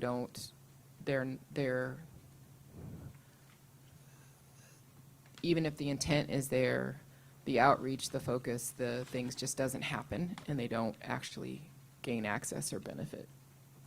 And so there was a clear request, voice from the community public comments that they wanted to hear it specifically addressed, so that it couldn't fall out, so that it was clear, that this was an intention, and not an exclusion, but there was a clear intention to include. To that end, I think that this section for me, even though it calls out the California Reparations Report, I think it actually should say clearly that we're talking about impacts in California. And it doesn't actually say that at the end of the first paragraph. I would maybe consider adding in California. Because we're not talking about things that happened in Louisiana or in Alabama, or talking about things that happened in California, that are documented in that reparations report. So I feel like there is a wordsmith way, kind of what Nelson said, to make this fund work for any group that has experienced harm. But I do feel like it's important to call out so that African American experience is not lost.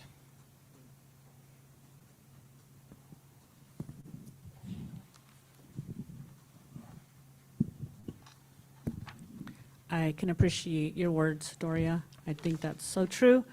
And rather than, I believe this wasn't meant to be exclude, but James's comments are very valid with what Japanese people had went through and continue to go through. But I was just reviewing the other letter that we received, their recommendations, and at the end of their letter, they also talk about the Filipino, Mexican, and other communities with the Bracero program, the Chinese Exclusion Act, coolie trade, as well as all the laws stripped from the Japanese communities. So they specifically name some things that we need to address in our recommendation and bring up these things because, there were just so many harmful labor policies among all of our people. And, my father was Filipino. My father traveled up and down the West Coast, and these are specific to California. Filipino workers here, the Bracero program here, the Chinese and everything that's mentioned here are all true, and they are all specific to California as well. So I think we need to make more of an effort to recognize this. I see. I don't know, Doria, if you wanted to respond immediately, but I have Emily and James. If I can, just quickly. Go ahead, and then we'll have Emily and James. I really want to just say publicly that harmful labor practices is something totally different than slavery.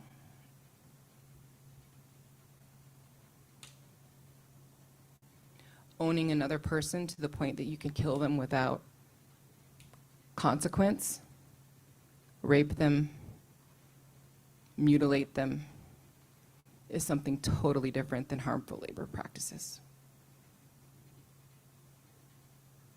It's also different than stealing land,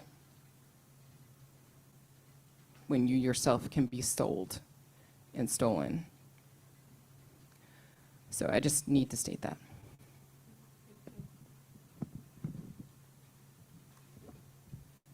Thank you, Doria. Emily, and then James.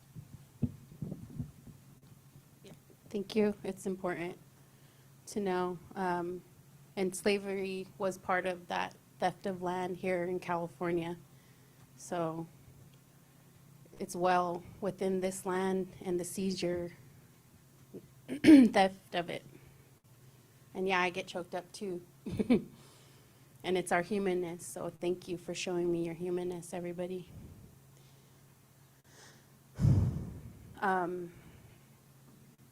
I think this recommendation needs to be expanded upon because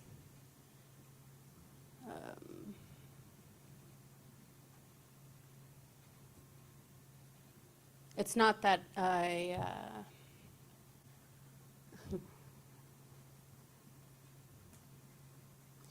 just think it should be expanded upon to be inclusive of the experience here in the state of hood of California. And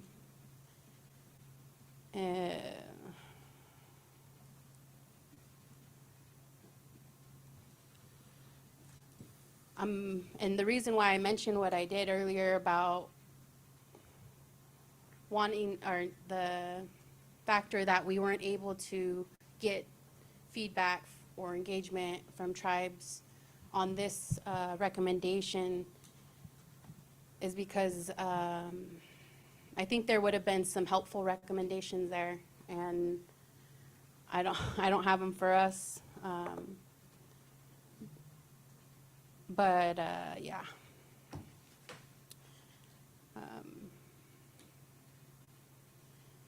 in order to restore the land, we need to uplift the people within the land.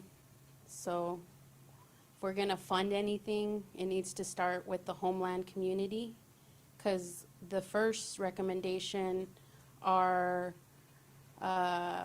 consultation, guidelines, implementation. Nowhere does it say actually fund that, the transfer. Yeah, the first rights of refusal, great, but where's the funding? So, yeah, I just noticed that when we're reading this, I was like, hey, is there any, within our recommendations for tribes, is there any highlight for funding for the land? So, yeah, I'm glad they brought this recommendation forward because it helped me realize that.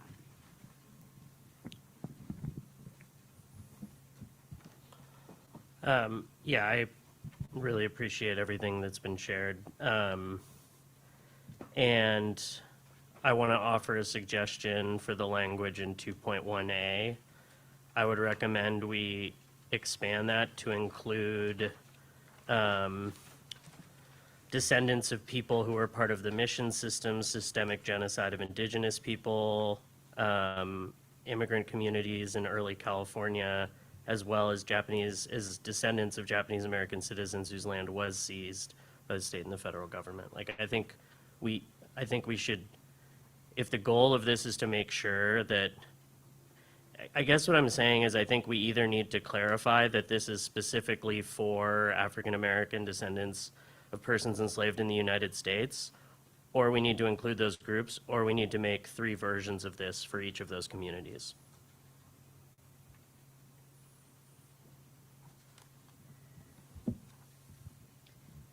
So moving from here, I'm thinking that those are sort of 2 different pathways through this, right? So as written, this is a goal that is specific to descendants of African Americans who were enslaved, who are living in California, who wish to acquire land for agricultural use, right? Like, it's a very specific group that this goal is focused on. I think, I'm not sure how you all feel about how to move forward from here, because I'm hearing both a dedication to that goal plus then the laying out of it being very critical that there are other pathways for other communities. Nathaniel, did you want to say something? And I guess I'm just trying to, how can we measure, I guess, a path, how can we come up with a path forward? Irene, sorry, did you have yours up as well? Oh, you did? Okay. I don't know, Nathaniel, if that was you or Irene. Feel free to jump in, but I'm wondering if anyone has a suggestion. What do you want to put on the table that we can all put our signs up for? Go ahead, Irene, though. You can speak first. Oh, okay. No, I just wanted to, having been in the subgroup meeting, and I missed the last one, but I do know that this came up a lot, right? Like Doria mentioned, and it was pretty complex because everyone was feeling the same way of including Japanese Americans and other communities like Filipino, and so I think it was a very tough decision, and I agree that there should be an area for this as well. And I'm just kind of wondering too, at one point I was really thinking the public education campaign, like maybe something could come of that where we really kind of can dissect all the other historical harms and I don't know, let's just expand kind of on the public education part too. Go ahead, James. Yeah, I would just amend what I had suggested earlier about, I named 3 different groups, but I actually think what Darlene mentioned about the end of that letter, I think that does a better job of capturing multiple communities. So I would suggest borrowing from that letter's language in order to bolster 2.1A. So I think maybe the question on the table right now is holding that something needs to be done with that language in the letter and ensuring that something is done with those communities, whether it is a different pathway for funding, whether acknowledging that this task force has suggested a need for that. I think right now the question is the interest in creating a pathway specific to descendants of enslaved African Americans. And that is what this goal is. I think we might need to measure support for that idea before. Go ahead, Doria, what were you going to say? So in other parts of the document, we have specific funds that are set up for priority farmers, which are all the people that we're talking about, right? Like that's who we're talking about, right? And so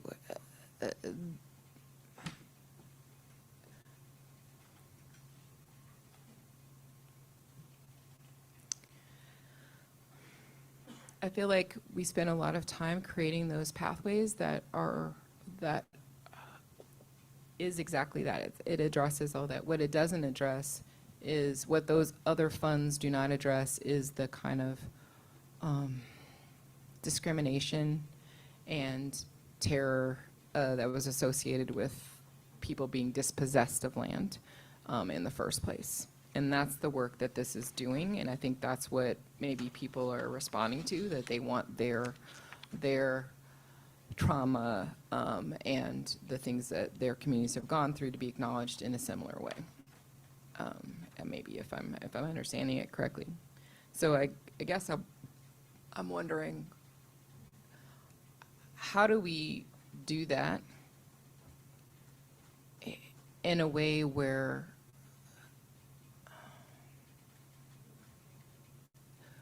there's this pattern that happens where it can be okay to acknowledge many different groups, harm done to many different groups, where it's okay eventually, not at first, to apologize, no matter how flimsy that is, to Native Americans. It's okay eventually. It's okay to do that. It's okay to have funds that go to Japanese Americans for their internment. But it is never okay to acknowledge the wrongdoings that have happened to African Americans. And I just want people to recognize that we fall out. We fall out over and over and over again. And by doing these other things, people think that it's been addressed and it's okay. And I think what the effort is, what community members were asking for, is a pathway where they don't fall out, where it's not brushed under the rug. And, we brought up in the session, that we have a fund that you can access, and it would be accessible. And they were like, yeah, and, historically, the way that goes is there's not outreach in our communities. People don't know how to reach us. They don't know how to do this. They don't know how to do that. And then nothing comes to us. You look at the stats, and they're like a handful of people, maybe, who gain access to it, because it's not meant for us. It's not created for us. It's not, nobody reaches out to us, And so I guess what I'm trying to see is that if there's another way to find a way forward where the goal is, the same goals as the whole task force. Our whole goal as a task force is to, increase access to priority farmers. But can we do that in a way where we explicitly name this kind of phenomena of the very, very last is, Black folks, this anti-Blackness, and if we can just have something that calls that out and tries to prevent it from happening here.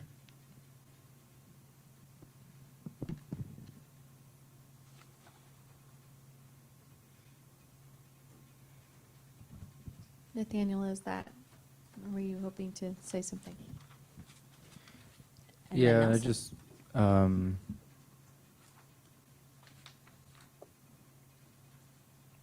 taking a moment, actually. I feel like that, what Doria is saying is inherently true, amongst the priority producers, and we do, which kind of my first thing when looking at 2.1 and goal 2 in general is like, this is one of the only times we were like, fund the following activities: land acquisition for agriculture use and associated costs. And yes, we do have that down the line, but it is all very in a maybe sort of way, or like that could possibly be the, sorry, not maybe, it's more like farmers might have the ability to access it, but it's more or less organizations helping farmers, and not those farmers themselves, those black folks, those people, not organizations.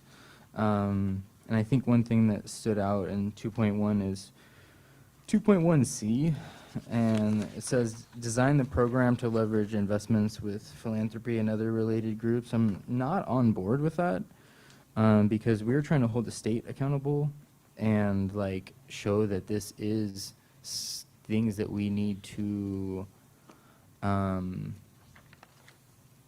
put into our framework of our systems that we're trying to see, instead of leaning on philanthropy to right those wrongs that we're asking to be acknowledged by the state.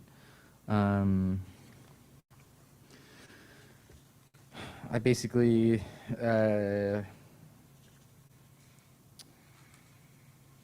B 5 and 6, thinking move down to the education campaign to really build that education. First, we have to educate the government, and then we can begin educating the public.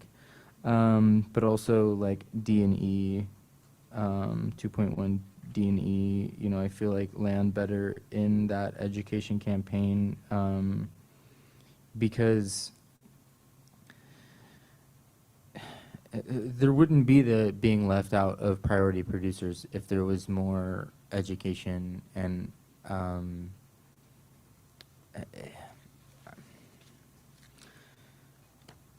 don't know, I'm at a loss for words. So much there, and really do appreciate it being in here, and wishing we had a bit more ability to get feedback from how the recommendation sits of this makes sense, because, you know, land acquisition should be highlighted. We should be able to bold it of like, that's what helps that. That's what I hope would come from a restorative land fund, and not organizations and capacity building and trying to get the state on board with something that we're continually left out of. And I hope that made sense. Just bear with me. Thanks, Nathaniel. Nelson, did you want to jump in? Yes, thank you.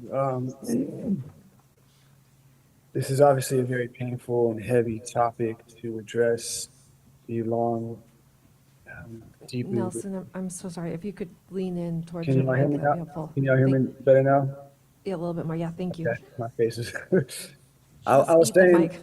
this is a very heavy and painful topic to discuss and address, and I commend the task force for getting into it and to really highlighting and bringing forth the specific context for African Americans in California and abroad, but we're talking about California specifically, I don't know necessarily where to start. I have a lot to say and get off my chest and things that I've listened to and I want to represent for my community as well.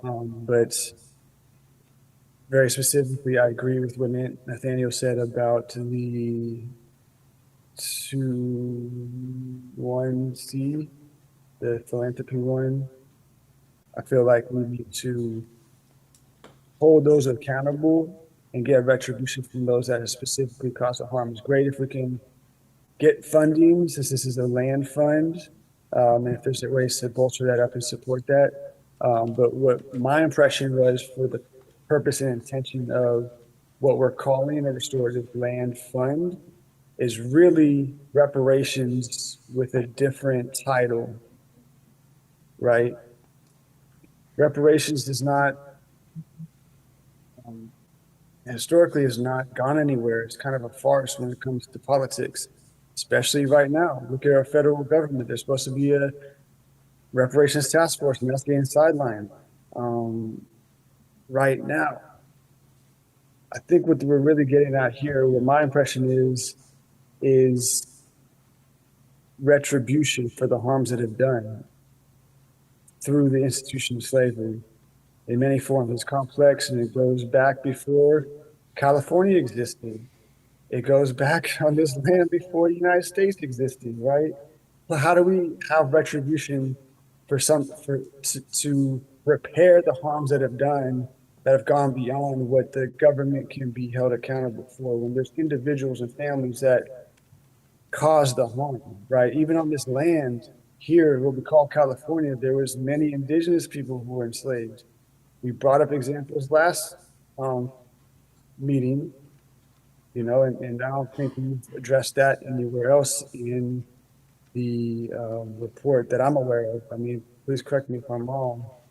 But one thing I do want to,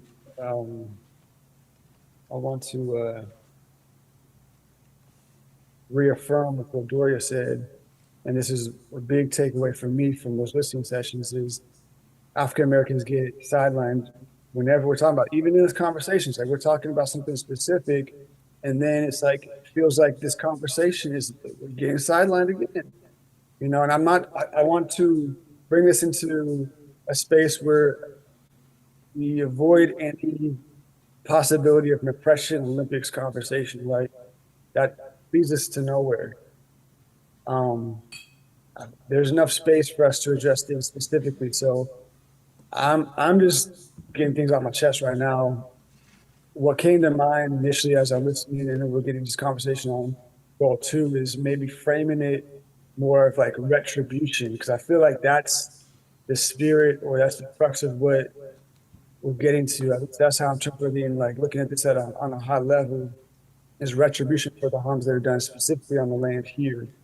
That includes genocide, that includes chattel slavery, that includes discrimination, that includes all these other specific harms that have done, and we can name those specific communities within that context without muddying the waters or watering things down, or, you know what I'm saying? Like, goal 1, we talk specifically about indigenous and Native American tribes, and I'm not saying that in any way that's dismissing or watering down the specific needs. I mean, they were talking about a diverse group of people throughout what boundaries we now call California, and even within, African American communities, very diverse, not just something that we can just like put into one category, right? But as far as the question of being specific, I don't think we need to tiptoe around that. We need to be specific in addressing the harms done. And I'm wrapping my head around how we can have both in this goal. I don't know if we're going to have a goal for each specific group, if that's going to really get us anywhere. But I'm trying to figure out a way that we can encapsulate all that within goal 2 without anybody feeling like their historic harms have been dismissed in any way, right? So my suggestion, I want to open up for any other thoughts, is maybe reframing this as a retribution fund, and maybe rethink where that funding is going to come from, who's going to be held accountable, and draw those funds from. And in addition to giving land back to those specific communities that have been harmed or land stolen, and all those specific dynamics that happen here, since we're talking about California. I know there's a line of people starting with the Doria, Emily, Nathaniel. I know, but also Megan just noted time, so we really do need, I think, in 10 minutes to move on so that we have time to sort of daylight every idea in here, but I know this conversation is not done. So I'm just asking if everyone who would like to speak, if when we can at the end of that come up with a next step. So whether that's come back to this tomorrow, everyone's had the chance to sleep on it, think about it. We just kind of need a way forward. Sophia, go ahead, and then we'll move on down the line. Thank you. Yeah, I can definitely would like to frame this as a proposal, and perhaps Doria can build on that, or maybe we have the same idea since we are both on this subcommittee. I really strongly believe the work of our task force is, as was just, Nelson was just talking about, is to not invisibilize. And it's a really important time right now to make sure that we are specific. I do think that it is worthy of its own goal in this case. And I do think there's other areas in the report where we can add more context to make that more specific to priority producers. We've just been saying priority producers and not really calling out those more specific things as to why we're calling them that. And even in the comment letter that Darlene just mentioned, those are very overt ways in which different groups have been discriminated against, and in various atrocious ways, both past and present. I do think it's important that we acknowledge this very painful thing that's our job here, I think, is to do that. And in various ways, we've talked about it in other goals with tribal needs. We've talked about this in the best way that we can, and I think we can go further. So my suggestion is to keep that goal, to wordsmith that introduction so it doesn't sound like a trade-off, and to look at 4.2, which says establish new funding opportunities for priority producers and land stewards, and suggest adding more context to that as a way to encapsulate and not be add more context to why we're doing that. I think we've touched on that a lot today. I'm also hoping that we can take a short break after we finish this. I'm sorry, with you, but I think that we all probably need a few minutes to take a break. So almost the same thoughts. So I just wanted to definitely bring forward 4.2 to people's attention. People were saying that there was no fund that in the document where we said funds for, and actually there is 4.2. It says establish and fund a transitional land grant program through continuous appropriation to support acquisition of agricultural land for priority producers and land stewards. And it goes on into some detail.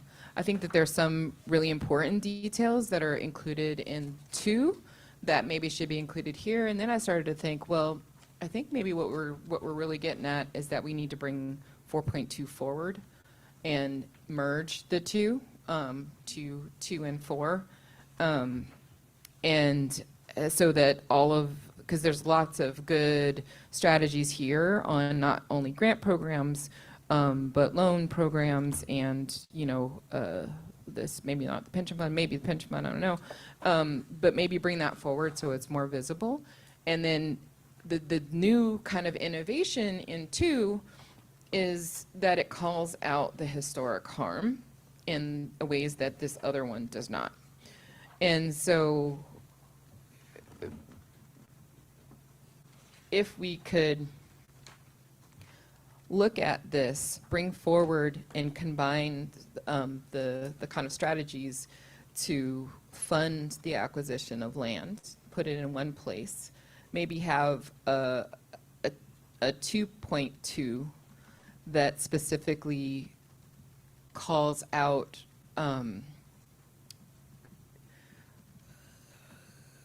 or references the historic harms that have been had by certain communities, so people are visible. And maybe there's a 2.3 that talks about outreach for the fund so that people are not left out and it's sort of culturally appropriate and all that kind of stuff. And, you know, the education campaign in the end. Maybe that could get at it. It still worries me that once again will fall out. We being African Americans, because we always do. We're just not people's priorities. Doesn't really matter what happened to us. That's how it feels. But I do want to underscore that I disagree respectfully with Nelson. I don't think that this is retribution. I think it's restorative. I think that also that it's not for every harm that has happened in all of world history or all of the Americas, but I think it's very specific to what has happened in California. The power of the Reparations Task Force in California is that it surfaced and documented things that happened in California. And when we were listening to folks in Kern County, they were talking about things that happened in Kern County, not in other places in the American South or the Caribbean or whatever. And so I feel like it's really important to actually keep this to California, to keep this to talk about the things that happened here and the restoration that we want to happen here. And then structure this so that everyone is visible and everyone has the appropriate outreach to access and benefit.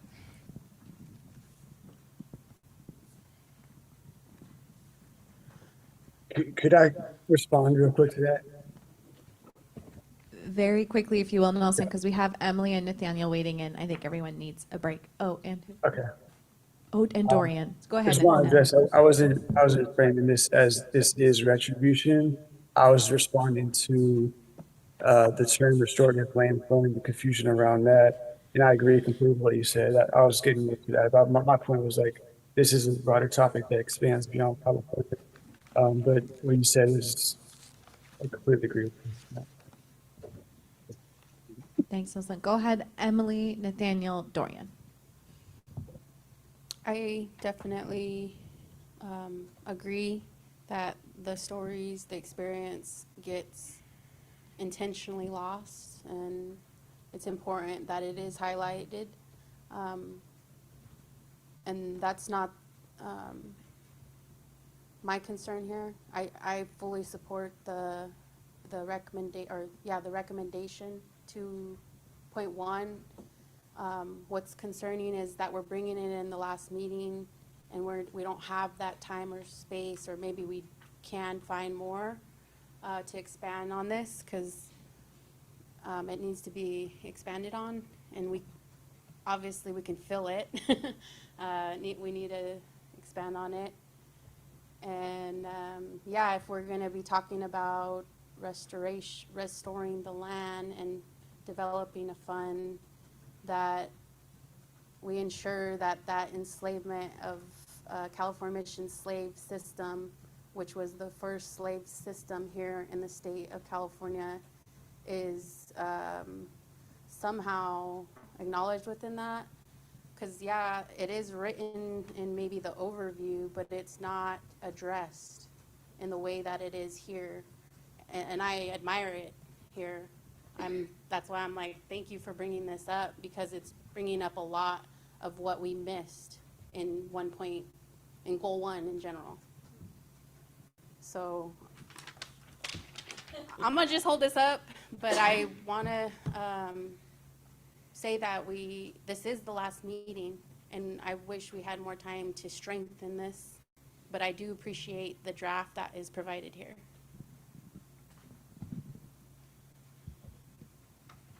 Yeah, thank you, everyone. So much info to go off of, and I just want to make my last 2 cents of recommendation as far as funding this restoration per area and county, when we're looking at, these, when we get into the weeds, it does feel like this oppression Olympics. And if we can, pull out B5 and 6 of like researching and documenting eligibility, and just to backtrack real quick, this does recognize not only what has happened here in California, but for African Americans living in California who are descendants of persons enslaved in the United States. So, my ancestors weren't enslaved here in California, but I'm living here, and I'm the one trying to farm. I'm the one trying to continue agriculture and, getting left out of these sort of things. So looking around the state,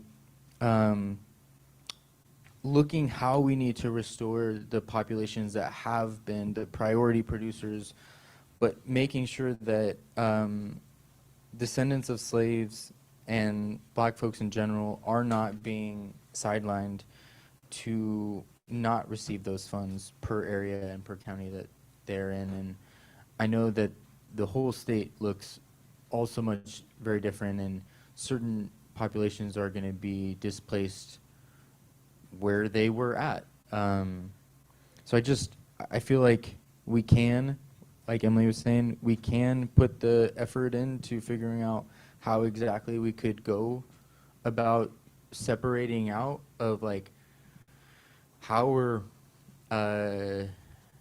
splitting the pie of that restorative land fund, because at the end of the day, we do have to kind of divvy it out, and I don't want to say dwindle it down, but divvy it out to make sure the restoration can happen and not leave it as too big of a problem to address. And yeah, I just appreciate you all. Cool. I'll try to be quick. So I am thinking of 2.2 specifically, and I'm wondering if, especially after hearing the discussion just now, and we're also talking about what steps we can add moving forward. I would like to see the value of this idea of like constructive reparations being added to the public education campaign right now, which really says two big things. It's one, never again for anyone, and two, it's redressing the past by building a better future, where that's never possible. That horrible history is never possible for anyone else. And so I would like to see that as part of the education campaign. I think that's really forward-looking, and it really it captures both what has happened and also the world we're trying to build so that doesn't happen again. In light of that, I do want to highlight that I do like 2.1B4, which really talks about building multi-generational community wealth, and I feel like that feels really in line with constructive reparations. And then I have one question, and maybe this goes to the committee that was tasked with drafting this, is thinking of how the newly established Bureau of Descendants of American Slavery is going to be integrated into this recommendation. So I just wanted to add that note. Cool. Check. Can you repeat the first one, Doreen, just so I can capture it in writing, what you wanted to add to the education campaign? Constructive reparations, so like the value of constructive reparations, which is basically like, building a better future so that it's never again for anyone, so that it's building a future where the horrible history that we've experienced and witnessed isn't possible in the future. Just to bolster this. I think a break is needed. I'm not sure, Emily, was your placard up again? No, okay. I think everyone needs a break. I'm wondering, I think there was a proposal, there's been a couple kind of concrete proposals in this discussion, one of them being to think about 4.2 and 2 and what could be done to both not lose the very specific call out of African Americans in California, right, but also recognizing other histories of harm. So I'm wondering if you all would be comfortable with staff this evening trying to see what we can do based on today's conversation and bringing it to you tomorrow just as a straw proposal, kind of as a way to see what it would look like to do. Yeah, Doria. Can I make an amendment to that? I Yes, think please. I would love for staff to take a stab at that. Yeah. And I feel like I heard today that people, even though we crafted this document or helped to, they didn't even they didn't remember that 4.2 is all about funding and that it's getting lost in the document. So I really think that staff should also consider bringing that forward and making it a standalone into. And specifically the things that are just the part that's like the funding and the support for acquisition.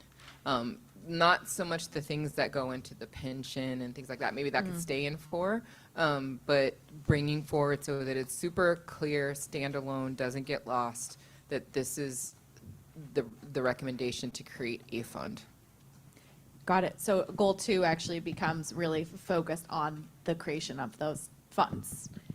With the caveats that we talked about around outreach, Yes. the education and story and making sure that everyone's stories of harm are known and people understand why this fund was created and that no one's stories are lost. But in the outreach portion, that it even maybe specifically references this habit of African Americans just falling out of these things, and that specific like a line that's just like specifically steps taken to prevent this from happening.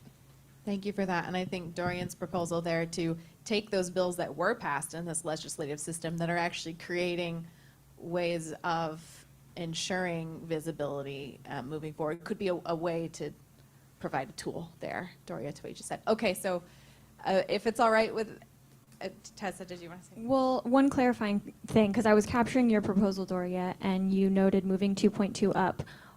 So just to clarify, is it 2.1 is restorative land as written for descendants of enslaved African Americans, and 2.2 fund as written in 4.2, or is it one single fund for all? I know that's been the crux of. So what I am advocating for is to veer away from what we were doing before, because there's not political will to do such a thing, or even social justice will to do such a thing, to make one fund that's a restorative fund that combines the efforts of 4.2 with the efforts of 2.1. But in a 2.2 and a 2.3, we do the work that this goal that was focused on African Americans does, but also bring in the other, other communities who have definitely and most specifically experienced harm. Including, I totally agree with Emily that, we need to clearly reference that the first folks that were enslaved here were Native Americans, and that is kind of a primary harm. And, that should be explicitly called out, so the education campaign isn't just like kumbaya, but it's specific, Thank you. And all that, green card, all day. I also just wanted to mention that the unjust and genocide is still happening within the California mission slave system. Even though they aren't cutting our hair physically, they still have our relatives, our grandmas, our grandpas in their control. So, and they have the authority to do whatever they want with them. So I just wanted to mention that this is ongoing. Sure, we got an apology. Sure, it's being acknowledged here and there, but there is no action being done or any type of restorative justice or funds. So I really want to just say thank you to the folks in the group who drafted this, because it's going to be impactful to people's thinking. Hopefully. Thanks, everyone. So staff will come tomorrow with something to show you, and it might not be right, but at least it will be one step closer, and we'll see how you all are feeling about the language tomorrow. Thank you for taking this time to talk through this and for sharing. Let's take a break. Break until 3:10 p.m. Then we're going to come back with Goal 3. Our aim is to get through Goal 3 and the first portion of Goal 4 today. Doing well, everyone. Thank you. 15 minutes.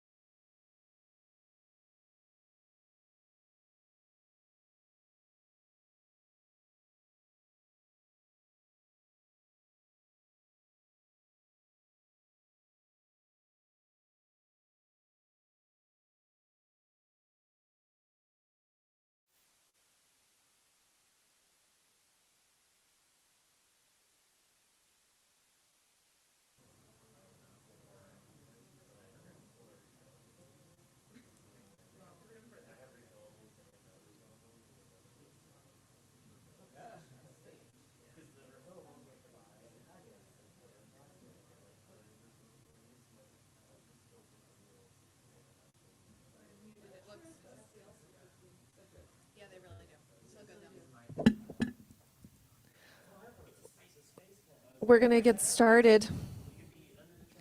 The clock has turned to 3:10.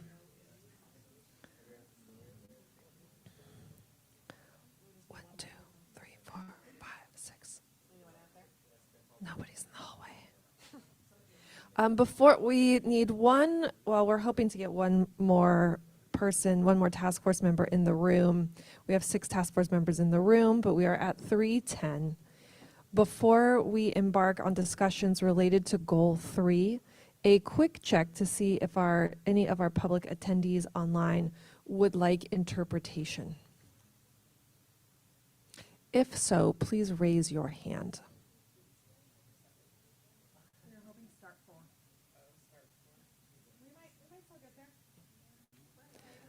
Okay, great.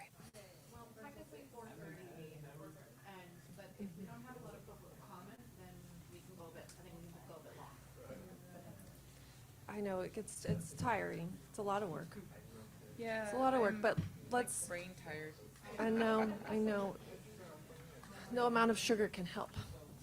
At some point, we pass no return. It's all a matter of perspective. All right, so we're at 3:11. Let's pick back up our conversations. We're going to turn now to Goal 3. If we can, our goal today, well, not related to goal, different goal. Our overarching goal is to go through conversations related to Goal 3 and at least start the Goal 4 conversation, possibly getting through goals 4.1 through 4.3, because there are 9 sub-goals in Goal 4. So let's see what we can do in the next hour and a half. Goal 3. So back to our process that we've all developed, asking whether there are any flags. Let's start with that introductory section to Goal 3. Is there anything anyone would like to bring up? Proposed revisions? Any comment, any flags for you all before you would feel comfortable calling the question about support? Yeah, Emily. Previously, I had requested to include language, so it's on number 3, it's the 1, 2, 3, 4, the 5th, the last paragraph on page 38, to address the violent colonial settler violence, climate change, because that's impacted agricultural lands. But the state of California doesn't consider that climate change.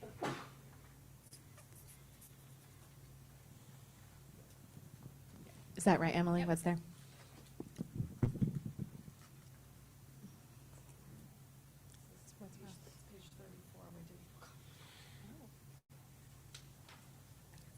Are there other comments or, go ahead, Doria, yeah.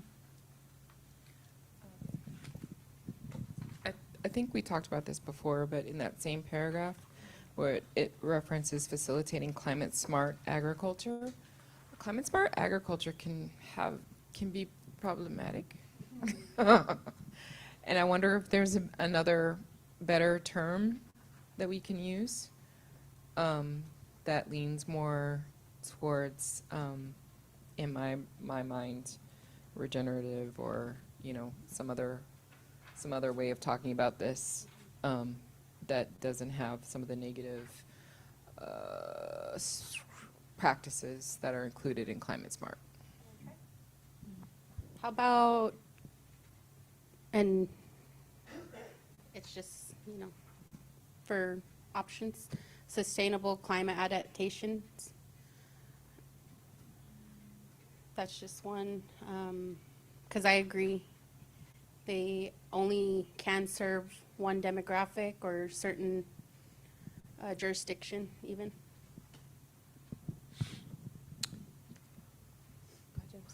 I was just going to offer maybe like ecologically regenerative or something like that, or restorative rather, not regenerative, restorative. I like all the other suggestions too. I also think we could use one kind of phrase to capture it, or we could list kind of specific types of agroecological, sustainable, organic, regenerative, restorative, yeah. Can I ask, I think what staff were working on is what would be really helpful here, for staff in terms of writing this piece of it would be, what do you want to define in your glossary, right? And like, what do you feel like you have definitions for? Because I think, right, James, you were kind of listing a few different ways that these practices could be called out. So I think in the past, what has been done so far in this report is when there is a state definition of something, it is used unless this task force has a very specific definition they wish to use. So we could use regenerative agriculture using what CDFA has just released, the regenerative agriculture report. If that's not right, then how else would you direct what word is right, and then how would you want to just make sure that that word is defined adequately? Yes. Being the chair of the group that did that regenerative ag definition, that definition is unfortunate, and in the long form of the definition that references the work of the task force, I actually feel like that is very strong, and it includes, references to TK, it references a bunch of different things that are really good. I don't know if it's possible to reference the long form, the expansive one that has like all the notes, instead of the shorter form that was actually passed by the CDFA. The shorter form is not bad, it's just not inclusive, and it is very jargony, and you get lost a little bit in it. But it's still based in earth, kind of soil health, but not all the other kind of cultural and social justice things.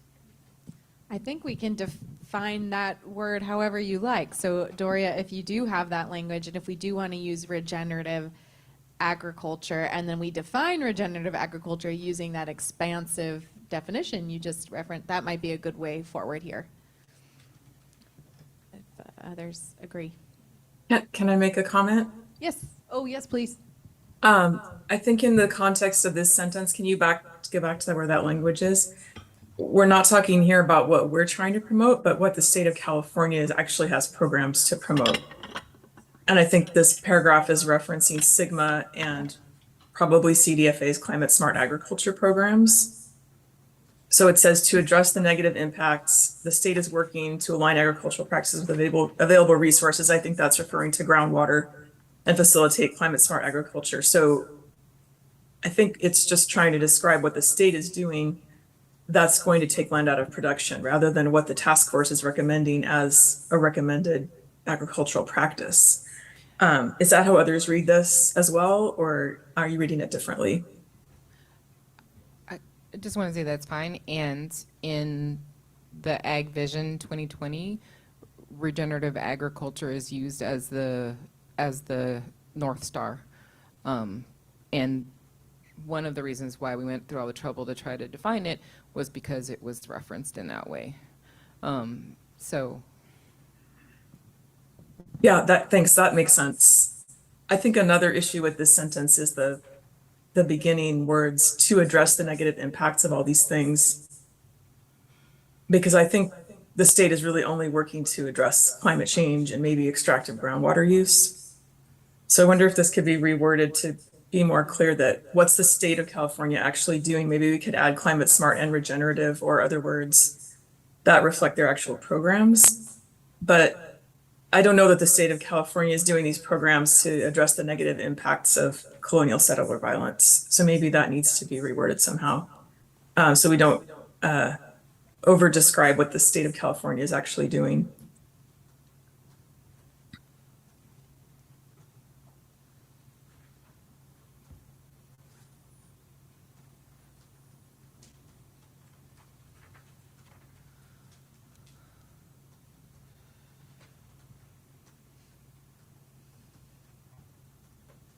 Any further comments there? We could even delete the first half of that sentence, acknowledging that that's not to delete the confluence of colonial settler violence, climate change, and extractive practices. But just, Ruth, I think you had proposed being a bit more specific to what the state is actually doing, which is aligning practices with available resources.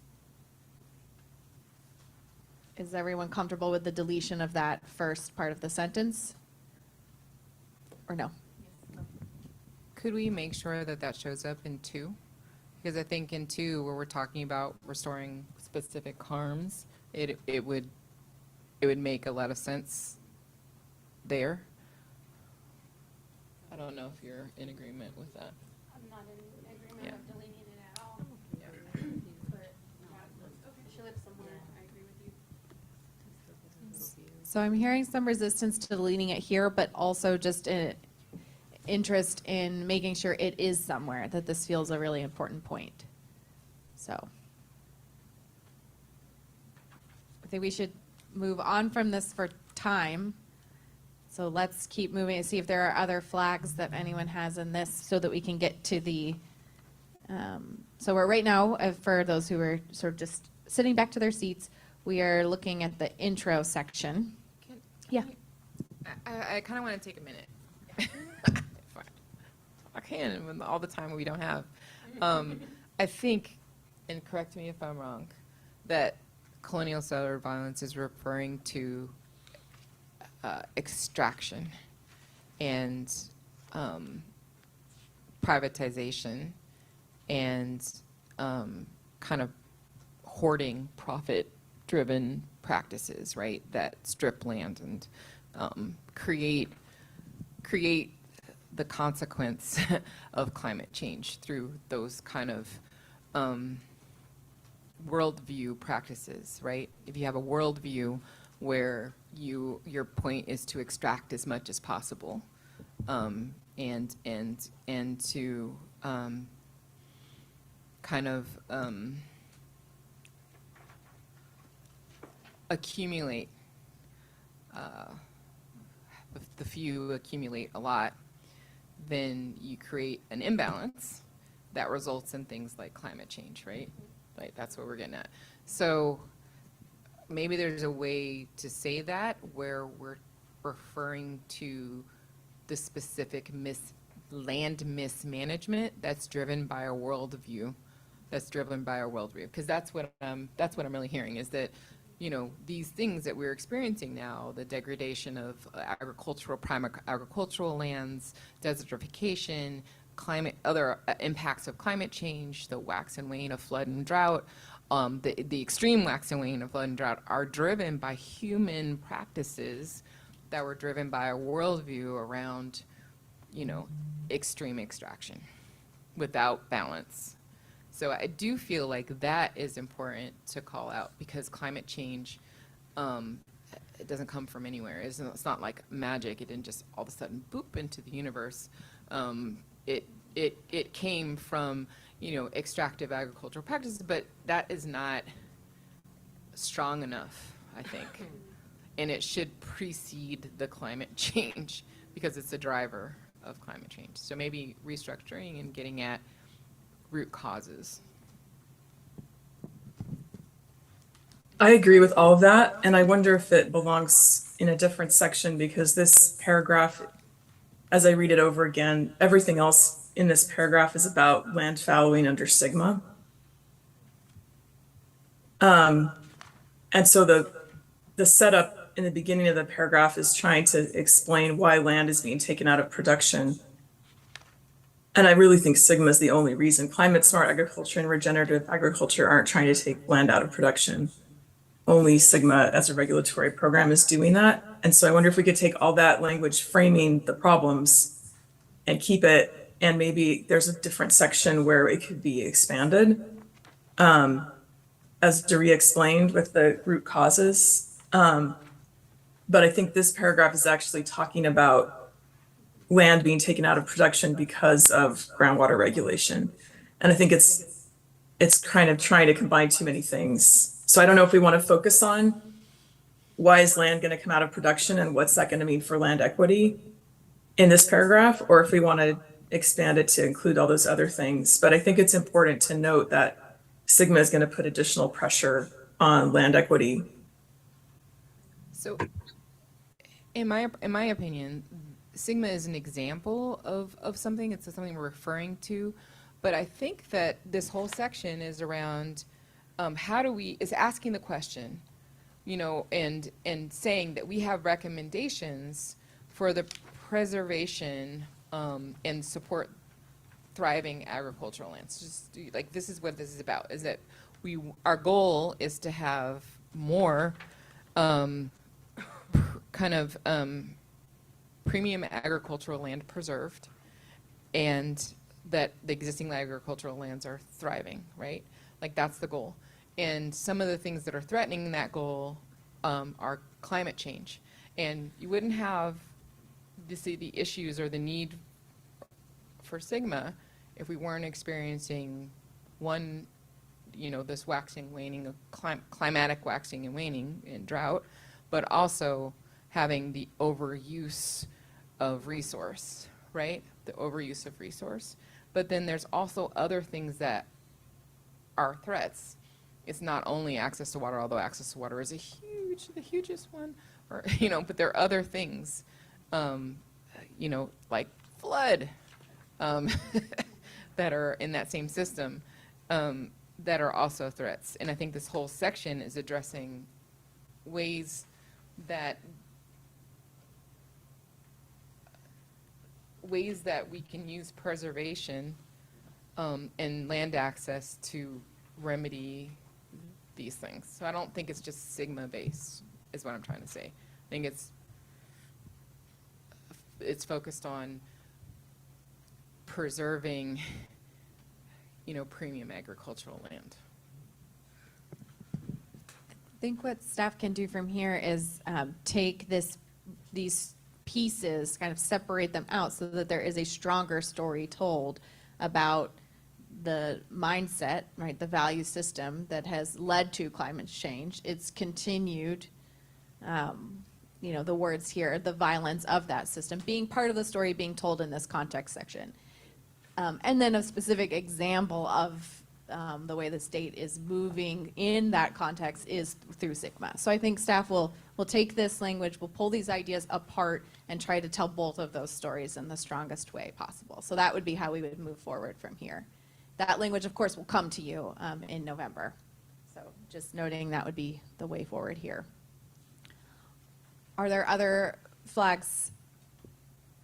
I know that's a relatively big change, so I'm not sure if we want to do a little, do you support the other language in this intro so we can get ourselves to that 3.1 question?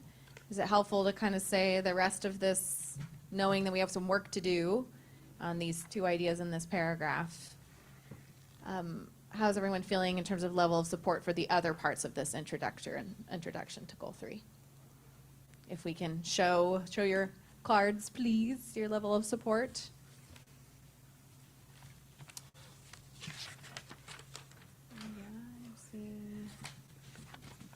Okay.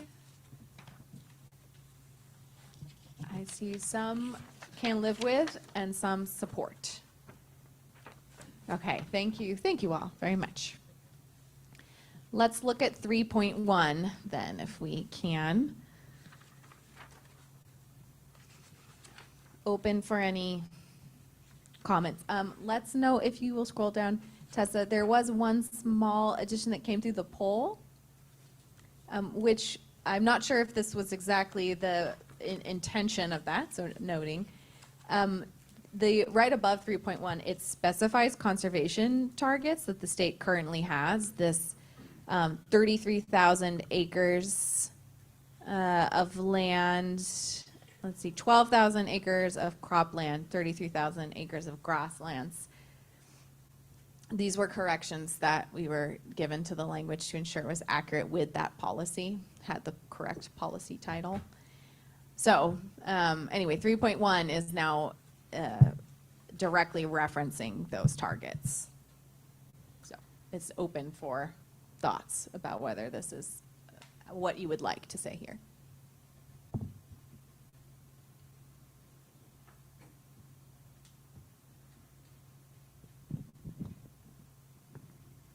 Is 30 by 30 specific to grazing and cropland like it's listed in here? Because it's specific to that? Those targets come out of, Tessa, sorry, will you scroll up for me again? Those specific targets come out of the nature-based solutions climate targets, which are one of the pieces of 30 by 30. I think 30 by 30 might be like the top level umbrella, and then this is a piece of it. I don't know if I've captured that correctly.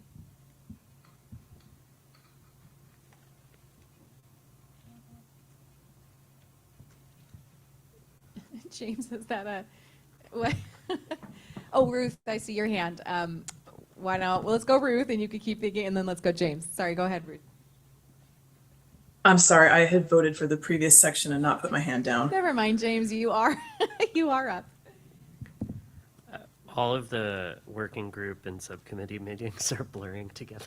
Like I'm having a really hard time remembering which ones or which conversations. I think I hope I'm not alone in that.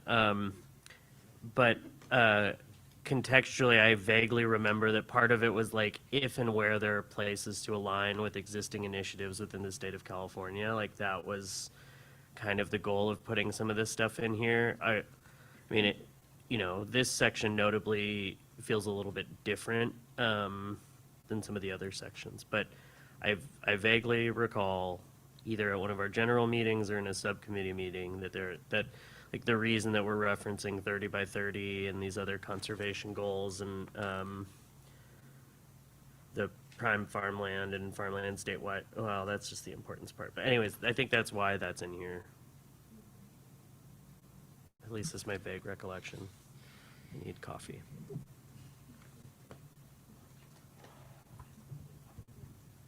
Oh yeah, go ahead, Doria. I'm feeling like I'm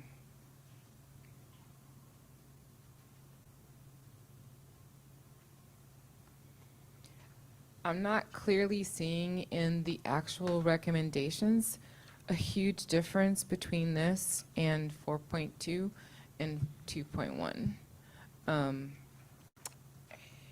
Yeah, not so much 3.1, but more like 3.2. 3.2 is very similar to 4.2 to me, and what was 2.2 or 2.1. I think the difference there is in who is eligible for these funds, like who's receiving them. As far as I understand it, A is about entities that hold land that then lease or transfer that land to individuals, whereas 4.2 is funding for individuals to acquire land. That might not be, I don't mean that makes a lot of sense, but I think that is the distinction there. I guess I'm thinking about trying to make a document that's really clear so it's powerful, so it has impact.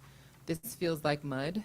It feels like, this is another strategy for increasing access to land that is based on a fund to put more land in people's hands, which in my brain is in the same category as the other two. It's just a different line item because it's focused on a different person, a different group or entity that's going to be receiving the funds. And so here, given our talk around preservation, I would imagine that we would be recommending things that would be in alignment and support California's goals when it comes to climate change, soil health, things like that. I would imagine that in this section we would have things like the loan forgiveness program that is proposed, that if you got a loan to access the land in what now may be 2, that you may be eligible for forgiveness if you practice certain practices that help to restore land and preserve, land. And that those kinds of things would be in this section rather than more things that just increase access. Do you see what I'm saying? I feel like I hate to say this at this point because the last meeting and all the things, But it seems to me that some things are maybe out of place, and that I guess I'm wanting a document that people can almost sight read, and they know that in 4 they'll find, or in 3 they'll find all the things around, you know, preservation, improving soil quality, water, things like that. And in 3 they'll find everything that increases access to land by these various groups of people, and so it's easy to read. You know where you're going to find the things, and whatnot.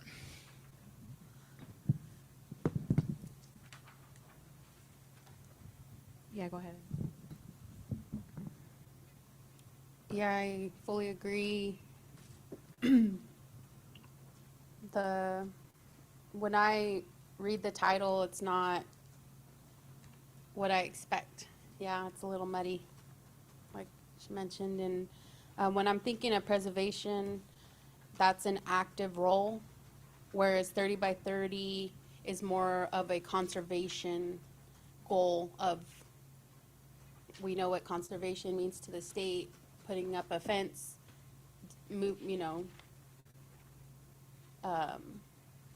leave as is pretty much, so that it can be pristine, without any human interaction. So I just wanted to mention that it is missing a lot. Because, but there are some good points in here, but it's not meeting the goal to what I'm thinking of preservation. I see. I have a Dorian and then Nathaniel. I agree that this this section can be developed a little more. I do like the way that it exists right now, because I do feel like it is tackling. I think it's different than Section 4, because I think it is existing more in the social or public domain of, like, what are we doing to provide or to preserve prime farmland and farmland of statewide importance through the preservation of working lands. And I think, I really like Emily's point, because I think when I read this goal, I see it as a way of expanding what 30 by 30 can actually develop and expand, because you're right. It uses a lot of traditional conservation tools that are very hands-off, or maybe aren't meant to really address some of the things that actually do get listed here, like on 3.2, related to developing better easements, having cultural humility, things of that matter. I think that aren't currently being represented in 30 by 30. So we're actually, in my opinion, we're actually pushing 3030 to be more community oriented by these sets of recommendations. And we're doing it by the use of public land, and also community stewarded land, which is quasi-public in some way, right? Because it's held by community standards. So I just do want to say I do value the importance of it existing on its own, and I think we should also develop it so that it's stronger and it distinguishes itself from Section 4, which, as I mentioned earlier, seems to be a way of creating a fairer market for people who are wanting to have access to land. Yeah, appreciate all that was just said. I do feel like it is so muddy because there's so many different ways for the people to actually be in there and interact in these conservation adjacent ways, and maybe that's the reconfiguring and maybe restructuring some of this to build off one another better, to show that correlation, could make it less muddy, and then also, drive the point home of trying to get people on those working lands, and that is a part of conserving it and making that known. And yeah, just echoing everything Emily and Dorian said. James, and then Dorian. I'll just add to that. So maybe related to Emily's point, we can kind of talk to the shortfalls of the 30 by 30 plan and really explicitly address that this is meant to create solutions that are more hands-on, that are more aligned with being in good relationship. And I think I would want to add that just so that it doesn't get just seen as part of the 30 by 30 strategy where we are adding. James, did you want to still hop in, and then Emily? I mean, I agree with everything that's been said so far. I think looking at a couple of these, I think they're pretty powerful in terms of what they would lead to. And I think, like everything else in this report, unless somebody kind of gives things statutory teeth, like it's only going to go so far. But, looking at something like 3.2E, right? Require agencies to update existing conservation program guidelines to allow for traditional tribal uses and flexible agricultural uses, and everything that's enumerated under there. I mean, like that would create large outcome changes in the state of California. So I think the things that are in here are important. I really like the idea of framing it as a 30 by 30 is not enough kind of thing, or the existing conservation schemas and frameworks are not sufficient to address the land equity and access issues in the state. And so that's what these recommendations under that are trying to do.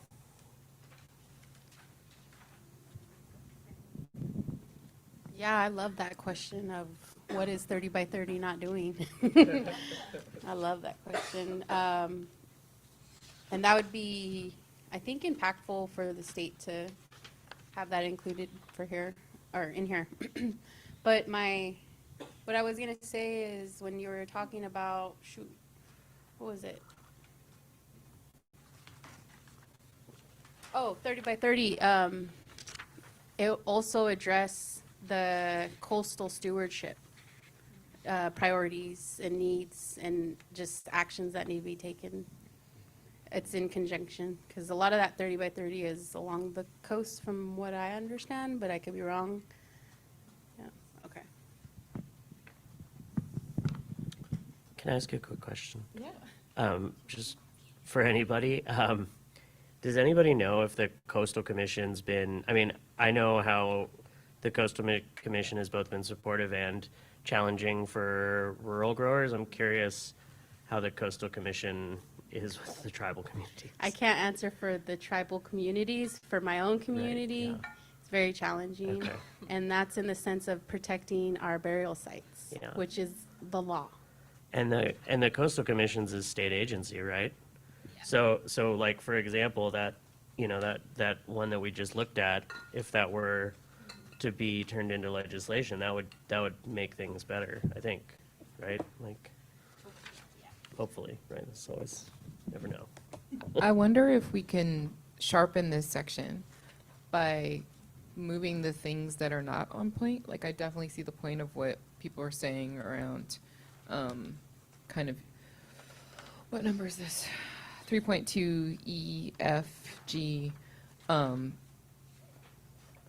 Certain of these being really strong, but other ones maybe not really belonging here. And maybe if we move those things out into the section that's really dealing with access and focus this on this commentary on 30 by 30 or strategies that help to preserve, improve, preserve prime farmland or improve farming practices, that it would sharpen this section.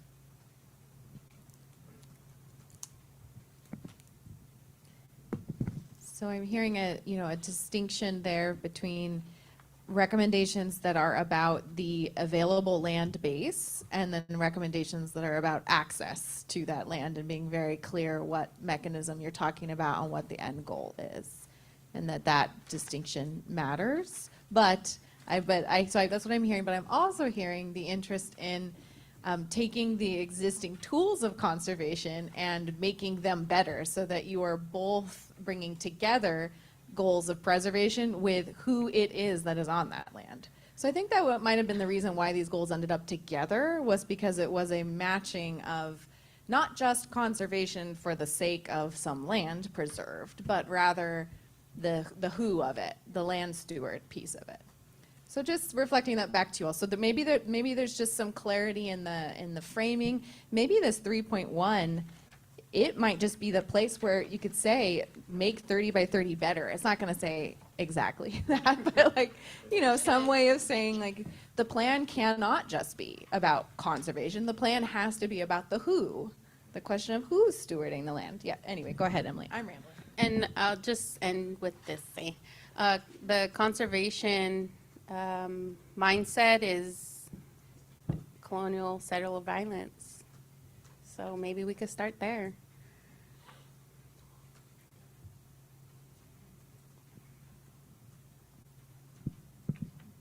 Oh, traditional conservation, I should say. Traditional. What we're trying to do is improve conservation by by encouraging, supporting, what were we calling it? Sustainable climate? Ecologically restored. Whatever Expanded definition. Yeah, insert here. So I'm thinking as a way forward from this, right, just so that we have like a clear action, I would propose that staff take the conversation that was had right now about the need to bring together these pieces of preservation that are not just about the land, but also about stewardship of that land, make these existing goals better, bringing that into this 3.1 explicitly, and then reviewing very carefully to ensure that any of these things that are focused on access are focused on access as a way of effectively stewarding preserved land. So just like kind of always telling the story through, we can give that a try, and maybe still then it might be muddy. But I'm thinking that might be the most effective step right now so that we can keep moving forward and you all will have fresh language in November. Can I get maybe an agreement on that plan? If anyone can show support for the plan of more specifically laying out the connection that's trying to be drawn here. I see some can live with most support. Okay. Thank you all. I did want to quickly note, Leah asked a question in the chat, is there still an opportunity to provide written feedback? If so, what are the new deadlines? Wanted to quickly answer that as we're moving forward. We're really at a place where staff always want to hear from all of you, like what you're thinking and what will make things better. What's really hard right now is that any of those decisions do have to come back to you all to review and talk about, and we do only have November, right, before we kind of do our final hurrah in December. So it's not that we are not accepting written feedback, but if you have something that you feel, right now I know how I'd make this better, let's get it up there on that screen and let's all see it. You know, so I just wanted to say that out loud. I don't know if that changes anything. If you have comments, Leah. What about public comments? When's the cutoff for that? Public comment is open through every meeting through the end of our process. Were you asking Emily more like, just go ahead. I was just clarifying because there's comment from the task force and then public comment.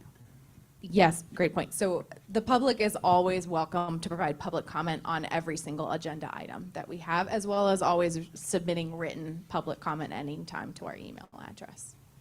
We will, as those comments are received, you all hear. You all either are sent them to review or you hear them in the space of the meeting. So is the last time for the public to comment at our next meeting? What is the cutoff for public comment is my question.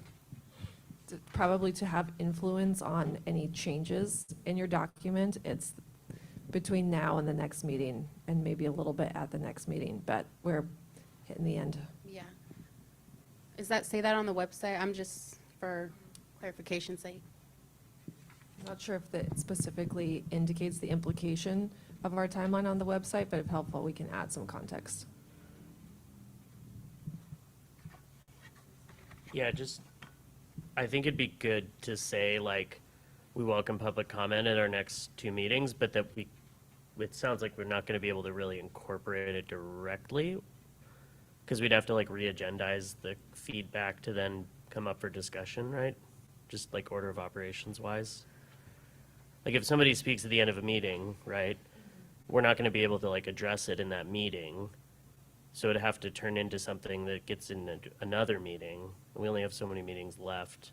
I just think it'd be good to put it out that like public commentary is welcomed, and not sure if we can totally incorporate it. I don't know. I don't know if Yes, I that's mean, worth that was saying, in but- part the intention of providing the extended public comment Right. period this evening so that we could have that opportunity and then pick up some of those discussion threads tomorrow if there was some ideas that you wanted Right. to explore incorporation. The way to do that in November would be to have different public comment periods specific to sessions, like we could Right, take right, right. public comment related to goals 1 and 2 or something, and then Right. you could decide on the spot to integrate a change. But it's just, it's a little more challenging. Yeah, no, for sure. I understand that. Yeah, and then Ruth had a follow-up question about small textual edits, grammar, syntax, and things like that.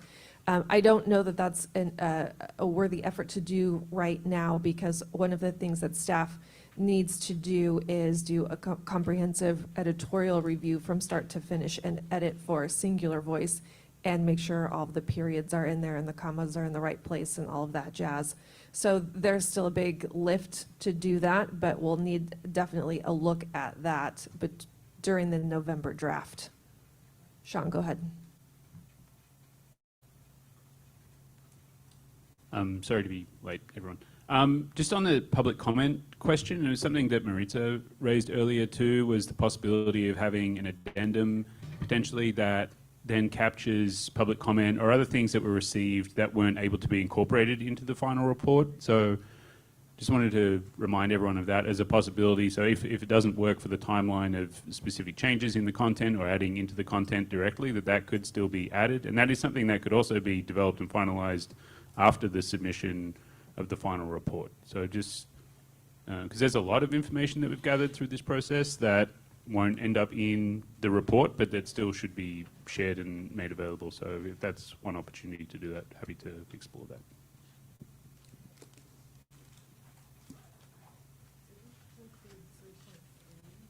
Yeah, are there other comments here? And otherwise, let's see whether we can maybe show our level of agreement with goal 3, knowing that there is going to be some changes. But otherwise, how is your agreement with the ideas that are in 3.3? Oh, sorry, within goal 3, if we've made it through that entire goal. Can I please see level of support for goal 3, knowing there will be changes made?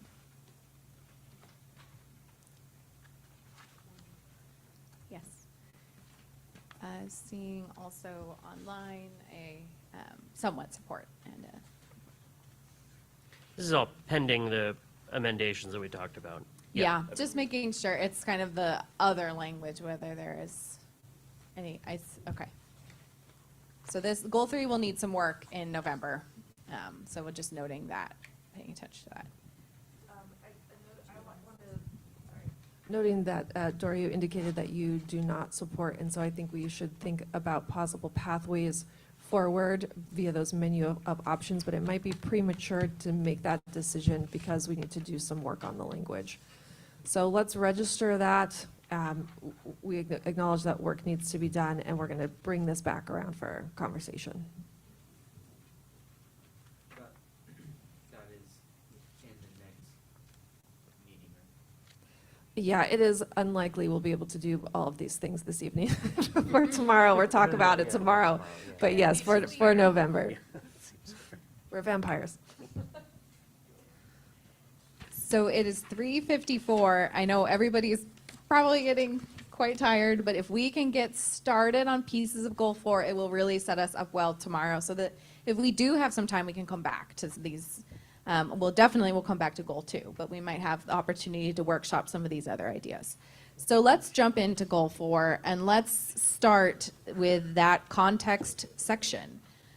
So that intro section for goal 4, does anyone have any language that you'd like to flag or talk through before we open up the question of support. Yes, Emily?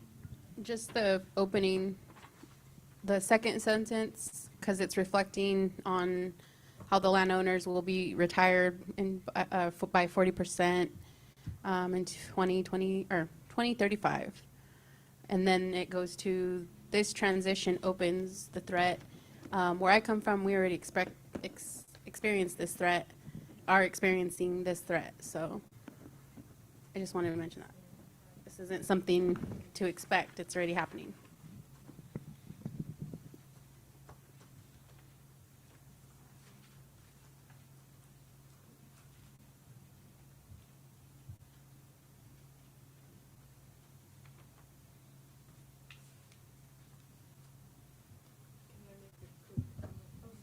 Yeah, go ahead, Thea, sorry. Do you have the mic, please? Just wanted to make a comment to, we talked earlier this morning, seems like a long time ago now, about financialization and consolidation, and I think this could be a place to move or talk about that in the intro here. Because we're not really talking about that yet in this intro, and it could be a good place to bring that forward.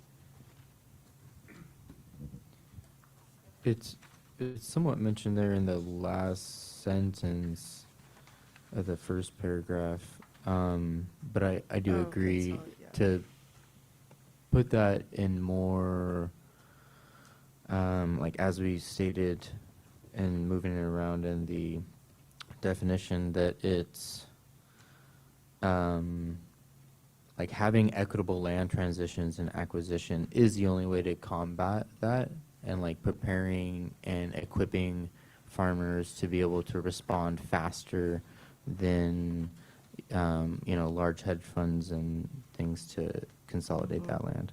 Yeah, that's a great point. I think maybe this is framed as like Emily just said, like in the future this might happen, but I think it is already happening. And the last sentence could be put up front, like this is happening. There is high amounts of land consolidation, land prices, et cetera. And without a clear vision, it will continue or expand, et cetera. Almost switching the order of ideas in that first paragraph, right? That's So like, what I here's meant, what's happening, this could get worse by this. Exactly. Okay. Well, that's my suggestion anyway. I know Ruth would like to say something. I agree with that. I think it would strengthen this to move some of that language farther up so that it's earlier on in that section about the consolidation and financialization. I also think, I don't know if we want to mention this here, but another social and economic concern about consolidation, particularly from hedge funds or multinational corporations, is the taking of funds out of rural communities and rural economies. And if we want to mention some additional impacts of consolidation, we could point to those things here as well. Or some other place, wherever it's appropriate. Thanks for mentioning that, Ruth. I did want to note that that was one of the sort of pieces that staff have been holding on to. When I said there might be a few little more pieces of the narrative, was going back again to that Coachella research that we had seen about absentee landowners and the impacts on the rural communities where people live and labor. So I think you have touched on that there. So we can pull some of that work that you all learned about into this piece. Yeah, that sounds great. Thanks. James. Yeah, I would second all that. I'm not opposed to us identifying it as like a crisis. I mean, it is like, it's very prescient, it's omnipotent, it's like universal, it impacts everybody at this table in different ways, all the communities that we're representing. And so I feel like, strengthening that language around addressing kind of land acquisition and consolidation as a crisis in the state would kind of flag it as, I think a lot of the things, yeah, I'll stop there.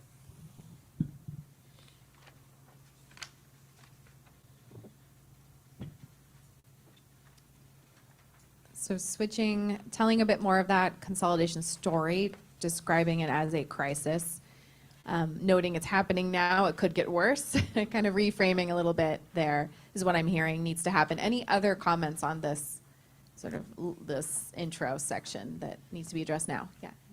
Where does it address racism? Because we heard that from Susanville about the land being, once the locals heard about the tribe being interested, it was bought under them. So that should be called out in the language, just not like lack of. James, go ahead. Yeah, I think that could be flagged in the, I'm looking at a couple of these and I'm seeing how they would address that, right? Like 4.1b.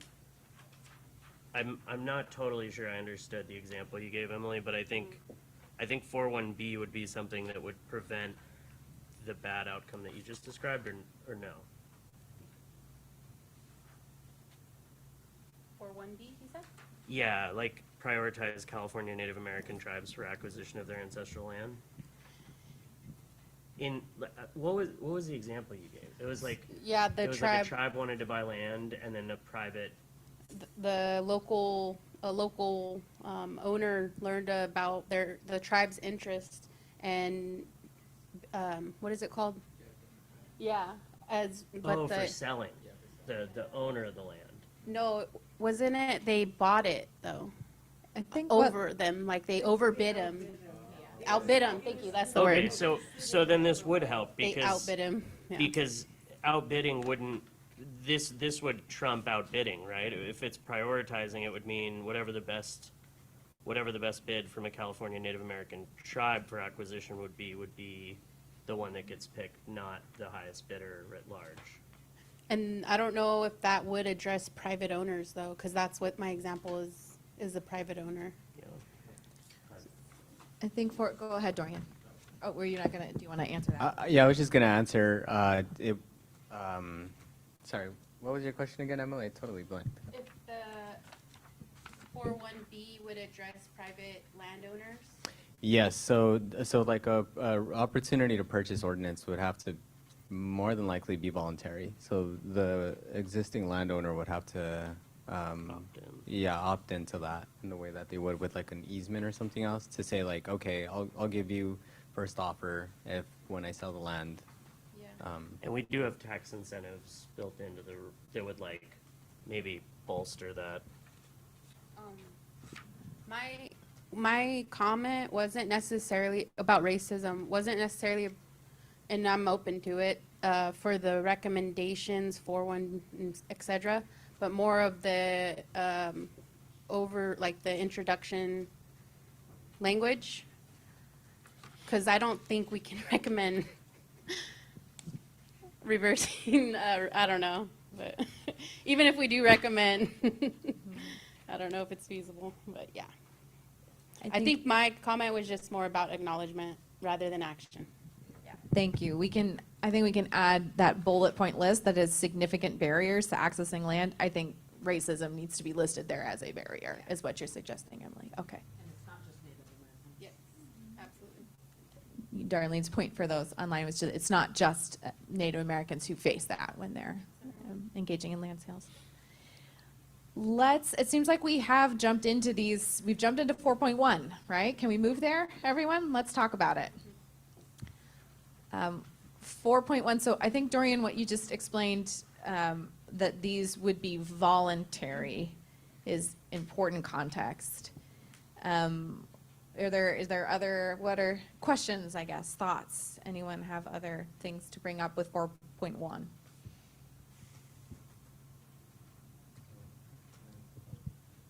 I have a question related to this. Is it a fund that we're developing? Because I'm thinking if you want to purchase a contract, basically, this is what it would be. You would purchase a contract with the existing landowner that would say, here's a contract that says, when your land goes on sale, I get to make the first offer on it. And so I'm wondering if we're trying to promote for there to be a fund so that people can buy those contracts and be first in priority? Or should we, look at alternatives? Is that what C is? And then 4.1C? Okay. And then it says priority producers. Oh, you're right. Yeah, so that one's for Native American tribes. Oh, yeah, perfect. So, okay, I answered the question. You answered the question for me. Thank you. Jessica, go ahead. Are you saying that there's also a funding need to just purchase the commitment to selling the land in the future if it goes up for sale? So would we need to add that to C as a fund for both of those things? Yes. Or is it? Yeah, more than likely. Go, sorry. It almost sounds like that's what respond could mean, is like it's either the real estate fees or the, creating that contract, right? I mean, so for C, create a fund for California Native American tribes and priority producers to respond to the opportunity to purchase when land becomes available. So whether it's like that fund is there to help, get you on the list, and that's what a lot of like in the the last lack that we have is opportunity to anticipate a sale or make an offer. So like if you can anticipate that the sale is going to happen, you can already go there and say, hey, I'd like the first right of refusal, not making an offer yet, but like knowing that that is in the works or something, and just being able to have money to do that, because it takes time and money and effort to pay people to do that. You actually bring up a good point that I think it's important to distinguish between like a right of first refusal and a purchase option, which I think are two different things. So the right of first refusal is like the offer to make the first offer. The purchase option is already setting the terms of what that land is going to be purchased for, but addressing the fact that sometimes these land transactions happen so quick that you're having to just buy a little bit of time to get the funding together and then be able to purchase the land. So I think it might be useful to distinguish between the two, or just address that the two, both of those might want to be addressed in 4.1. I think some help with language would be good as we're working on this, but Doria, go ahead. And then Emily, I'm not, if you were hoping to get, no, okay, go ahead, Doria. I think I'm finding a song with a familiar chorus that I'm going to sing again. I feel like if we want interested parties to be able to use this document to make change, we're going to need to rethink the way it's structured. I feel like we've sprinkled these funds throughout the document in response to particular conditions, which is great, and we're explaining those conditions, but I'm starting more and more to feel that they would be stronger in one place, so that all of the mechanisms that would increase access through a fund are in one place, and that we could call out the specifics of how, this particular piece of the fund would address a particular challenge. But I think they would be more powerful if they were in one place rather than sprinkled throughout the document. I think that they get lost, I think that they get muddy, and I think that if we collected these things and put them in one place, then you would, and also I think that they're a little unwieldy when you think about agencies trying to create all these different funds. It's highly unlikely. But if we could kind of lean into one fund that is meant to address a number of different things and maybe be segmented in a way so that there's different pots of money or portions of money that go towards these different types of barriers, like, down payment assistance, first right of refusal, purchase options, like one fund that actually had all of these functions, and maybe you're separated so there's portions that are for different things. It might be more palatable, it might be easier to move, it might be something that you can start small and then go big. You can expand and contract it depending on the political will. I'm really starting to see that we actually have funds sprinkled in almost, I think, every section.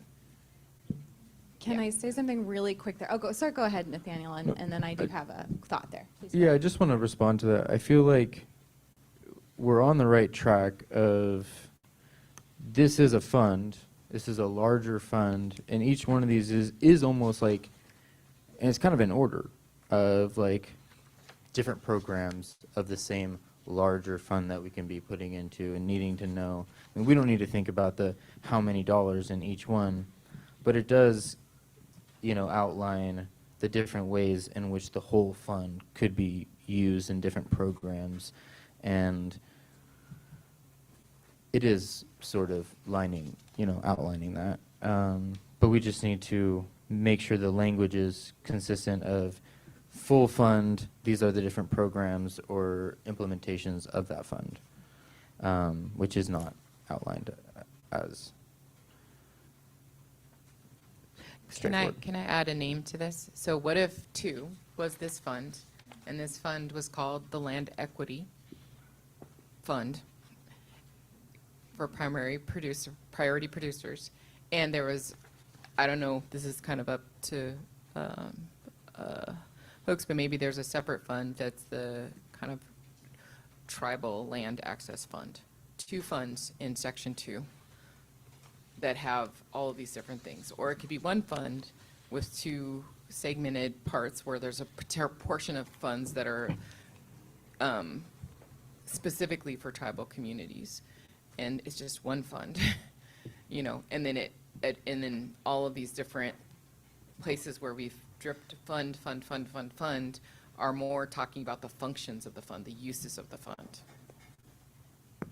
I think that's definitely something that we all can consider here and think through. One other way to collect those instances of funds is to tag it as such, and then have, as part of what is released, pages that are with basically saying what has been tagged as such. So all of your funding, the mechanisms that are using funding are all tagged and then listed.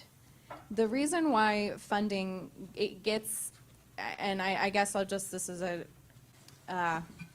as staff have been working in here and thinking about consolidating ideas, right? When you lose the funding is a tool to achieve a goal. And when you kind of stick all funding together, and that funding actually had many goals, it becomes very hard to tell the story without chunking it up and then having to retell the story over and over and over again to justify every other mechanism, every other tool that you're leveraging toward a goal.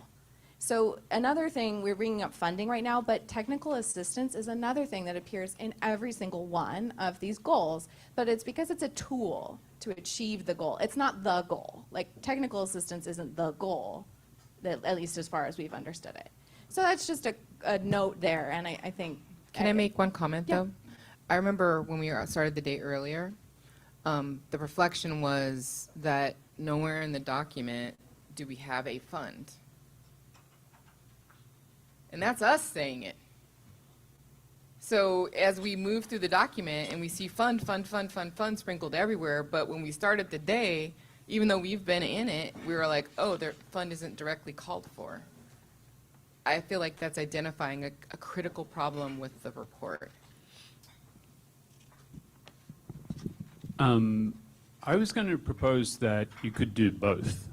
And so rather than starting over and reorganizing everything that's in there, we have what we have, but there are certain things that we could roll up into. You could have a one-pager on funding, and it rolls all the funds that are listed through there, puts them on a single page up front. Same thing for technical assistance. There's probably a few other things that could be presented in that Maybe way. that's the priority recommendations are funding, technical assistance,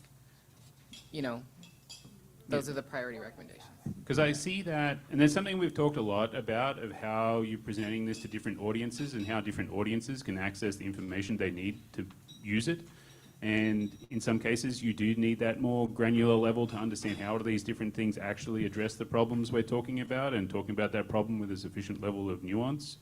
But at the same time, if someone is looking at this for 2 seconds and wants to see, like, what are the funding opportunities I need here, you would need that on, I would say, one page, where that's, you know, much clearer. Here are all the, you know, components that there may be of a single fund, if it is such a thing. But again, rather than reorganizing what's in there, it is sort of in some cases rolling up what's there, maybe putting that in a separate part of the report to then achieve that goal. James? Yeah, I kind of, I like the idea of trying to do both, and like, I think it'd be good to just to pull out everything that has the word fund or provide additional funding for, and then kind of see if there's like if some of them really do exist in the same.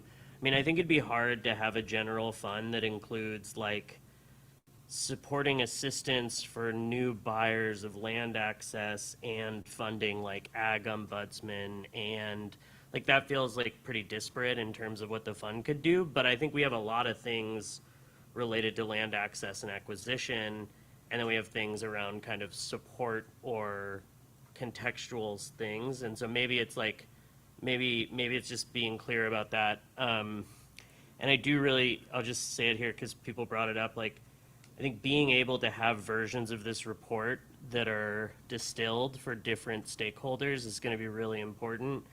And insofar as we're able to like there's a ton of nuance and background in here, but I also think we need to be able to like have easy to read things to give to people that are like, read the appendix, here's the shorthand of all this stuff. And I also think, I don't know if we have the resources for this, but like visual storytelling, I don't know, like if there are ways to make it be able to be disseminated to people who don't love reading, I think that would be great too. I know that's hard and expensive, but I'll just say it.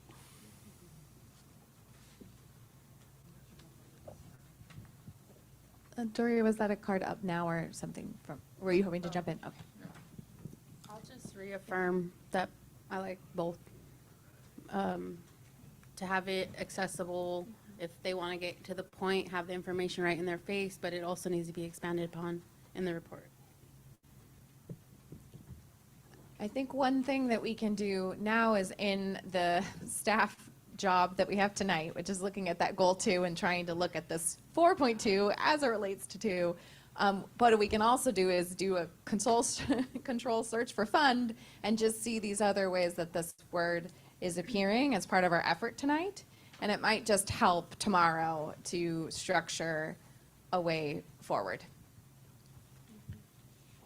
I just do want to say that as you all are, maybe tonight, as you're like thinking back on this conversation or refreshing the words we're going to be looking at tomorrow, I think a really critical question that would need to be answered now is, do you want to structure this report around the goals that you have as they are currently written, or around the tools that you have that then would sort of move forward a variety of goals? And I think that those both of those things have been kind of proposed here. So I think that I just want to note that there are different structures that have been suggested. Right now it's organized around goals, and the tools are mechanisms for goals. So just noting that as the current framing, and please do reflect whether there's something that's better, or if it would come down to this tag plus a list, you know, a list of the items that have been tagged that way.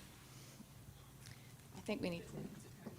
Well, I'm unclear on if we confirms potential language in 4.1 and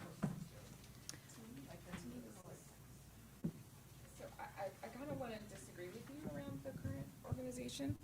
So when I read number 2 as restorative land fund and education program, that's not a goal. That's a tool. Well, that one is new and different for that reason. And then land tenure is not a goal. It's a general state, you know, I mean, we could say something to qualify what kind of land tenure do we want.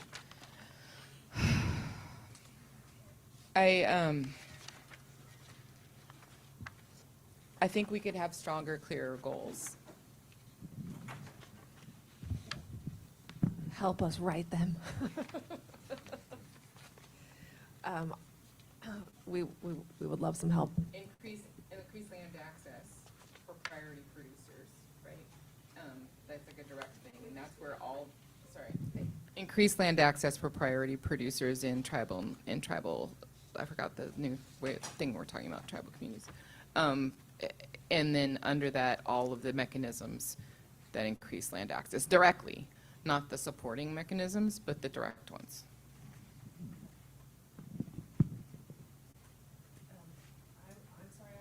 I was unclear if we came to a conclusion on the new colored text in 4.1 and 4.2, if we're just focusing on those two sub-goals. I do not believe so, because it sounds like they're, I'm not sure how you all, we need direction from you, right now, about how you want to move out of the place that we are today to get you so that tomorrow you are having the conversation that you want to have structured the way you want to have it, so that you can continue to advance these ideas that are here. So my question would be, do we want to continue looking at the ideas that are currently organized the way they are, just to see whether there's anything that you don't want, that idea should not be there, or it should be prioritized differently?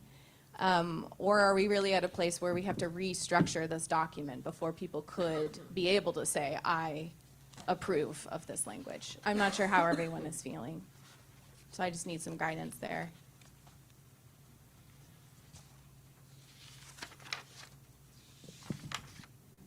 To restructure it in the last meeting is, yeah.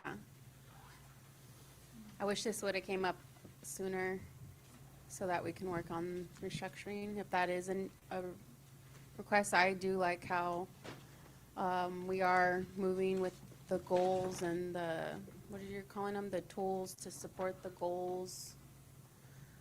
But yeah, I'm not sure here. Then Nelson, you wanted to say something? Yeah, I'm attempting to recalibrate like my own strategy answering these questions, because I'm hearing a lot of cohesiveness and also kind of some divergence happening here. And I bring that up to say we are tasked to come up with policy recommendations. And when I rethink about our approach right now, we're getting really detailed on goals and sub-goals one by one. We don't have the opportunity right now or the time right now to look at everything as a whole. And there's this constant thing I'm noticing today of a lot of overlapping or connected pieces in other parts of other goals throughout the report. So I'd like to bring up the question of, is it framing it as goals really a policy recommendation, or in organizing it that way? I know I feel like it's too late right now to. I agree with what you mentioned. I feel like it's a little too late to like restructure it completely. We do have it. We have a structure. We have an organization, but there's so much overlap.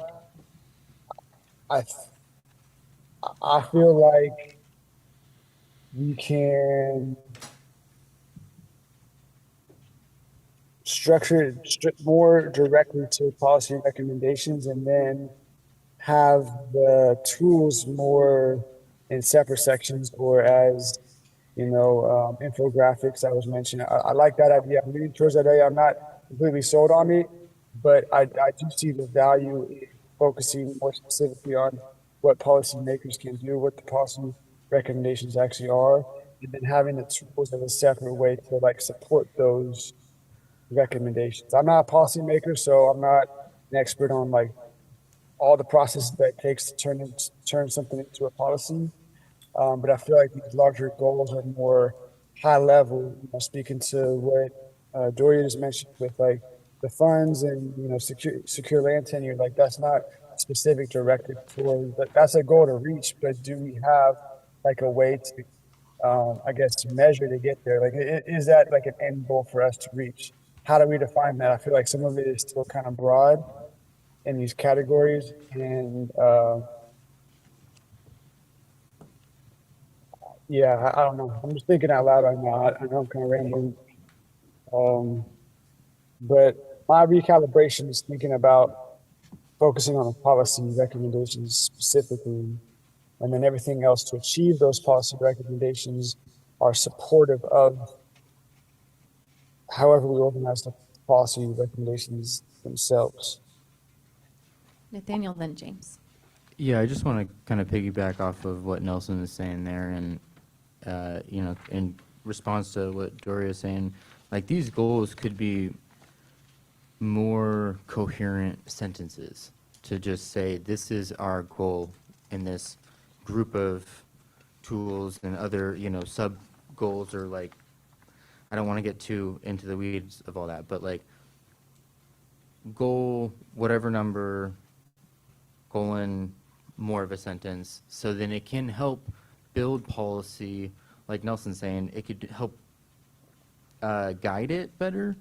And, you know, we've extensively came up with different ways to expand on those recommendations that we're making. And maybe that's, you know, we take it back to what we're doing. These are recommendations. These aren't goals. These are our first and second and third recommendations. And maybe the sentences gives more of a clear picture of our intent.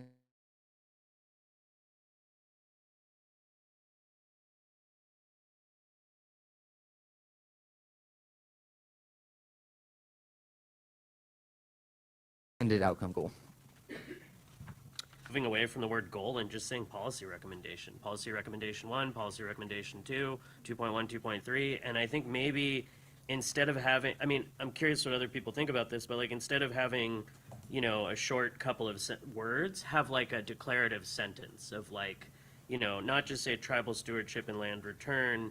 Well, I don't know. I mean, like I'm fine with that language too, but maybe if it's like, you know, recommendation 1, tribal stewardship and land return, with some more words there, or, you know, equitable land transition and acquisition for priority producers, you know, like, I don't know, and it might get too redundant because we'll say priority producers for everything, everywhere, but either way, curious about adding kind of title language, but feel strongly about just actually getting rid of the word goal and turning them into policy recommendation. Just saying recommendation 1, recommendation 2.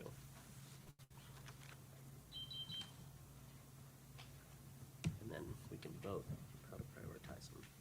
No, kidding. Okay, so I think what staff need to do tonight is do the work that we've been assigned today to help the conversation tomorrow. And if I can, ask all of you to be, if there's an interest in really thinking about these as policy recommendations. And so I think, Doria, you had given us an example, like increase access to land via funding, via a fund, right? Like that might be one policy recommendation that then clusters all of these other, that's how I heard you reframing. So I'm just wondering if did you want to jump in? Just to say that if we were phrasing it in this recommendations landscape, it would be, you know, the recommendation would be to create a fund with the explicit purpose of increasing priority producer access to land. So if you all, as part of your thought work tonight, knowing how exhausted everyone will be, could think, what would those policy recommendations be? Like what would be those, if you think of it as elevating pieces of this that for you are just, like we started the day to day, like for me, if this one or these 3 things happened, I would feel like my work had had a really big impact. That might help us then to unpack some of the depth of the material that's here and kind of come back out of it again and really look at those priorities.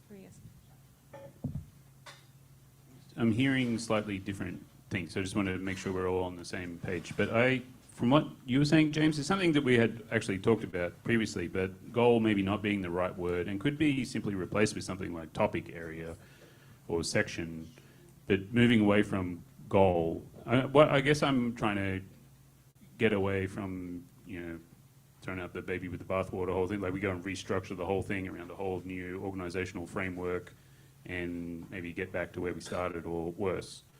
And so is there a way to salvage what we have here by a simple switch of goal to something else and then keeping the structure that we have, plus that addition that we talked about before to start rolling some stuff up in a more accessible way? I don't know, just a thought. I'm going to say just one more comment, and just me, I'm just one voice.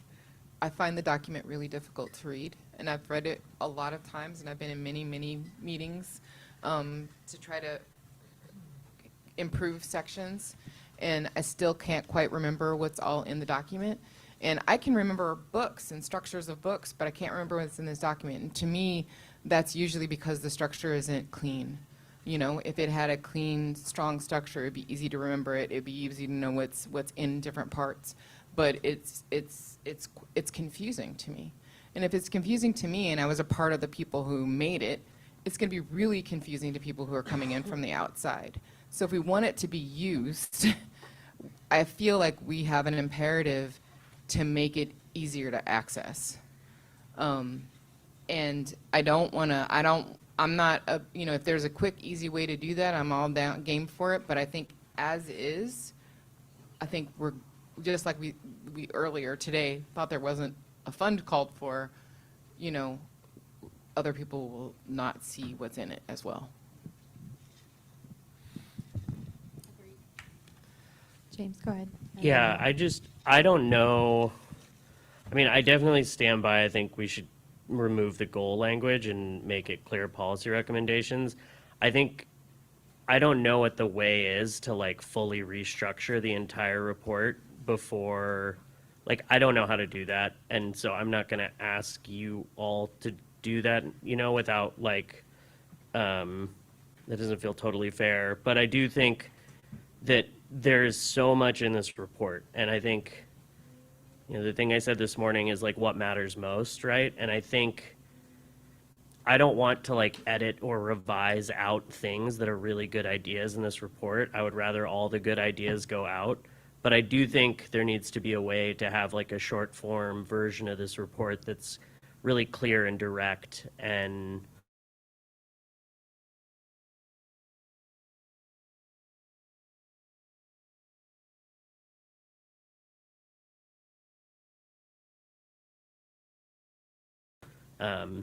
speaks to the highest priorities first. Dirty list, then we can leave everything as is, and that'll be the swamp, and people can go through the swamp if they want to, but we can pull out the prioritized list. Not to because this has not been an easy job. I'm not trying to diss the work that staff have done at all. I'm just trying, I really don't want the 2 years of work to just die on a shelf, so.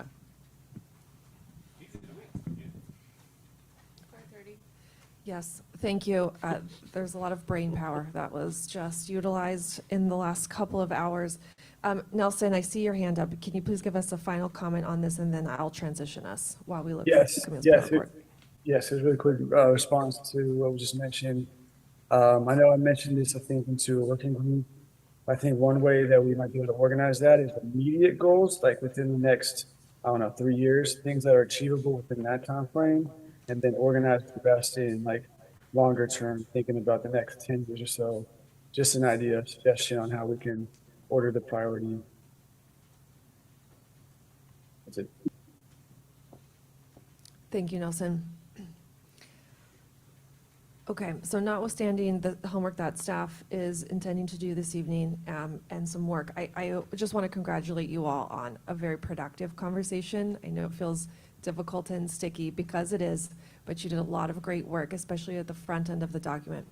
Right now, I would like to turn to public comment specifically related to the working session. If there are any public comment forms in the room, we'll check in a moment, and online. For folks who would like to give a public comment, again, specific to the working session. And so that involves conversations the task force was having related to the front matter of the report, Goal 1, 2, 3, and the first introductory section of Goal 4. If you could just flash our public participation guidelines. Next slide, Tessa. Hopefully I duplicated it. We'll go through this really quickly. There's forms for folks in the room if you would like to submit a public comment, or online. Here is your form, sgc.ca.gov/meeting-events. Also, if you're an online attendee, it's helpful for us if you raise your hand, so we'll know to look for your public comment form on the back end here. We're asking folks to stick to a 2-minute time limit for this particular session, comment related to the working session, and I'm going to put a timer up on screen to help with that, so we're all on the same page there in terms of timing. And I believe the next slide, Tessa, is just a reminder. Nope, no break yet. Somewhere in here, maybe next slide after this, one more. There we go. Participation guidelines. Thank you for scanning that.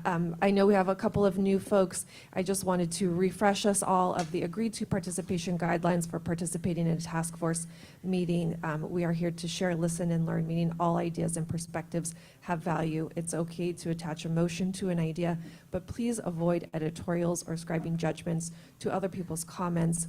Please use respectful and courteous language. Constructive feedback is always helpful for us, and please stay on point. And I will remind task force members, even if public comments are phrased as a question, these are just comments. We're here to listen and to receive, not to engage in back and forth dialogue. So folks online, if you do phrase your comment in a question, we'll just have to thank you for your comment and move on, and we can follow up with you at the discretion of the task force at a later time. Megan? Go ahead. Are folks allowed to do more than one public comment since we have the 2-minute limitation? No, one public comment per person related to working session here, 2 minutes. And then after that, we'll take a break and then we'll come back for the extended general public comment period. Thank you. So they can do two, just different sections? Different sections. So right now, comments related to working session, if you have something you would like to share related to task force discussion on the draft report, sections front matter, goal 1, 2, 3, or introduction of goal 4. That's up for conversation right now. So let me first check, do we have any public comment in the room related to working session? We do have 1, 2, 3, 4 folks in the room, and it looks like potentially one person on, 2 people online related to working session. So we don't have a podium in the room here, but we want to invite you all to address task force members. I think you can give your comment wherever you're comfortable. I'll pass a mic back here, or if you want to come to the front of the room, wherever folks are most comfortable. Let's start for this session with folks in the room. I'll share screen in a minute and start our 2-minute timer. You're welcome to introduce yourself and your affiliation for the task force if you like. I saw flags. I will start with Augustine or Jamie. Okay. I'm starting. Give me 1 second. Would it be better if people come to the front? So I'm coming to the front. Don't worry, guys. I'm blinded back there. I won't trip. I will stand in front of this. You guys don't need to see me. You want this cute little piece of paper? Yes. Hi. Oh, my timer.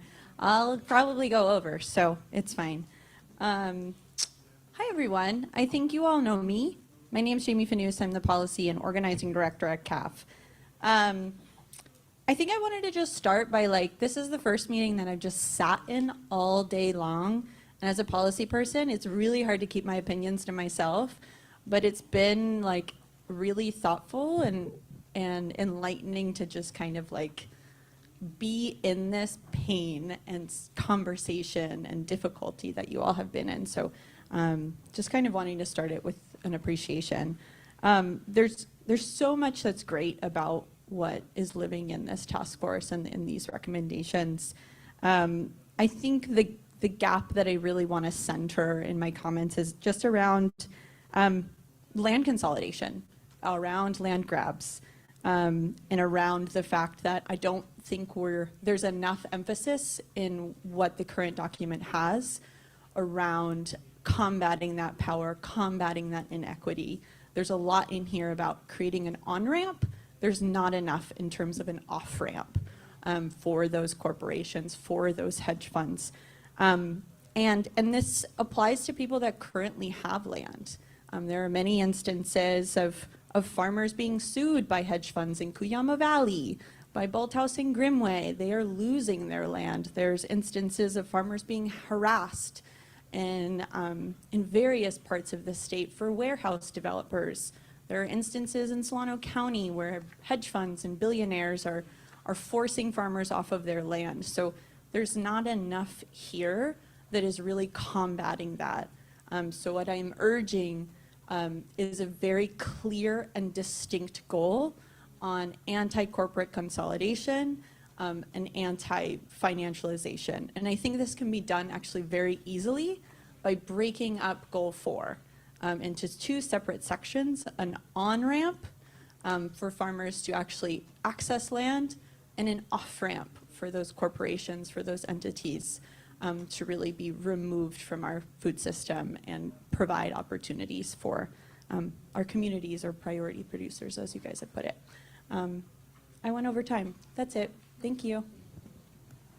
Oh, and it's all in this letter that many people have referenced, so I have it printed if you'd like it. Thank you, Jamie. Other folks in the room, specifically comments related to the working session.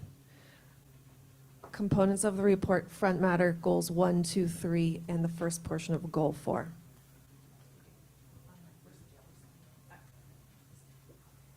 Hi, everyone.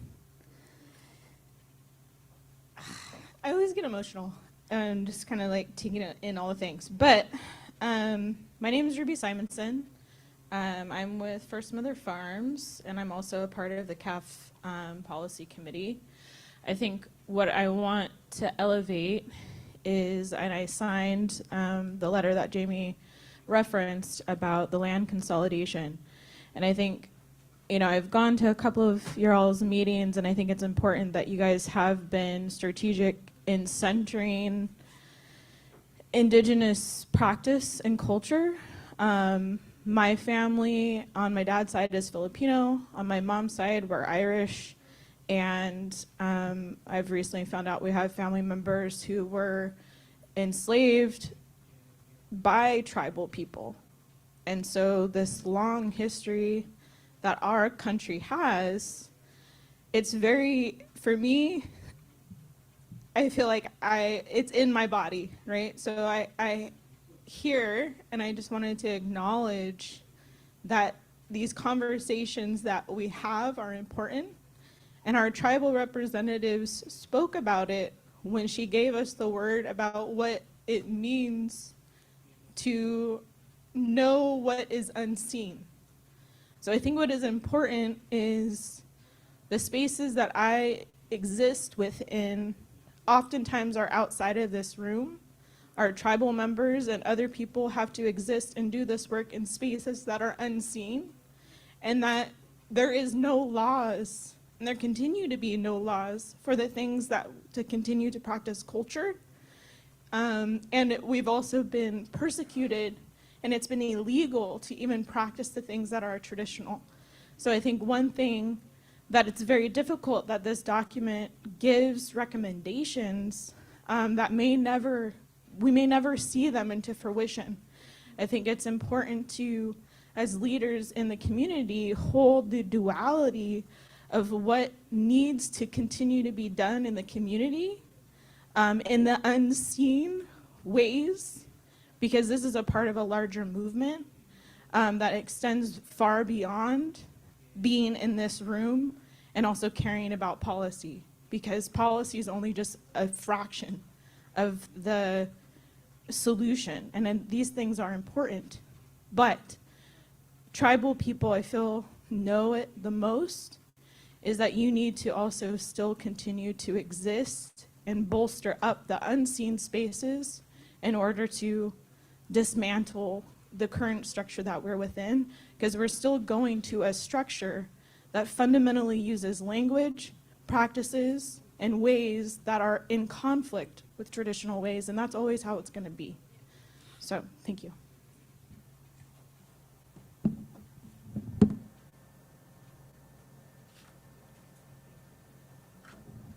Two more folks in the room, I believe. Are you working out working session? Great, come on up. If we can get feedback specific to the reports, if you have a reference related to goal 1, 2, 3, or 4, very helpful here. I know 2 minutes goes quickly. We should be able to offer more time during the general public comment where you can provide reflections on the process or the report as a whole, but trying to get us to hone in on comments specifically to the working session conversation the task force just had. Okay, thank you. My name's Elias. I'm representing Santa Barbara County's Food Action Network, and we're just here to deliver on behalf of the vast kind of network that we have here in the Central Coast some of the recommendations, issues that we think would be really important for particularly Goal 3 of the working session, particularly how zoning and regulations may actually block a lot of land transfers, or at least a lot of divisions that people want to use their land for. And so particularly within San Benito County, La Coalición de Pequeños Agricultores, or the Coalition of Small Farmers, is, has been in a struggle to access land and to acquire it. Because most of them are actually tenant farmers. And so they were actually very close to acquiring land, and it was actually stopped because of agricultural zoning. Because one of the main issues that they wanted was to also provide housing to a lot of these folk, and to create an RV cooperative on the land that they were going to buy, but of course would be prohibited by the County of San Benito, given the fact that they do not see this kind of housing as legitimate agricultural land use. And so that kind of put a huge wrench in the fact that we can't even transfer this land anymore because the people actually cannot live there. They can't afford to live there anymore. And so I guess this is kind of an intervention that we're trying to bring to the table, because it seems that you can bring as much funding as you want, you can bring as much legislation, but there's going to be very granular code enforcers, zoning regulators who will just block them. And so what are we going to do about that necessary granular? And I know I say granular because it really is tedious when we start talking about codes and zoning, but I think it's really important that when we're talking about how do we get a more equitable land distribution within our state, that we are not having our county governments block land transfers because they are using zoning against people who live within their communities. And so what kind of zoning reforms can we do that would allow for this kind of agricultural land use to include residences, that would, expand the definition of conservation to include regenerative agriculture, that would include indigenous modes of agriculture. Those kinds of conversations about zoning and how it blocks I guess the actual preservation of farmland and the continuance of land in farmland in agricultural use is kind of the main intervention that we wanted to bring up, particularly within the Central Coast, which also welcome to the Central Coast, because it's been a big issue regarding successful land transfers. And so that's kind of the main thing I wanted to bring to the table, and you'll probably be hearing me in another general comment afterwards. So thank you. One more comment in the room. Augustine, come on up. And then, yes, and then we'll have 2 commenters online, and then we will take a break, refresh, and come back for general public comment. Thank you. Hi, everyone. My name is Agustin Vega. I work with CAUSE, also known as the Central Coast Alliance United for Sustainable Economy. I'm located here in Ventura. I am the project MILPA coordinator. We are a project developing an agricultural worker-owned cooperative with farm workers here in Ventura County. My specific recommendation is towards policy goal number 4, and echoing what Jamie said earlier around creating a specific a policy goal that's towards curbing consolidation of farmland and financialization of farmland as well. As you all most likely know, one of the biggest barriers for our members in transitioning from farm worker to farm owner or farm operator is access to affordable lands, affordable agricultural lands. And much like different industries across the country, private equity is consolidating and taking over land, and agricultural land is no exception to that. So we're asking as a to address that sense of urgency, as what I've heard earlier in the session being called kind of a crisis of private equity, is to create that as its own policy goal that has its own, that's not couched into something else, but that has its own separate kind of sense that allows for that sense of urgency to work through that. Thank you very much. Thank you. Okay, we'll now turn to our folks online. There was a option in the form to express which session you want to comment on.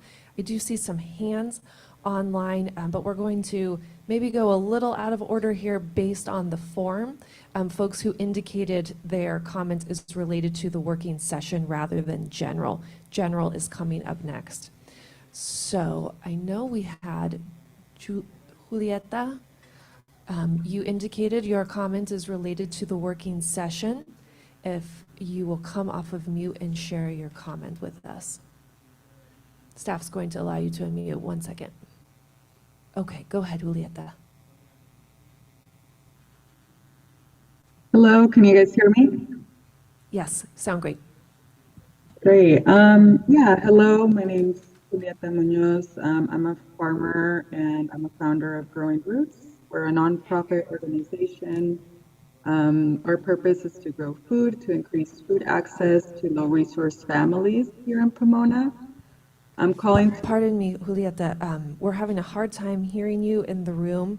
Our speaker is as loud as it will go. If you could try speaking a little more loudly. Give me a second. Hold on. Okay. I paused your timer. Can you restart her timer? I'll restart her timer.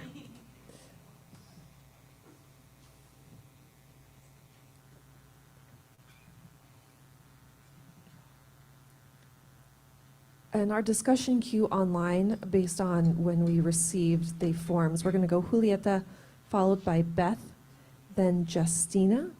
I'm sorry. Julieta, followed by Beth, then Lee, then Justina, and then Hector. Julieta, how are you doing over there with your mic? I'm good. Can you guys hear me better now? Sorry, folks on Zoom, we're having a mic discrepancy. Well, I can try that. That is not a speaker, that's only the camera. This is our... Hello? Is that better? No, that's worse. 1 second. Give it a try again.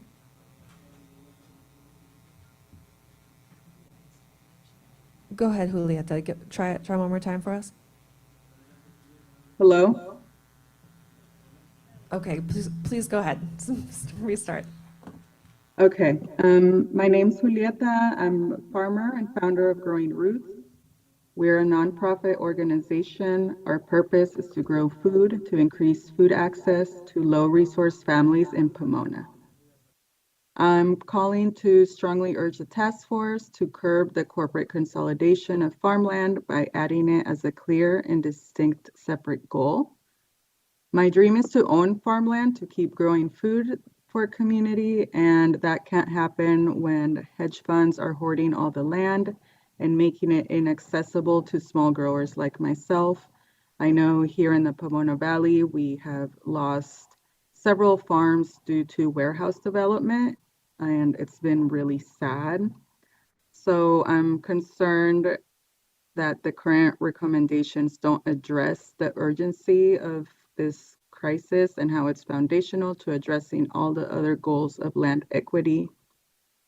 And this part I wrote down, but we need active policies to stop land grabs by hedge funds, venture capital, and private equity.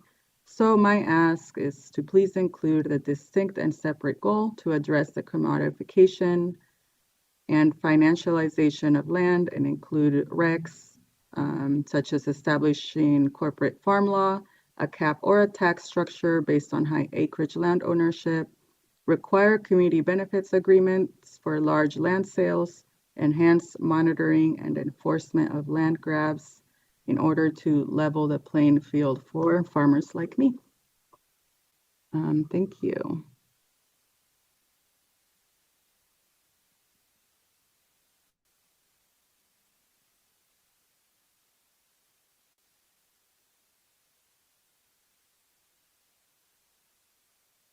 a core, is there none? There, thanks. Who else, Beth? Sorry, someone with a working mic. Sorry, we ran out of mics in the room. Thank you, Julieta. Beth, you are up next, followed by Lee. Please go ahead, Beth. Okay. Am I unmuted? Yes, go ahead. Great. Oh yeah, I hear an echo, but I'm loud. We'll roll with this. My name is Beth Smoker. I'm with the California Food and Farming Network. We are a cross-sector network committed to centering racial equity in order to achieve a thriving food system. I'm calling today to strongly urge the task force to add a clear and distinct goal focused on curbing consolidation and financialization of farmland. As a cross-sector network, I've seen how corporate consolidation impacts the entire food system, including increasing food insecurity by controlling the high costs of food, increased environmental injustices, and of course, as you all have talked about today, decreasing access to land, agricultural land for the farmers and tribes that feed our communities. And I'll say that corporate consolidation is largely invisible, right? Like we are just now really uncovering all the data around who the hedge funds and the large entities that own our ag land. And this is on purpose. Corporate consolidation, again, it exists invisibly on purpose. And so we can't have the recommendations and goals to combat that hidden in the report. So again, I urge a clear goal to address corporate consolidation head on. Thank you.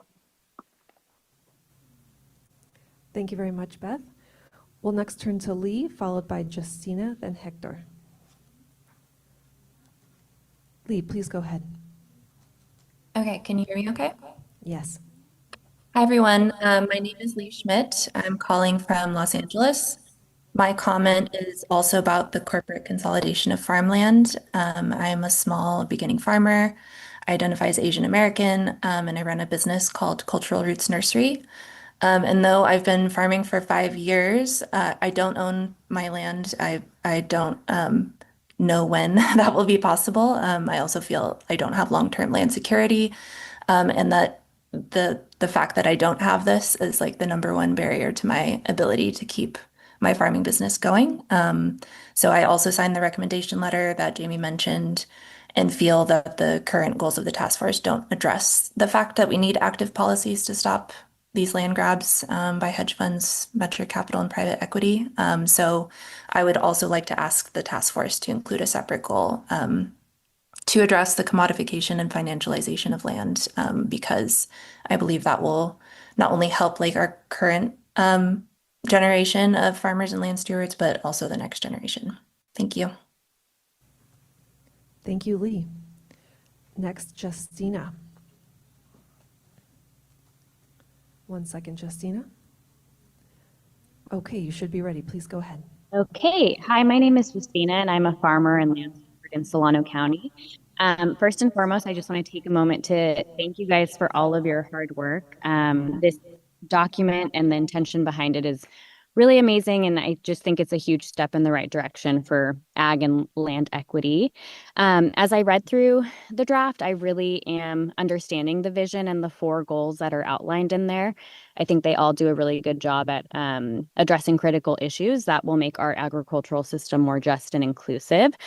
However, reading through it, I do worry about the longevity and viability of the goals without addressing what feels like a new wave of colonial land theft, which is that of corporate consolidation and large-scale land grabs. So with the report, I do see that it acknowledges the trends, but I don't really see a lot of enforcement or regulatory mechanisms to curb those trends and those consolidations. And so without that, I do think that those goals will become harder to sustain. So I do think that it would work to potentially have stronger language and its own emphasis on like a goal #5 if you guys were to do that. If not, I do have notes on potentially on goal 2. You could add regulation, let's see, regulation of corporate and non-agricultural ownership. And in goal 3, you could address anti-consolidation mechanisms like no limits, limits on corporate purchases, I wrote ownership caps, things like that. I think you guys put this in the document, but California's agricultural history has been shaped by colonial theft, land theft, racial exclusion, things of that nature. And I think if we don't address the corporate consolidation now, we risk repeating the same story under a different name, is my worry. So I just love all the goals that you guys have. I would just love to see kind of the long term be viable by making sure that we kind of stop this in its tracks.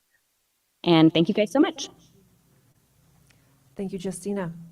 And Hector. One moment. All right, Hector, when you're ready. Yes, hello. My name is Hector Calderon Victoria. I'm a farmer from Three Feathers Farm, and I'm calling in from Morgan Hill in Santa Clara County. In saying that, I don't own my land, and I know it's been more and more difficult for several of us small farmers trying to farm. And I wanted to just add that, you know, several of our comrades who have sort of already spoken during public comment, I do appreciate each of them for speaking their truth. And in saying that, the reason I'm calling today is really strongly urge that the task force really include a clear and succinct goal that focuses on curbing corporate consolidation of farmland, and, you know, adding these recommendations to their report. We need really a proactive policy to really stop land grabs by hedge funds, venture capitalist firms, and private equity. And I urge, you know, there to be recommendations such as establishing a corporate farm law, a cap and trade structure based on high acreage and land ownership, and strengthening monitoring and enforcement mechanisms against speculative grabs. As I know that I'm being in the South County for the last 4 years and having been around farms in South County and San Benito, we have seen creeping of development, ag land further south, and for land not being accessible to small-scale farmers like myself. So let's, you know, level the playing field for us farmers and protect our agriculture. So thank you for your time and consideration. Hector, thank you very much. Folks, that concludes the comment particularly related to the working session. We will have a general public comment period that comes up right after a short break. I think folks around the table could use a moment to stretch their legs and refresh themselves. I would like to propose a 10-minute break, if folks are okay with that, rather than a 15. I see some thumbs up. So let's take a 10-minute break. We'll reconvene at 5:12 with general public comment. And I'm going to ask Tessa to share the slide. Feel free to mill around while I talk. Tessa, if you could share the slide with the public comment instructions. If you are just joining us online and you would like to fill out a form for general public comment, here's where you find the form: sgc.ca.gov/meetings-events. We see Veronica and Antonio, we have your comment cards in, and I'm sure others are interested in general comment as well. So take 10 minutes, refresh, we'll come right back. Thank you, everyone.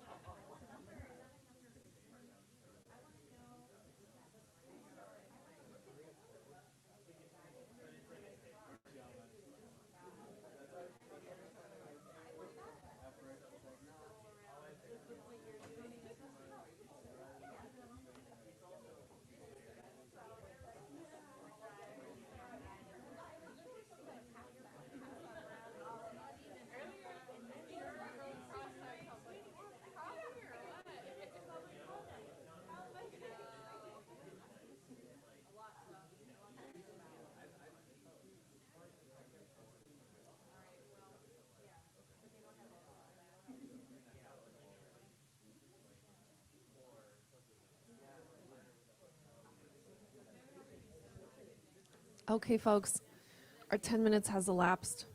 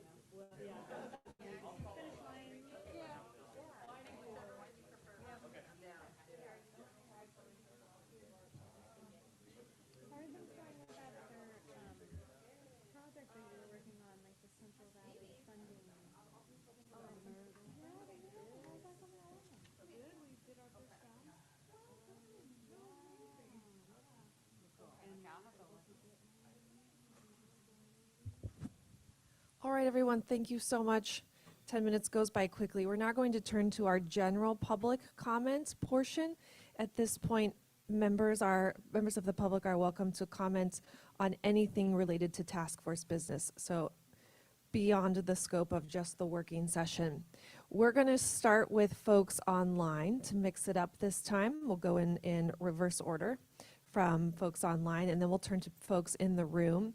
And we're just looking at the online comment forms. We are going to start with Veronica and then Antonio.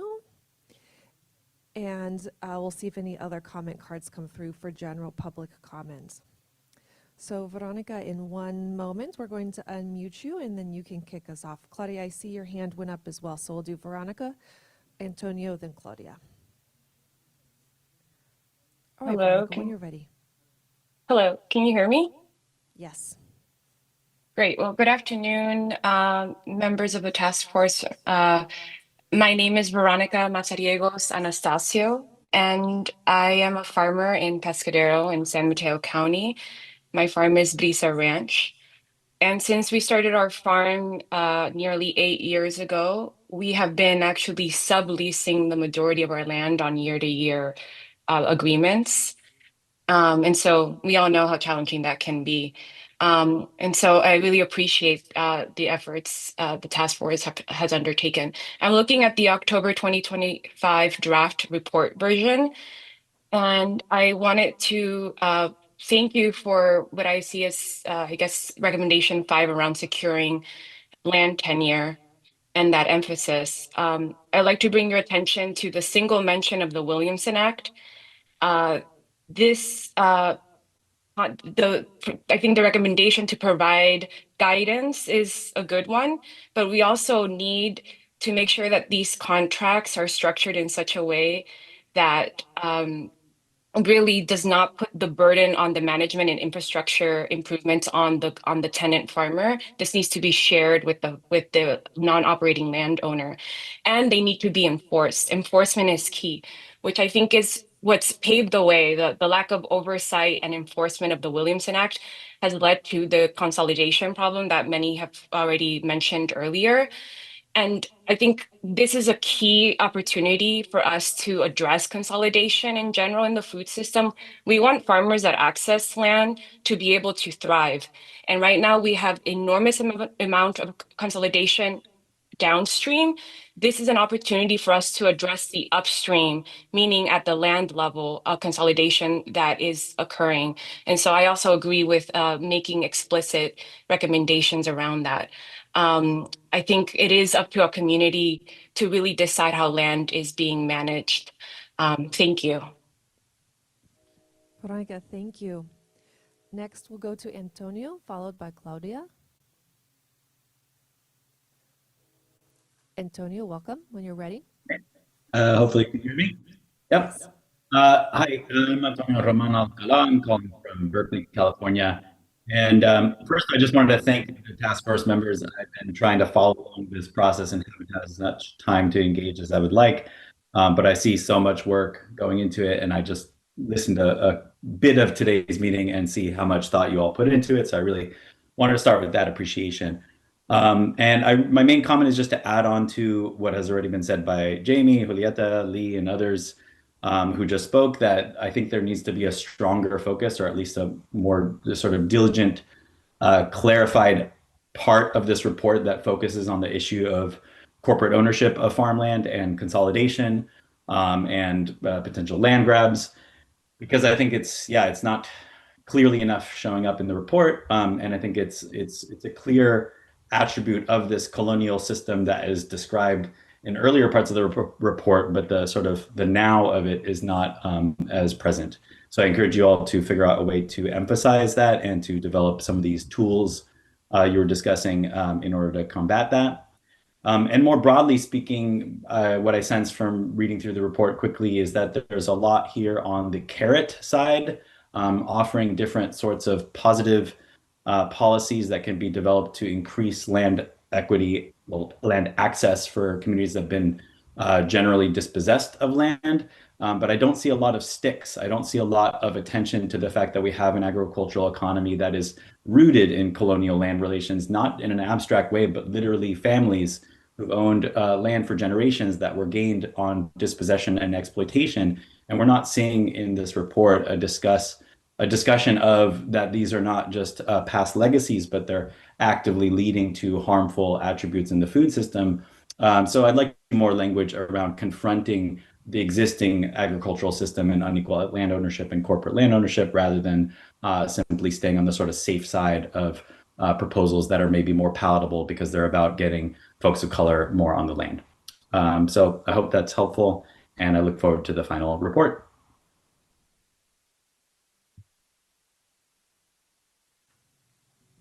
Can you, oh, there we go. Thank you. And Claudia, you're up next. Talking as permitted, you should be ready to go. Sí, buenas tardes. Mi nombre es Claudia. Yo trabajo con líderes campesinas y también formo parte del proyecto Milpa en colaboración con Causa y el proyecto Mixteco Indí.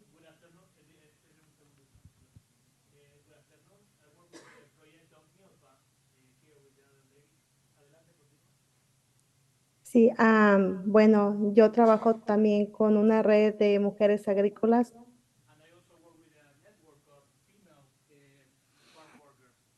que busca la transición de pequeñas agricultoras y algunas que están operando.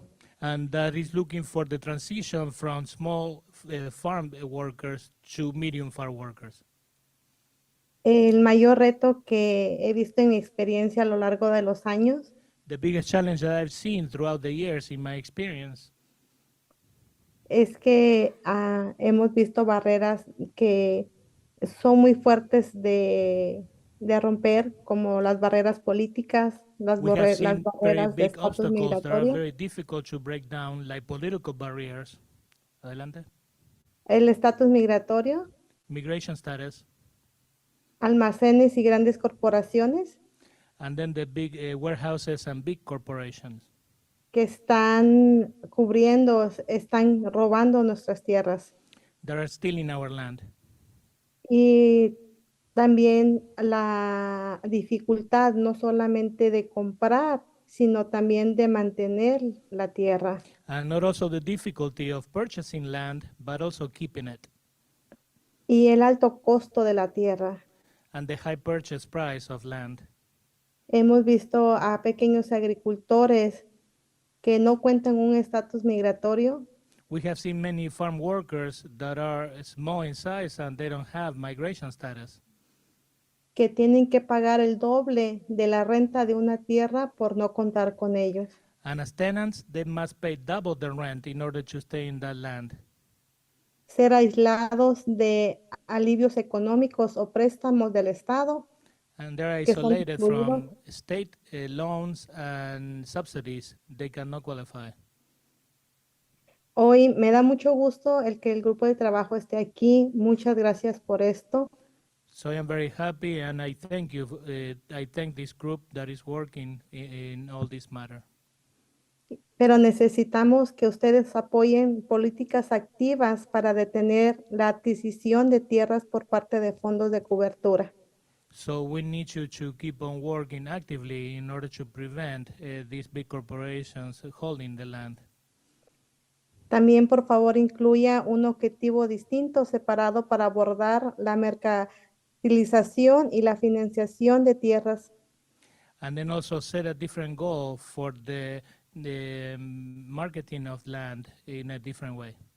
Y recomendaciones para poder establecer una ley de agricultura cooperativa justa, equitativa para todos. And then keep on working to create a farm law that is with equity and justice for all. Muchas gracias. Thank you very much.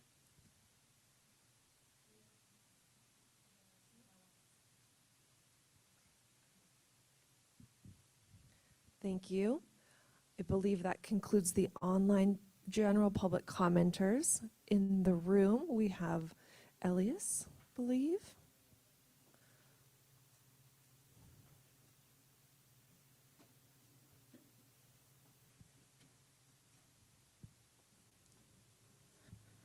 Thank you. So I'm putting on a different hat on now. I'm now also talking to you as the founder of the Plurinational Land Reform California Working Group, which was a co-signer on CAF's call to curb agricultural land consolidation on behalf of corporations and particularly financial institutions. And if you guys recall from our February meeting where we presented on the effect of absentee landowners around Mecca, California, which was a primarily farm worker community, and the various absentee landowners that lived all across our state and also our country. Since then, we've actually done a lot of mapping in Bloomington, California, which I don't know if you guys are familiar, is just on the other side of Riverside County that is mainly facing warehouse displacement because of more absentee landowners that are kicking off equestrian communities off of their ranches. 200 families have already been displaced because of the Bloomington Business Park, I believe.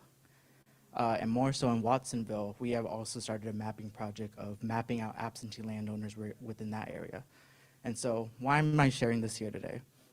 Because clearly, as a organization and task force committed to the strategic economic development of our state, we have to put a stop to these absentee landowners who are taking well-earned dollars in California to wherever they live, whether that's in New York, Denver, Columbus. All the absentee landowners that I've already presented are now within the task force documents for review. In my mind, where there must be an effort to ensure how are we going to ensure that those dollars stay here through an effective legislation that prevents the consolidation of absentee land ownership, mainly through financial institutions, because they are the only ones that can actually bid for this land. And I think that's kind of the note I really want to end on, because we do live in a $10 trillion property market, and so we can't really just throw funds at that because we cannot outbid private capital that is already so well organized within our state and in our country. It's always going to outbid us. And so that's kind of why I'm also here to advocate for more than just funds, but for also enshrining new kinds of property rights, whether on public lands, whether on first rights of refusal ordinances, just different ways that allow us to gain access to these lands that go beyond just the funding. And especially because, if you guys also recall the fellow guest speaker in February with me, Adam Callow, this was an exact issue as well in Scotland, who is, and engaged in a similar process as you guys, where even though there's all these great legislations, about 500 people own more than half of the land in Scotland still. And so that there kind of shows that there must be more rigorous efforts to ensure that we don't just, put down this in law, but make this into very actionable instruments for communities to utilize beyond just funding, but also through enshrining property rights for them to access land, whether in the public or private sphere. So thank you. Thank you. Come on up. Come on up. Hold on, Jamie. Let me get you a mic. In a general sense, I think, one, I've got the letter in print if people want to read it, that has over 50 farmers, organizations, and folks that have signed on to this goal being a separate goal around the financialization of land and consolidation.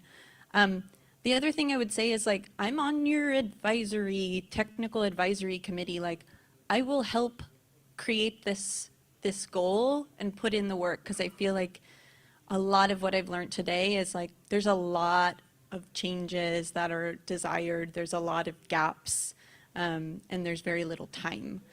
So just naming that I am available to support, to help map this out in my advisory committee hat. That's all. Thank you. Thank you. Final check for general public comments, either online or in the room. I want to make sure we're hearing from everyone who desires to share. Okay. Folks, that was a big day. Thank you. We really appreciate all the work, all the brain power you've put into that. Let me just quickly review our plan for tomorrow, which Tessa, if you could jump ahead, I don't know, how many slides at this point?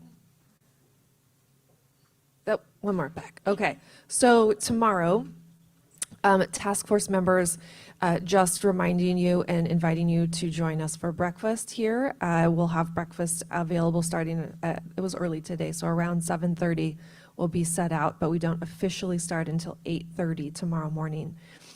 We've got several hours in the morning to continue on our working session conversations. We will bring back some of the ideas that we'll workshop this evening related to Goal 2 and Goal 3, possibly, and then we'll continue conversations with Goal 4, Goal 5, and the appendices. So still quite a bit to get through. Rest up tonight. Tomorrow is a shorter lunch break. Just want to call that out. We're going to do a half an hour sandwich bar here in the room, and then come back, continue on with working sessions, just wrapping up those conversations. And then we do need to spend some time doing work planning and next steps.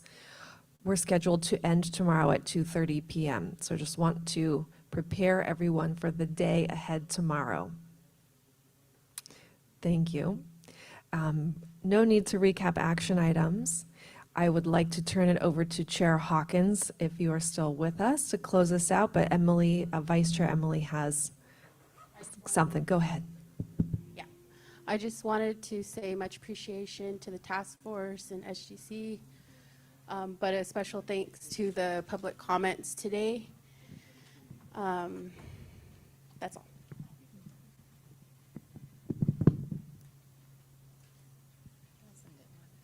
Thanks, Emily. I'll keep it brief because I know it's been a long day. We've got plenty of work ahead of us tomorrow. But similar to that, I want to express my gratitude to the task force members, the staff, members of the public online and in person, as well as the local coastal band Shumash tribal members who shared a lot of insight today. Appreciate the public comments as well. This meeting is adjourned. We'll see you tomorrow.